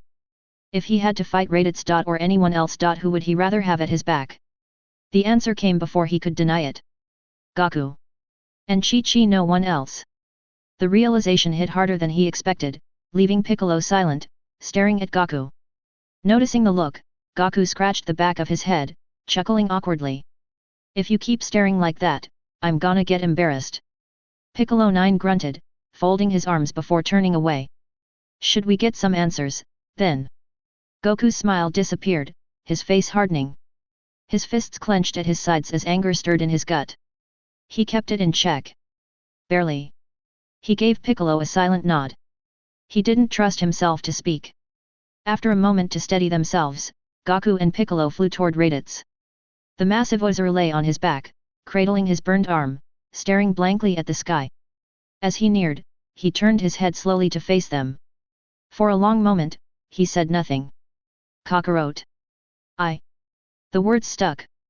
Raditz's throat tightened. He went quiet. When he finally spoke again, his voice was hollow. Finish me, Kakarot. Goku didn't answer right away. His expression was unreadable as he slowly shook his head. No. His voice was calm. Too calm. But there was anger beneath it. I need answers, Raditz. Their eyes met. Raditz blinked, surprised. Who were they, Raditz? Goku's voice was steady, but it sharpened with each word. You said I'm a Saiyan. That we're being hunted to extinction. If I'm going to protect my family in the future, I need to know. Even in his massive User form, Raditz's confusion was obvious. Protect your family in the future. He repeated, a low growl rumbling in his throat. He hesitated. They're already dead, Kakarot. Because of me. His voice faltered, anger flickering out like a smothered flame. Goku didn't flinch.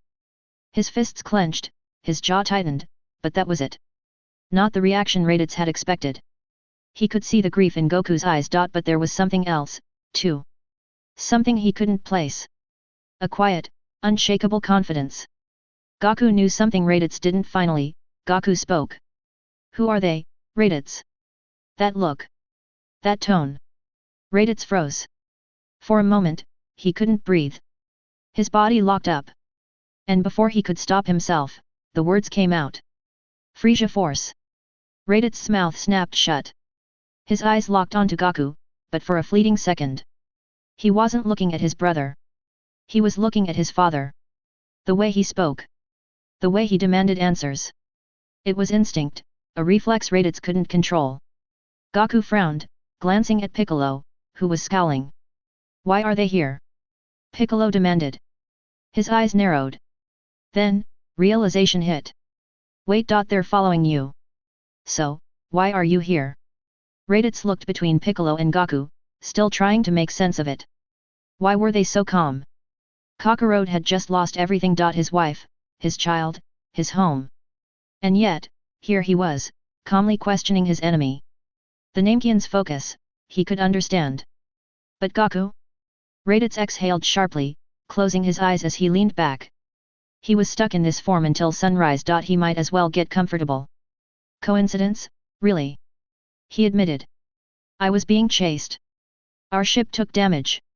This was the nearest planet with tech for repairs, and it wasn't under Frisia Force control. Piccolo's eyes narrowed. His stance shifted, just slightly. His voice was sharp. Another Saiyan is on this planet. Even Goku tensed. His sense stretched outward instinctively. Krillin, Yamcha, and Tien. He could feel them approaching. But nothing else. No unfamiliar signatures. No hidden threats. Goku and Piccolo exchanged a glance before Raditz spoke up. No, not a Saiyan. Raditz exhaled. I don't know how to fly large ships. I have a pilot for that. But even if I told you what he is, I doubt you'd understand. He's not a fighter. Raditz didn't bother opening his eyes. He could feel the tension hanging in the air. He sighed. Relax. His voice was flat. Tired. Piccolo frowned, suspicion written all over his face. And we're just supposed to believe you. Raditz cracked one eye open, fixing Piccolo with a sharp gaze. Do you know what mutant bullion is? Piccolo frowned, shaking his head. Raditz let out a dry chuckle. See, I just told you what he is, and you still don't understand. He shut his eye again. Goku spoke up suddenly. Why aren't you turning back? Raditz frowned, turning his gaze to Goku. You can't revert while the moon is still in the sky, Kakarot. How did your understanding get so messed up? Goku shrugged, glancing at the moon. I never stay in Great Ape for long. They always just cut off my tail. Raditz gawked at Goku, disbelief and anger twisting his features. A bead of sweat rolled down his massive forehead. You, cut off your tail. Suddenly, he sat up, fury igniting in his chest. Ignoring the pain in his injured hand, he thrust out his good arm, a massive finger jabbing toward Goku. How many times, Kakarot? How many times did they do that? And you just let them? Goku and Piccolo instinctively leapt back as Raditz bolted upright. He hadn't attacked. But their stances shifted on reflex, muscles tensed, ready for a fight. Goku frowned, frustration creeping into his voice. I couldn't control it. I didn't even remember what happened. He took a deep breath, steadying himself. If I let myself lose control, I'd hurt the people I was trying to protect. Raditz sputtered. You idiotic little brother. The only way to control it is to stay in the form. A pang of regret twisted in Goku's chest. If only he had known. If it was really that simple, he could have gone somewhere remote. Let the Uzuri run wild, and mastered it. Maybe then he could have protected his family. Maybe then, he could have done something. Goku growled in frustration, matching Raditz's glare with one of his own. I didn't know. No one did. But that doesn't matter right now. His voice hardened. Are there more coming, or was that all of them? Raditz lowered his hand to his lap, frowning. You really have no idea, do you, Kakarot? His voice was quieter now, tinged with disbelief. Like he couldn't fathom how Goku was this unaware. The Frisia Force controls 70% of the known universe, Kakarot. Raditz met Goku and Piccolo's gazes. He didn't need to say more. The weary, haunted look in his crimson eyes said it all. Goku sucked in a sharp breath, his eyes widening before narrowing in deep thought. This was bigger than anything he had ever imagined. He couldn't even begin to grasp the true scale of it. He and Piccolo were grappling with the same thought. They barely understood their own planet, let alone the universe. Just today, they had learned they weren't even from Earth. Why is it called the Frieza Force? Goku asked, forcing himself to focus. If he couldn't wrap his head around the scale of it, he'd focus on what he could understand. Raditz raised an eyebrow. Because the one in charge is named Frieza. It used to be called the Cold Force when his father was still in power. He tacked on the last part like an afterthought. Kakarot, don't even think about fighting Frieza. Raditz's voice was firm, almost scolding. Even the prince can't handle him yet. Piccolo frowned and interrupted. The prince? Prince Vegeta. The last of the Saiyan royal bloodline. Raditz practically spat the words, his lip curling in distaste. He's the strongest Saiyan alive. Twice as strong as Kui without even using Uzuru. His voice lost some of its edge as he admitted it. Goku's eyes widened. Even someone as strong as this Vegeta couldn't stand up to Frieza? How powerful did he have to become? How could he reach that level? Arms crossed, Goku lowered his head in thought, a deep frown settling on his face. Piccolo narrowed his eyes. He didn't like where this was going. If this so-called prince ever came to Earth, it would be trouble. So, what now, Raditz? Are you staying here? Raditz shot Piccolo a glare, but before he could respond. Raditz, can you train me? Goku's tone was steady and serious. If the Frieza force isn't going to stop, I have to be ready to protect Chi-Chi and Gohan next time. Raditz froze. His crimson eyes narrowed, scanning Goku's face. His stance, his every movement. Was Kakarot delusional? The woman and child were gone. What did he mean by next time? Why do you keep saying that? Raditz muttered, his voice thick with frustration. His eyes burned. They're gone, Kakarot. There isn't a next time. His anger flared again. Why couldn't Kakarot accept reality? Goku didn't flinch. His expression didn't waver. His eyes gleamed with quiet determination. I'll bring them back. You don't have to worry about that. But can you train me?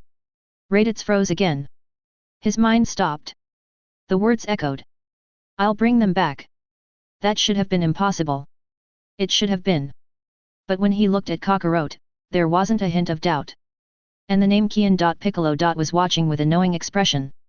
And suddenly, it hit him. Kakarot and Piccolo knew something he didn't. His breath hitched. Neither of them was joking. He barely registered Kakarot's request for training. His thoughts had already drifted elsewhere. To the boy. If Gohan was alive, Raditz could fix this. If he could bring Gohan to the other Saiyan, maybe. Just maybe. They would trust him again.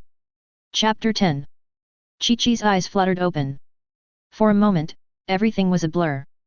Her mind raced, scrambling to piece together what had happened.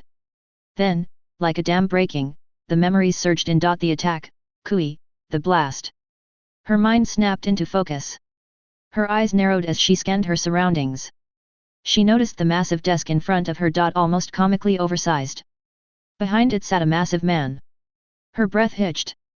The only thing she could compare him to was a great ape. The largest, most terrifying creature she had ever seen. He was its equal in both size and build, yet so different. Red skin, a full black beard, horns curling from his head, and an actual suit and tie. Chi-Chi blinked, her body instinctively relaxing. Only for her muscles to tense again when a familiar voice cut through the air. This is Chi-Chi, Earth's strongest human and one of its greatest heroes. I request that she be granted training before we return her. Kami stood beside her, gazing up at the towering figure before them. Chi-Chi frowned, barely processing Kami's words. Training? Why would I need more training? There were 1,000 more important questions to ask, but that was the one that stuck. Kami turned to her with a sad, knowing smile. I've been watching ever since Raditz arrived. Chi-Chi waved that away, her tone urgent, her voice trembling slightly with anxiety. Kami, how's Gohan? Is he all right? The question burst from her before she could stop it. Nothing else mattered. Kami hesitated, his expression heavy. Then he sighed, shaking his head. He didn't survive, Chi-Chi. What? Chi-Chi's voice rose in pitch, raw with panic. Her eyes darted around the room, searching for him. Searching for something. Then where is he? A deep, booming voice cut through the tension, drowning out Chi-Chi's frantic words. Though he wasn't even speaking loudly. The Saiyan child was given a different opportunity for training.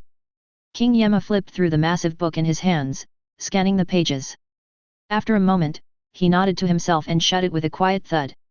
King Yema shifted his eyes to Chi-Chi and Kami. You've done a lot of good in your life, Chi-Chi. I will grant the request for your training.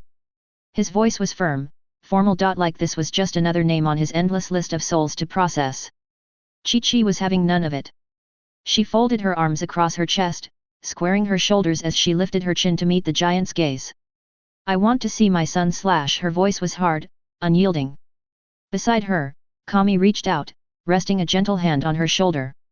Chi-Chi, he began, his voice soft. But King Yema cut him off. If you accept the training, there's a good chance you'll run into your son. King Yema offered a small smile. But his eyes didn't match it. Chi-Chi frowned, glancing between Kami and the massive man behind the desk. She didn't like this. Not one bit. But before she could argue, Kami spoke first. Chi-Chi, let me explain the rest. Kami's voice was steady, but she could hear the weight behind it. The quiet fear he was trying to hide. That man you fought, he was just a soldier. And his army? They've set their sights on Earth. Chi-Chi stared at him, trying to process what he had just said. What do you mean he was just a soldier, Kami?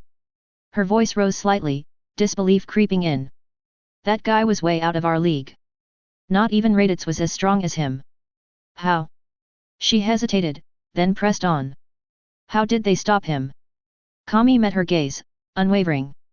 He knew she wouldn't want to believe it, but she needed to hear the truth.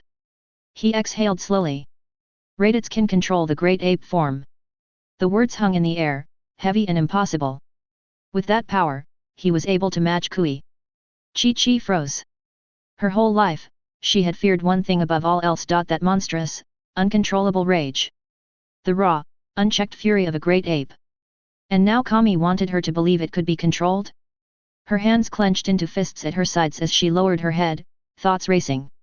If it was possible to master that power, she needed to understand it. She needed to teach Gohan. Before she could demand answers, the doors swung open. A short, squat man with blue skin strolled in, arms folded behind his back. He wore round black shades that hid his eyes, but Chi-Chi could tell he was scanning the room. A moment later, his gaze settled on King Yema. Hey, King Yema! Did Jin come through here? The newcomer's voice was high-pitched and light-hearted, as if he were always on the verge of laughter. King Yema glanced at him and shook his head. No, sir. Haven't seen her today. But, if you have a moment, sir. Sweat beaded on King Yema's forehead. Chi-Chi narrowed her eyes, now paying closer attention to the exchange. What's that? King Kai had already been turning to leave, but at King Yema's hesitation, he stopped mid-step and glanced back. Something wrong? King Yema quickly shook his head, forcing a smile. No, sir. It's just, well, this woman has been granted the right to train under you, and since you're already here. His voice trailed off, like her was making a suggestion without outright saying it. King Kai studied Chi-Chi for a long moment before shrugging. Sure, why not? Got nothing better to do with Jin gone. Some time earlier. Before King Kai arrived at King Yema's station. Gohan's eyes fluttered open, only to be met with a blinding light. He winced, squeezing them shut before slowly blinking again, letting his vision adjust. He had no idea where he was. No idea how he had gotten there. He tried to sit up. Only to feel his body press heavily against the ground. A crushing weight pinned him down, making even the smallest movement a struggle. The gravity here was far stronger than anything he had ever felt before. The sensation of soft grass pressed against his fingers, but everything else felt wrong. Slowly, he turned his head, forcing his muscles to cooperate. The first thing he noticed was the an endless stretch of golden clouds. Then, his stomach twisted. He could see the curve of the horizon. Panic twisted sharply in his chest. This wasn't possible. Where was he? Could he be dead? His gaze drifted further, taking in his surroundings. A small house sat nearby, simple yet familiar in its design. A bright red car was parked beside it on a well-worn stone path, the kind that had been used over and over for years. Then, he saw her. A woman sat beneath a tree, her eyes closed in deep meditation. She was only a few feet away, completely still, as if she were part of the landscape itself. Gohan couldn't stop staring. There was something strange about her. Something familiar. He searched his mind, trying to place the feeling.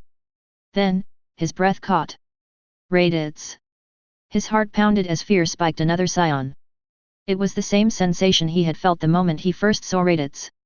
A chill crawled down his spine. His body tensed instinctively as he fought against gravity, gritting his teeth as he forced himself to sit up. The woman stirred at the sound of movement, her brows furrowing slightly before her eyes fluttered open. At first, her expression was calm, serene, even. A woman at peace with herself and the world around her. Then, her dark eyes landed on Gohan. And he saw it. Gohan had been watching her the instant she moved. Her eyes widened at the sight of him. Just moments ago, they had been calm, as if nothing in the universe could disturb her peace.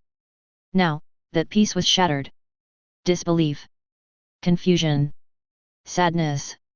It all crashed into her at once. Her lips parted, but no words came. One hand rose to her mouth as tears welled at the corners of her eyes, trembling on the verge of falling. A Saiyan child. The word Saiyan sent a spark of rage through him. Everyone he'd met who knew that term had threatened or taken something precious from him. He wouldn't let that happen again. The crushing gravity no longer mattered. With a surge of adrenaline, Gohan forced himself to his feet, staggering for only a second before planting his stance. Fighting. Defending. That was all he knew anymore. Every person who had called him a Saiyan today had tried to hurt his family. Had taken something from him. And he still didn't know where his mother was. Or his father. She knew what he was. That was enough reason to fight. Jin didn't move, she barely even breathed as she watched him. The way his small fists trembled, the way his chest rose and fell in quick, panicked breaths. Tears slipped free, trailing down her cheeks, but she didn't wipe them away. How many Saiyan children had she seen broken by violence, forced to grow up too fast? Her heart ached deeply as she finally spoke, her voice soft. What have you been through, child? Her voice was barely above a whisper. What could have happened to make you react like this? She wasn't really asking him. She was asking the universe itself. But Gohan didn't back down. His stance remained firm, but his eyes darted around, scanning for an escape. Desperate, cornered. And now, the weight of gravity was back. The anger that had propelled him forward was already fading, leaving his body trembling with exhaustion. Gohan gritted his teeth, his stance shifting lower as he braced himself. His knees bent slightly, adjusting under the relentless pull of gravity. His eyes locked onto the woman. He didn't trust her. Didn't know her. Didn't even know where he was. The last thing he remembered was. Then, the memories struck like a crashing wave. The attack on his home. The soldiers. His mother. Fighting, screaming. His mother. Giving her life to protect him. The moon. His breathing grew uneven. His chest rose and fell rapidly as his mind spiraled. This wasn't real. It couldn't be real. The woman hadn't moved. She still sat there, legs crossed, watching him silently. Why wasn't she attacking? Was she unable to move under this gravity? But when Gohan looked at her face, he saw something unexpected. Confusion. Deep, unshaken confusion. Finally, he spoke. Who are you? Jin had been watching him closely, studying every flicker of emotion that passed across his face. She could only guess at the horrors running through his mind. Her voice was soft when she finally answered. My name is Jin. I am a Saiyan. Like you. Gohan stiffened. A Saiyan? His eyes darted to her waist, searching for proof. She must have noticed because slowly, her tail uncoiled from around her waist. Lifting ever so slightly, like a silent confirmation. His eyes went wide. Another person with a tail. But instead of relief, Gohan's expression darkened. His body tensed, his stance stiffening further, as if he were bracing for another fight. Jin blinked, taken aback. She had imagined recognition or relief, a sense of family. Instead, all she saw was mistrust. What horrors had he faced to cause such a reaction? Why am I here? Gohan's voice cut through her thoughts, sharp and demanding. Where is my mother? Jin frowned, caught off guard by the question. By the fear behind it. She reached up, rubbing her chin thoughtfully. I'm not sure, she admitted. Logically, you should have appeared at King Yema's station for judgment. That's probably where your mother is, if she died as well. Gohan's eyes darted around, searching for anyone else, but the place felt empty. His voice was quieter this time. Is this where all Saiyans end up? Jin let out a small chuckle, shaking her head. Oh, no.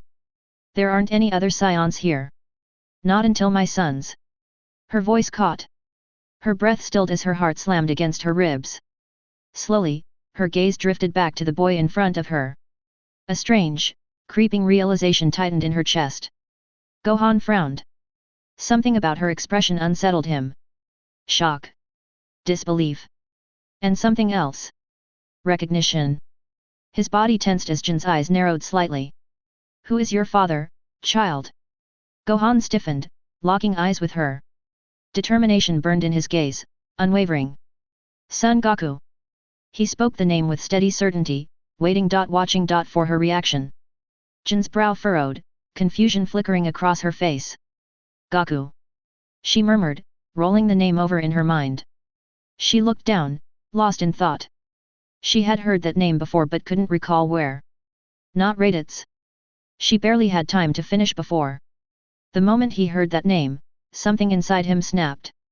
A sharp, burning heat erupted in his chest. Then exploded outward. Ki flared violently around him, crackling with raw, untamed fury. Raditz. The name tore from his throat like a battle cry, shaking with grief and rage.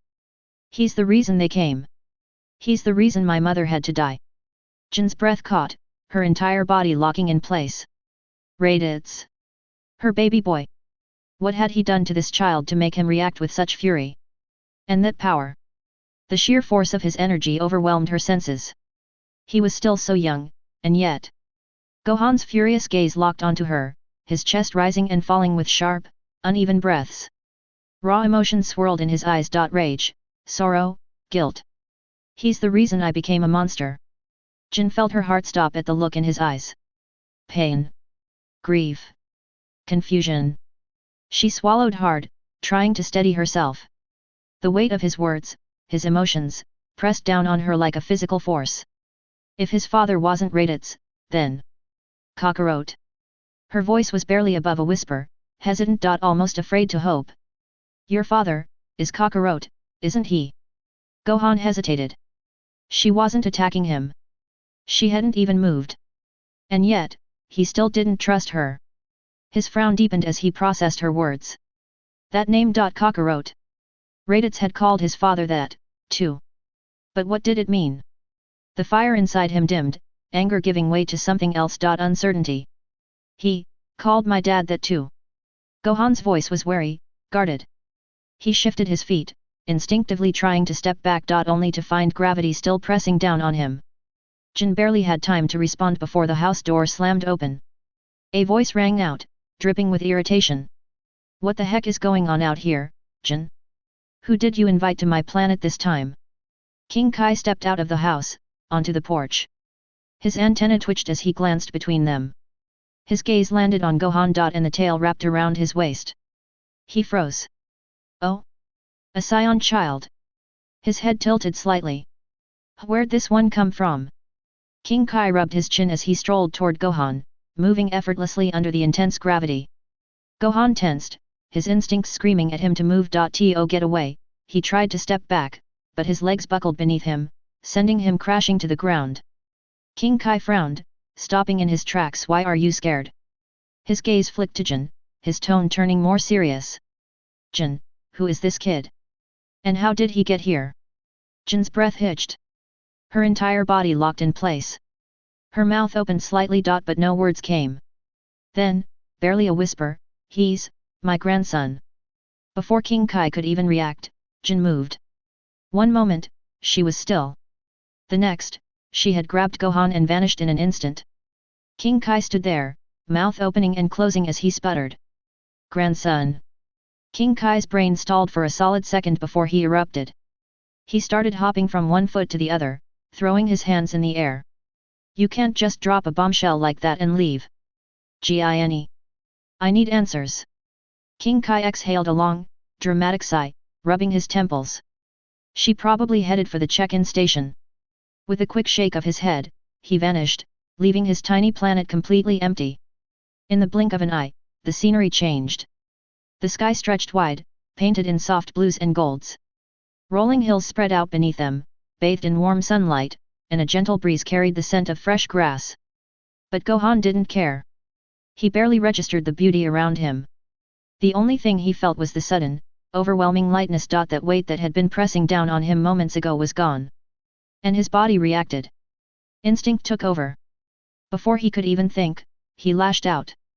Jin still had a grip on his arm. So that's where he struck first. Jin hadn't expected the attack. Her grip loosened, and she stepped back on instinct, her eyes widening. One hand lifted. A silent plea for him to stop. Her mouth opened, ready to speak. But Gohan wasn't listening. Too much had happened. Too fast. He didn't know this place. Didn't know this woman. Didn't know anything anymore.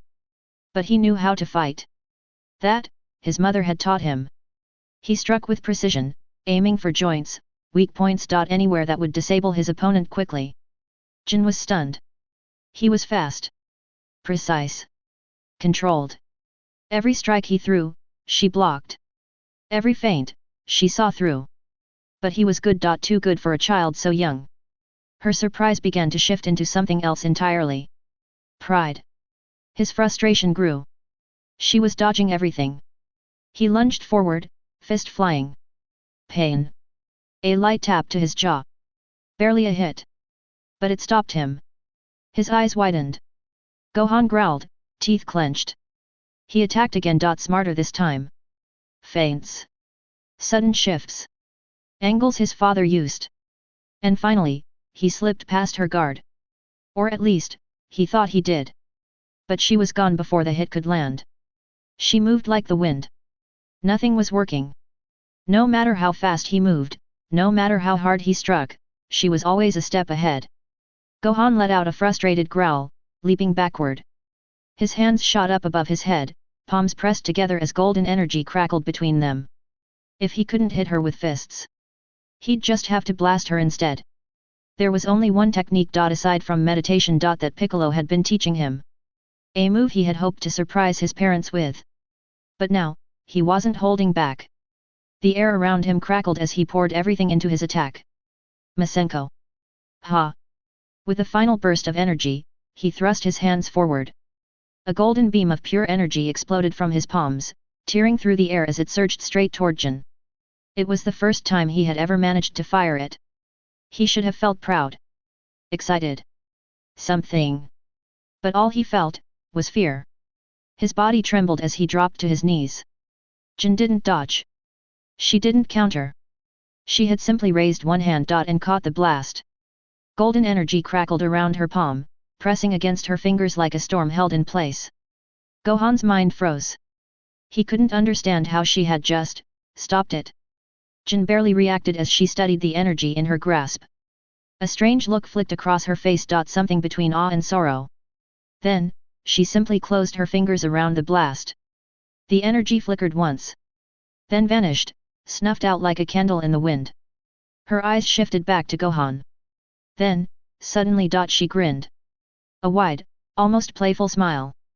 Gohan trembled against. But this time, it wasn't from fear. Jin chuckled, rubbing the back of her head with an easy smile. Wow, kid. That was something else. She tilted her head slightly, eyes filled with something warm. Pride? Fondness? You really are your father's son. Looks like Kakarot raised you properly. Gohan could only stare. The way she shifted from serious to cheerful. The way her voice carried warmth and confidence. That smile. It was familiar. Painfully familiar. Tears welled up in his eyes before he even realized it. He didn't understand why. But something about this woman reminded him so much of his father. Gohan's body trembled. His chest felt tight. His vision blurred. He tried to hold it in, to swallow the lump in his throat. But he couldn't. The dam inside him shattered. Tears spilled down his cheeks, his small shoulders shaking as quiet sobs turned into full, uncontrollable crying. It was too much. Too much loss, too much pain. Too many things are happening all at once.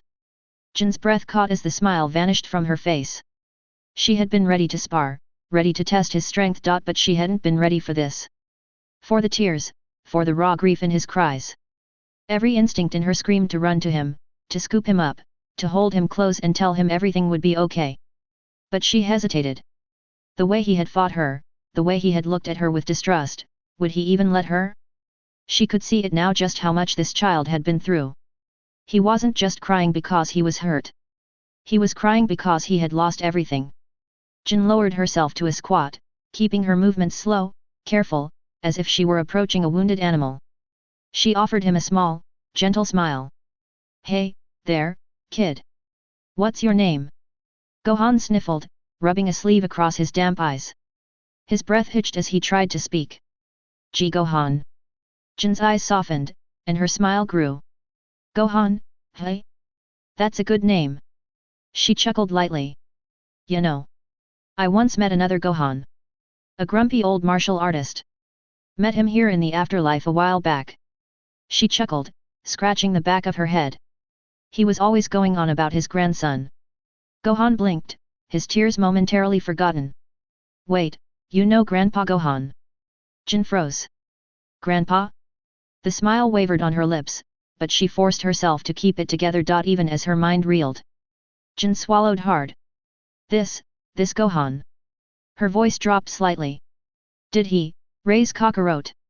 Her frown deepened, something clicking into place. "Did he name him Goku?" Gohan hesitated, his sniffles quieting as he processed her words. Why was she asking about Grandpa Gohan? Why did it matter? He wiped his eyes on the back of his sleeve, his voice quieter now. Who are you?" Jin had so many things she wanted to say. Words she had planned to tell Gohan's grandfather if she ever saw him again. But instead, she found herself looking at this small, broken child. Her grandson. Her voice was soft, almost hesitant. "I'm your grandmother, Gohan." She exhaled slowly, offering him a small, almost uncertain smile. "I'm Kakarot's mother." "Grandmother?" Gohan's breath hitched. His mind reeled, struggling to make sense of it. He had never heard of having a grandmother before. Never even considered it. But then, his frown deepened. His young mind was making connections it shouldn't. He stared at her for a long moment, brows furrowing in thought. Then, without warning. "But, you're so much younger than Grandpa Gohan." Jin blinked. Stared. Opened her mouth. Then closed it. What was she even supposed to say to that? Chapter 11. Raditz's mind spun, thoughts slamming into each other like colliding asteroids. If Kakarot was telling the truth, if he could bring someone back from the dead. Could Raditz steal that secret? Could he use it to resurrect the Saiyans? Bring back Celia? The moment the thought surfaced, it coiled around his chest like a vice. His breath hitched. His body tensed as if trying to reject the idea outright. It had been too long. Pulling her back into the war, pulling her back into his life, it wouldn't be right. She had suffered enough. He forced a breath out through his nose, his ribs aching from the strain. His crimson eye flicked toward Kakarot, his jaw tightening. Doubt gnawed at him, but something else clawed its way up from beneath it. "Are you being serious, Kakarot?" His voice came out sharper than intended. He narrowed his one good eye, the glow burning with intensity. "Can you really bring them back?" He shifted slightly, letting out a low, guttural growl. "Swear on it." His voice cracked. He didn't care. "Swear you aren't just messing with me." His eye burned, not with rage, but with something else. Something he hadn't felt in years. Hope. Goku frowned, his easygoing nature slipping away and replaced by something heavier. Something firm. Piccolo remained silent beside him, his arms crossed, his expression unreadable. But Goku didn't look away. He met Raditz's piercing gaze head-on, unwavering. His stare wasn't confrontational, nor was it filled with pity. It was simply the truth. "I swear I can."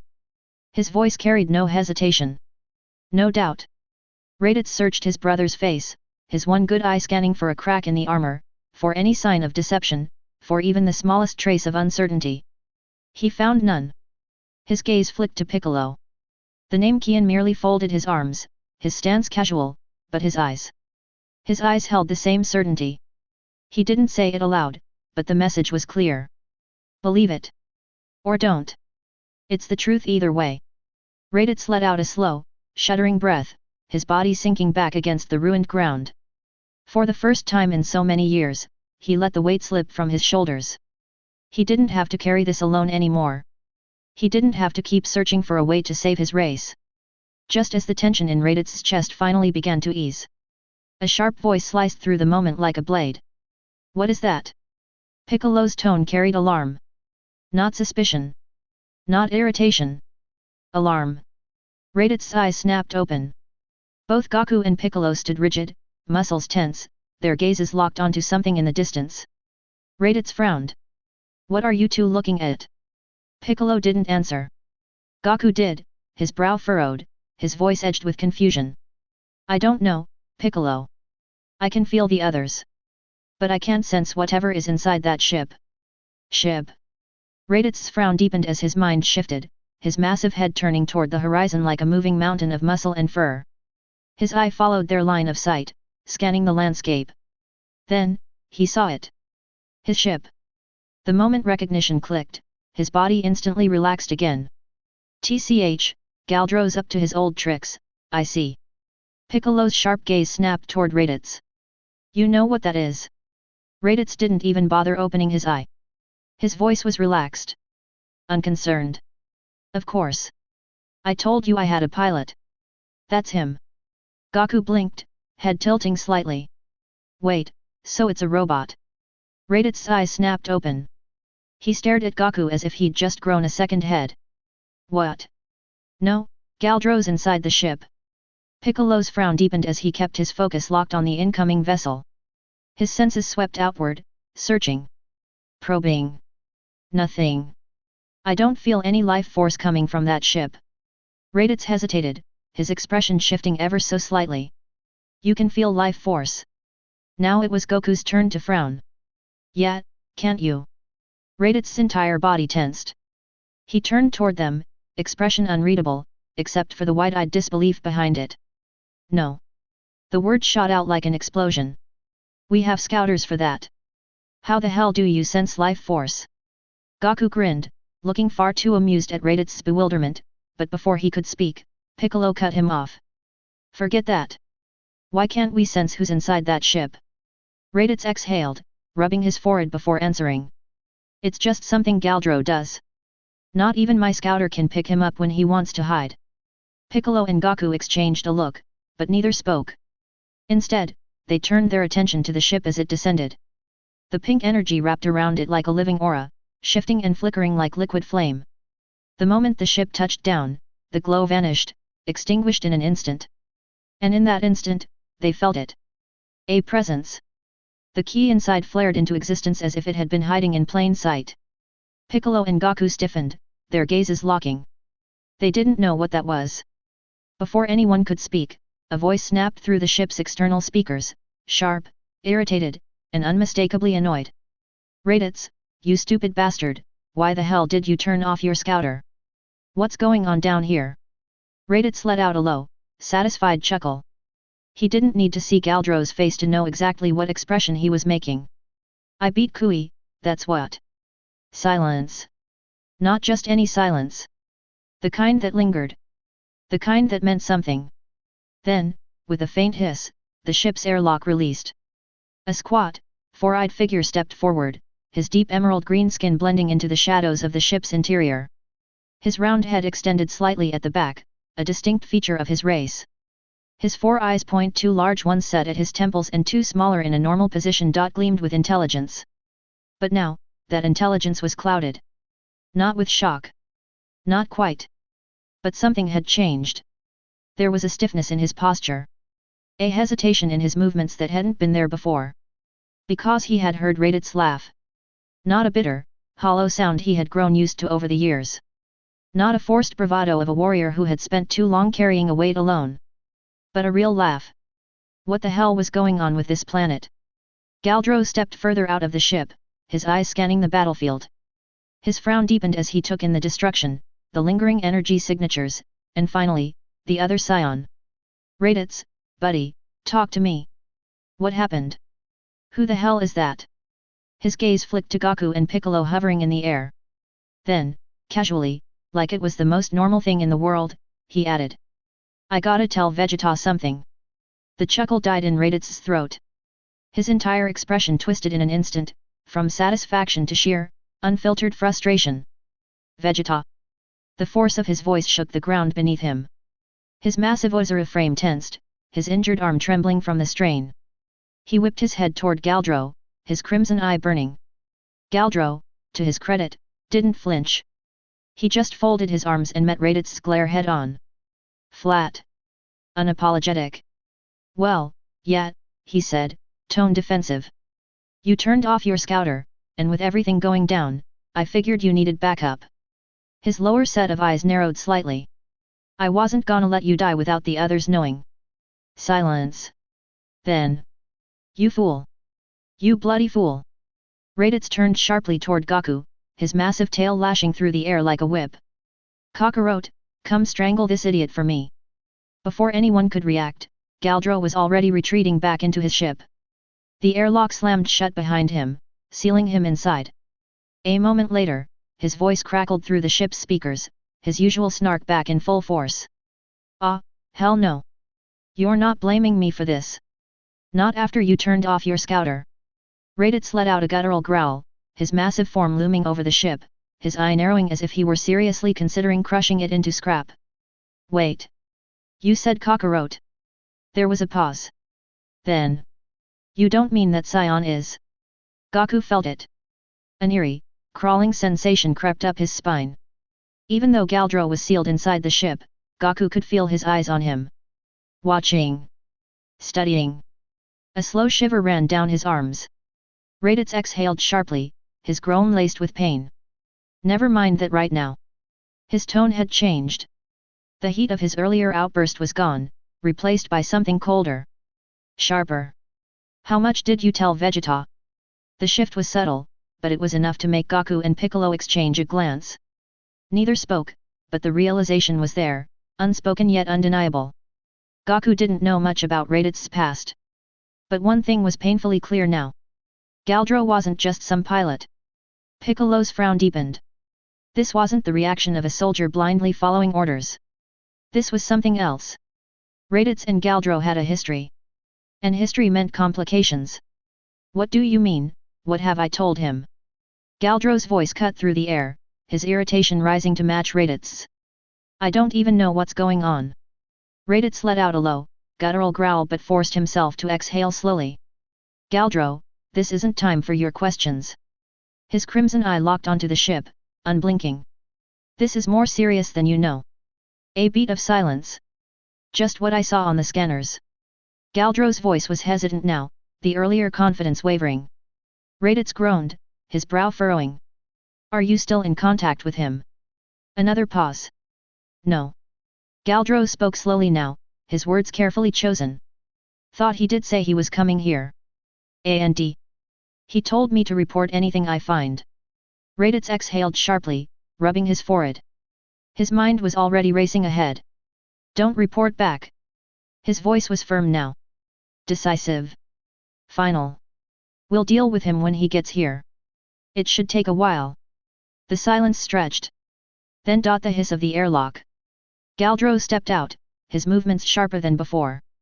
Controlled, but tense. His four eyes locked onto Raditz, his expression carved from stone.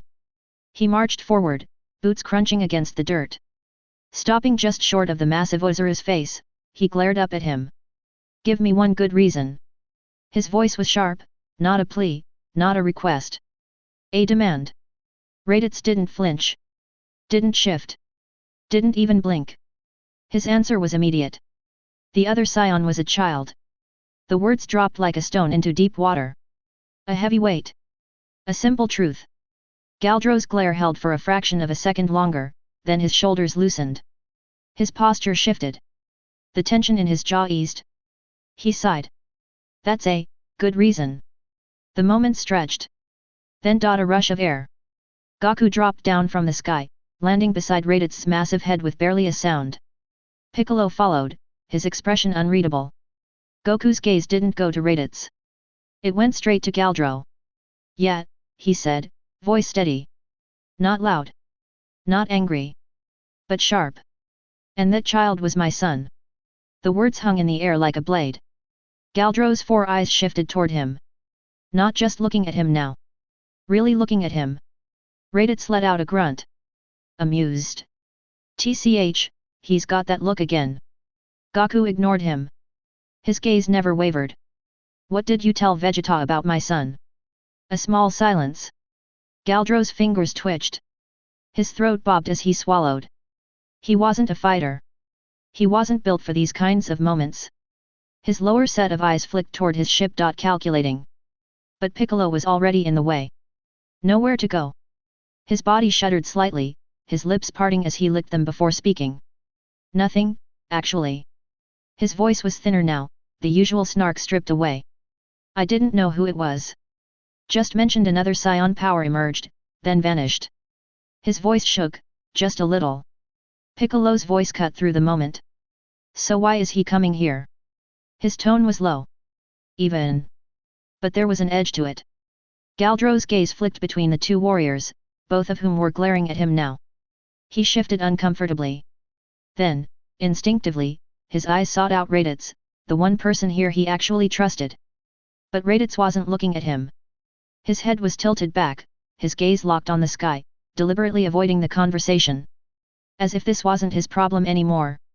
Galdro exhaled sharply, shoulders slumping. "Because I suggested it was possible other Saiyans were here." The admission hung in the air. A heavy weight. Then, Raditz spoke. His voice cut through the moment, firm. Decisive. "It's fine." He still didn't look down. "Vegeta will take at least 6 months to get here." A pause. "If he doesn't stop along the way." Raditz lifted his less injured arm, his mind already shifting into analysis mode. What was the next move? What needed to be done? His fingers curled toward his chin. Pain flared through his nerves. He snarled, his eye snapping down to his damaged hand. "Tch.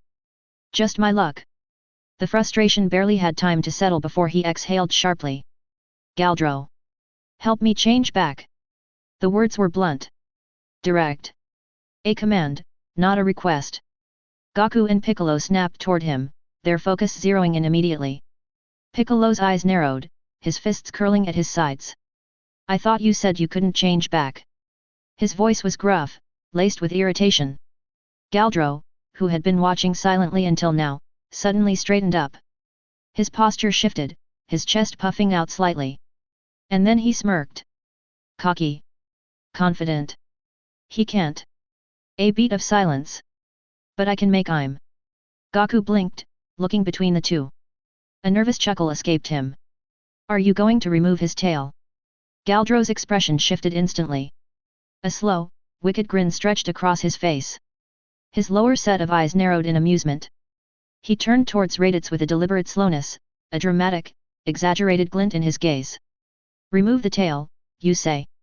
His voice dropped into a mock villainous drawl, dripping with theatrical mischief. Raditz twisted his massive head toward Goku, his brow furrowing in pure disbelief. "Kakarot. You. I." His words stumbled. Collapsed. A long, guttural groan escaped him as he shut his eye. Too tired. Too injured. Not dealing with this anymore. Just get it over with, Galdro. A pause. "I need a damn healing chamber." Silence. Then. "Yeah, about that." Galdro's tone was too casual. Raditz's eye cracked open. The smaller alien strode toward him, one hand already crackling with pink energy. "Had to strip some parts from that room to keep the ship going." Raditz's brow twitched. "You what?" Before he could finish, Galdro's glowing hand pressed against his massive form. The pink energy spread instantly. It slithered across Raditz's Uzura body like liquid flame, wrapping around his fur-covered limbs and sinking into his skin. Raditz's mouth still moved as if still cursing Galdro, but no sound escaped. Then, he started to shrink. Piccolo's eyes narrowed, his arms still folded as he studied the process. Something wasn't right about how the energy moved. It wasn't brute force. It wasn't magic. It was controlled. Precise. He couldn't sense Raditz's ki anymore. His brow furrowed. He's using psychic energy, Piccolo muttered under his breath. I think he is blocking whatever is making Raditz change. A deep chuckle rumbled from Galdro. He didn't turn his head, not fully. Instead, one of his larger side eyes slowly rotated toward Piccolo, locking onto him without the rest of his face moving. His other 3 eyes remained fixed on Raditz. You figured that out pretty fast, he mused. His voice carried a hint of amusement. Took Raditz years to understand what I was doing. Gaku, watching the exchange, felt a chill creep down his spine. He and Piccolo shared a glance. No words were exchanged. But they both had the same thought.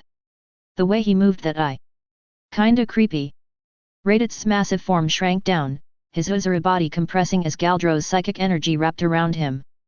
By the time the process was complete, Galdro was sweating.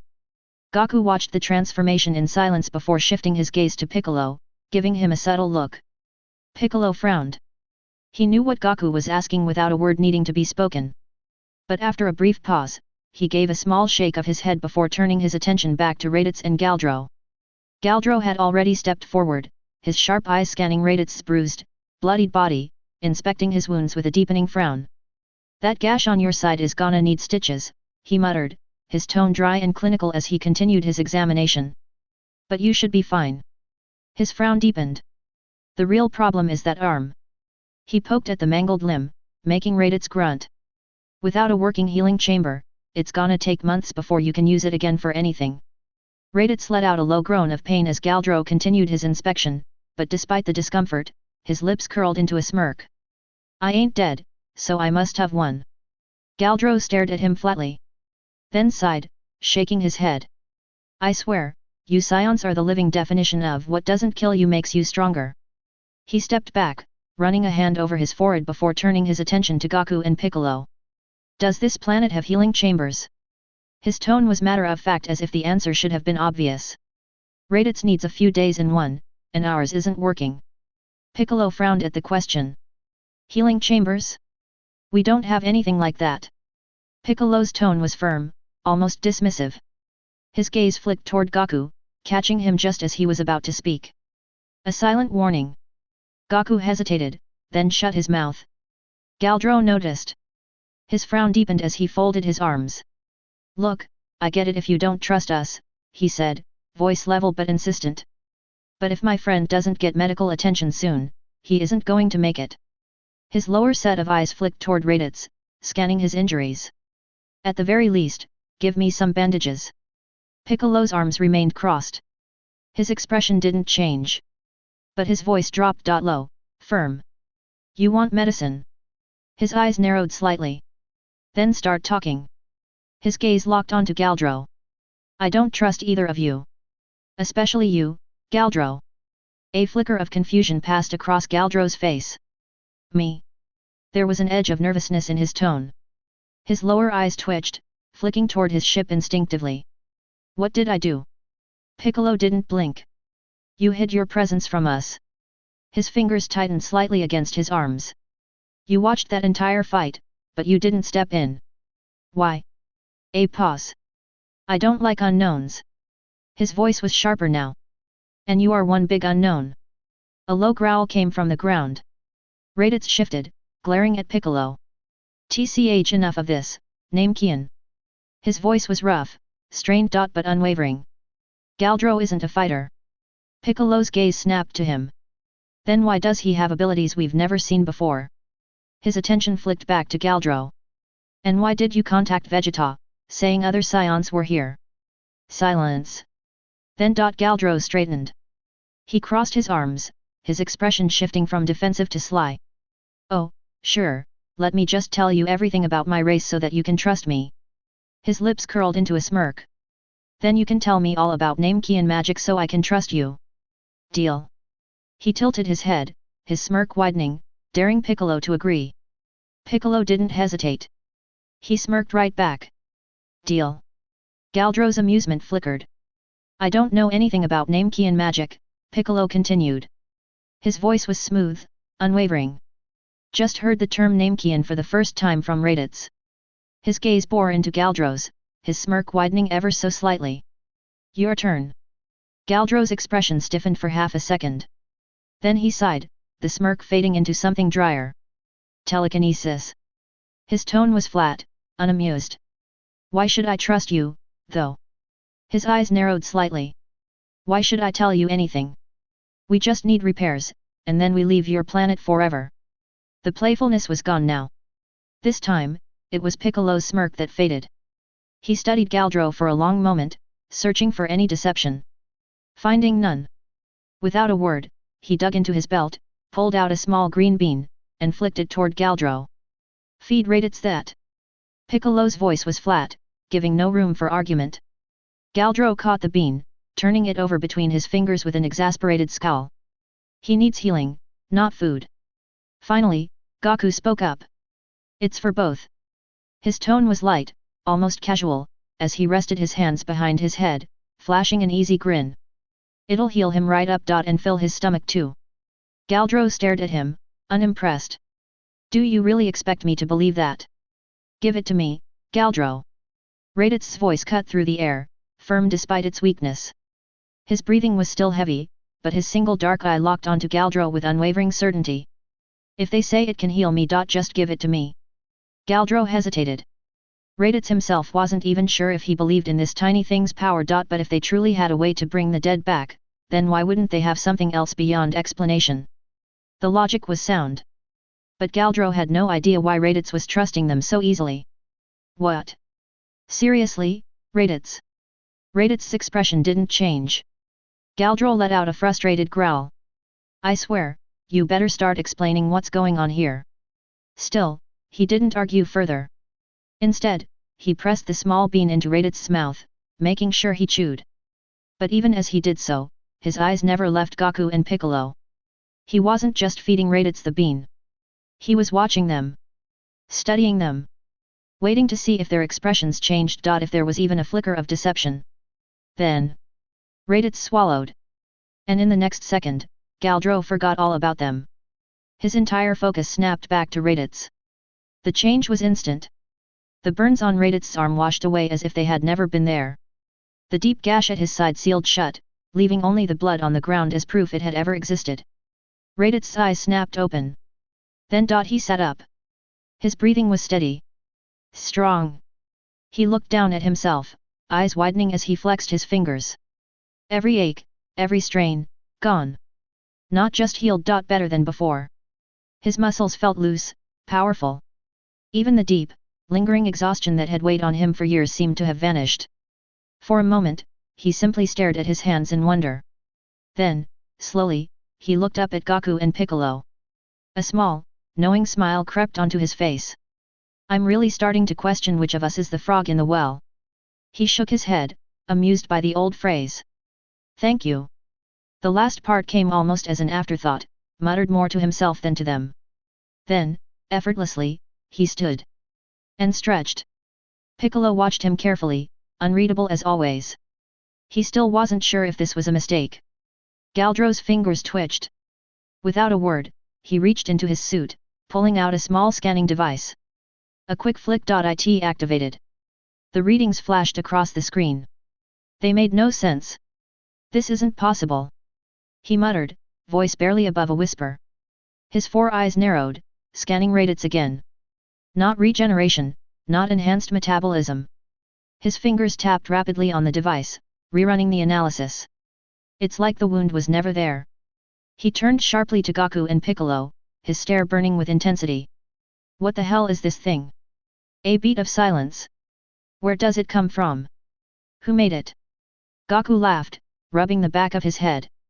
Korin grows them. His voice was light-hearted, almost dismissive. I don't know how they work, but they're amazing, right? Heh. Piccolo, however, wasn't paying attention to Galdro anymore. His focus remained locked on Raditz. His voice cut through the conversation, direct and sharp. I take it this Vegeta isn't exactly on your side. Raditz paused. Gaku and Galdro both turned to him, waiting. Raditz's expression darkened. Yes and no.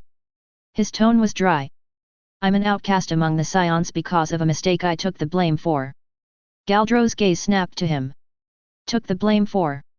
His voice was hard. Stern. Raditz waved him off. Not now. Instead, he turned his gaze back to Piccolo. It's not Vegeta I'm worried about. His voice grew heavier. It's one of the three that'll probably be with him. A pause. His next words landed like a stone dropped into still water. There is a traitor among the Saiyans. Thanks for listening. Since you've made it to the end, consider supporting the original author. Their link is in the description. If you enjoyed this audiobook, don't forget to like, subscribe, and check out the playlist for the next chapters.